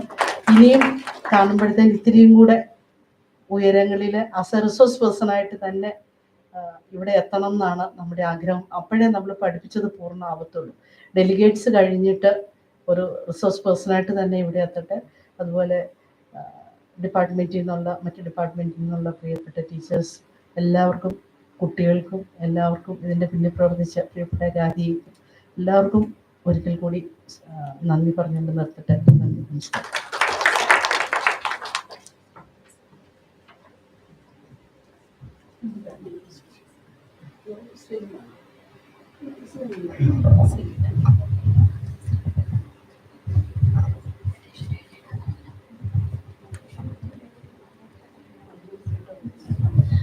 ഡിയർ പാർട്ടിസിപ്പൻസ്, നമ്മൾ നേരത്തെ അറിയിച്ചിരുന്നത് പോലെ സർട്ടിഫിക്കറ്റ് വിതരണമാണ്. ഇന്നലെ വന്ന് പ്രസൻറ്റ് ചെയ്തവർ ദൂരെ നിന്ന് വന്നതായതുകൊണ്ട് അവർ ഓൾറെഡി ഇന്നലെ തന്നെ സർട്ടിഫിക്കറ്റ് വാങ്ങിപ്പോയി. ഇന്ന് പ്രസൻറ്റ് ചെയ്ത ഒരു 3 പേരെ കാണാനില്ല. അവർ കാണാനില്ല എന്ന് പറഞ്ഞാൽ അവർ എന്ത് എമർജൻസി കേസ് കൊണ്ട് പോയതാണെന്നാണ് പറഞ്ഞത്. അപ്പോൾ ഇന്ന് ഇവിടെ ഉള്ളവർക്ക് മാത്രമാണ് ഇപ്പം നമ്മൾ ഡിസ്ട്രിബ്യൂട്ട് ചെയ്യുന്നത് കേട്ടോ. ആദ്യമായിട്ട് Diya Frankson, research scholar, Baselius college.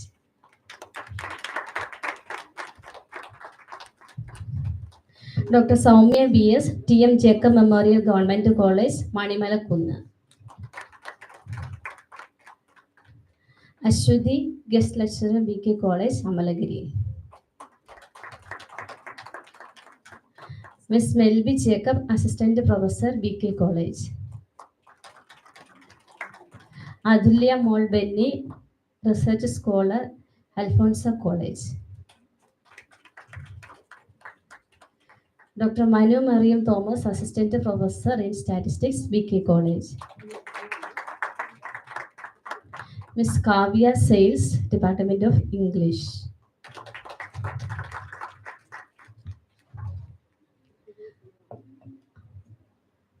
Iron Maria Suresh, MA Economics, BK College. Shimna TN, MA Economics, BK College. Ashna Shinoy, MA Economics, BK College. Angel B, MA Economics, BK College.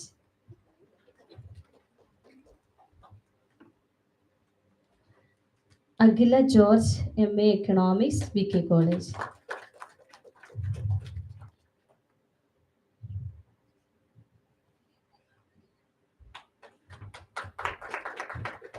Sonamol Sunny, MA Economics, BK College.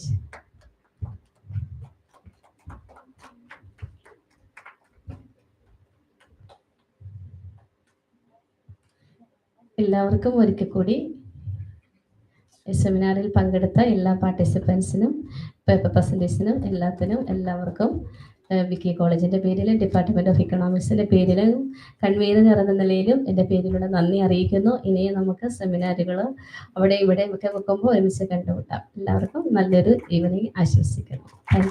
National അന്തത്തിൽ. With gratitude, I request Dr. Sister Deba K. Thomas, Assistant Professor and Research Guide in Department of Economics at BK College, Amalagiri, to present the memento to Dr. Minnie Thomas, Principal, BK College, Amalagiri.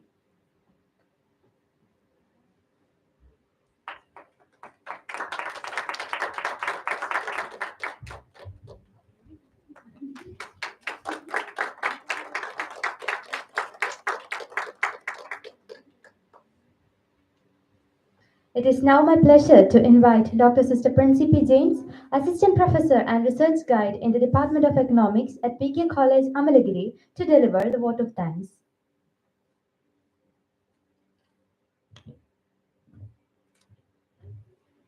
Good afternoon to all. സ്നേഹബഹുമാനപ്പെട്ട principal doctor Mini Thomas, ഇന്നത്തെ മീറ്റിംഗിൽ അധ്യക്ഷപദം അലങ്കരിക്കുന്ന ഞങ്ങളുടെ പ്രിയപ്പെട്ട HOD miss Diya Philip, ഈ സെമിനാറിൻ്റെ ജീവനും ജീവനാഡിയുമായ ഞങ്ങളുടെ പ്രിയപ്പെട്ട coordinator doctor sister Deepa K Thomas, ഏറ്റവും പ്രിയപ്പെട്ട അധ്യാപകരെ, വിദ്യാർത്ഥിനികളെ, research and PG department of economics നടത്തിയ 2 days നാഷണൽ സെമിനാറിൻ്റെ പര്യവസാനത്തിലാണ് നാം എല്ലാവരും. ഈ സെമിനാർ വിജയിപ്പിക്കാൻ യത്നിച്ച എല്ലാവരെയും ഒന്ന് നന്ദിയോടെ ഓർക്കാൻ പരിശ്രമിക്കുകയാണ് ഞാനിപ്പോൾ.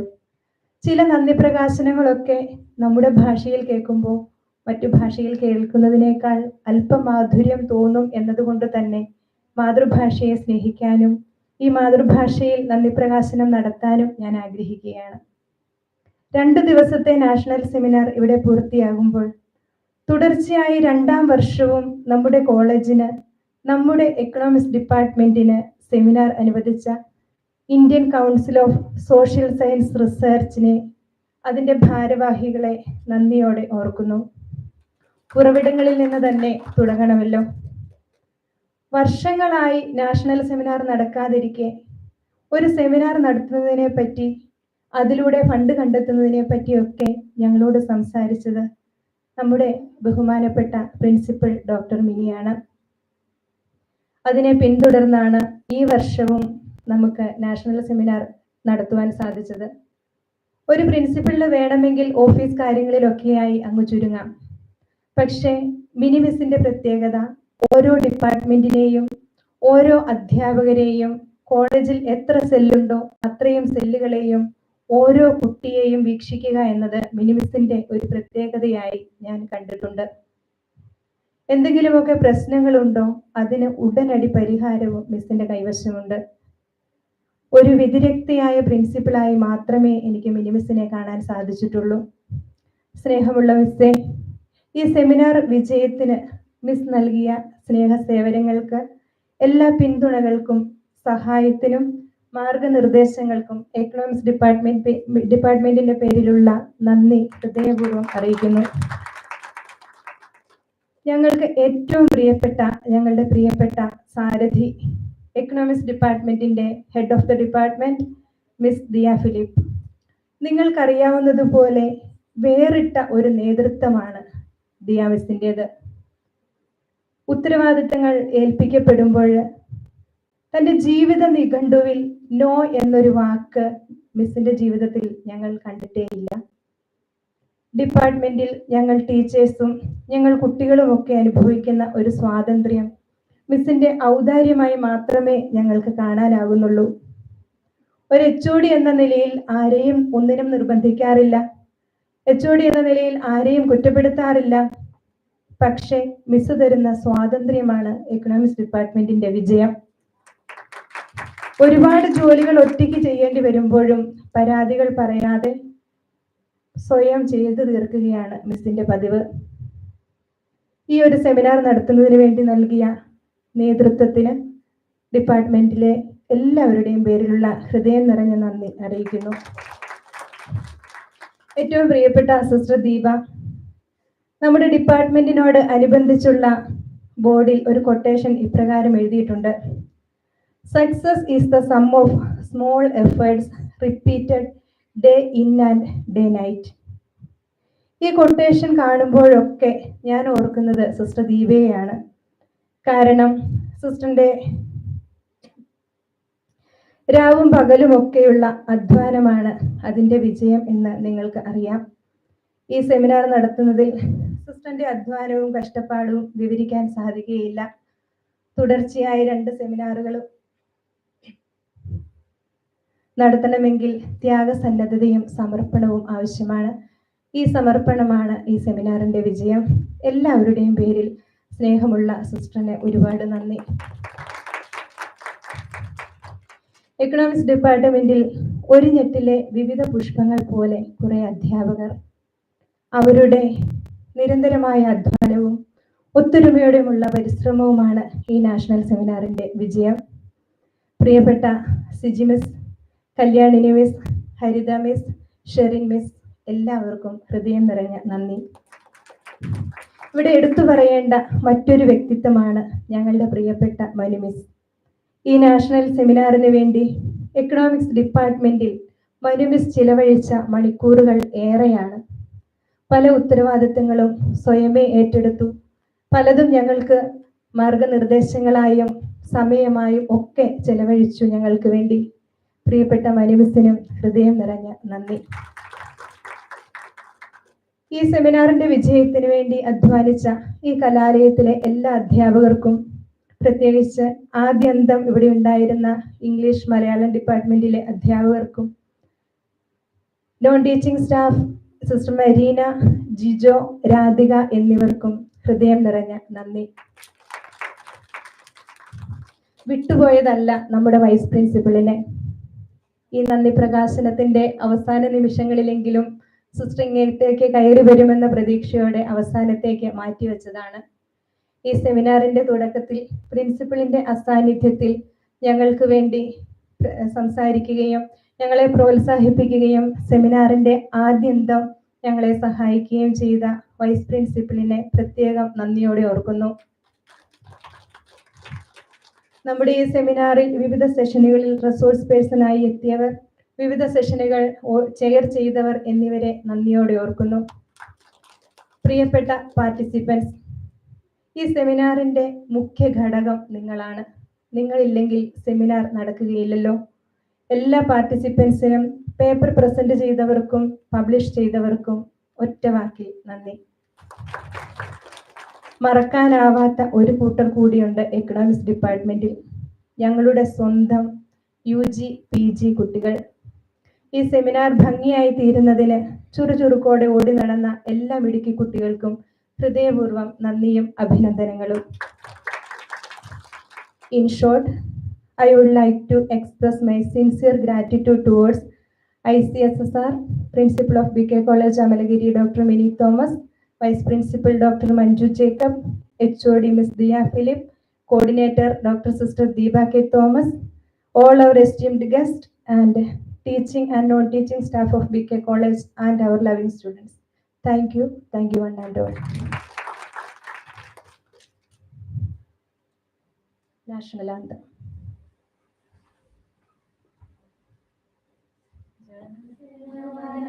नायक जय हे भारत भाग्य विधाता, पंजाब सिंध गुजरात मराठा द्राविड उत्कल गंगा, विंध्य हिमाचल यमुना गंगा उच्चल जलधि तरंगा, तब शुभ नामे जागे, तब शुभ आशीष मागे, गाहे तब जय गाथा, जनगण मंगलदायक जय हे भारत भाग्य विधाता, जय हे जय हे जय हे जय जय जय जय हे.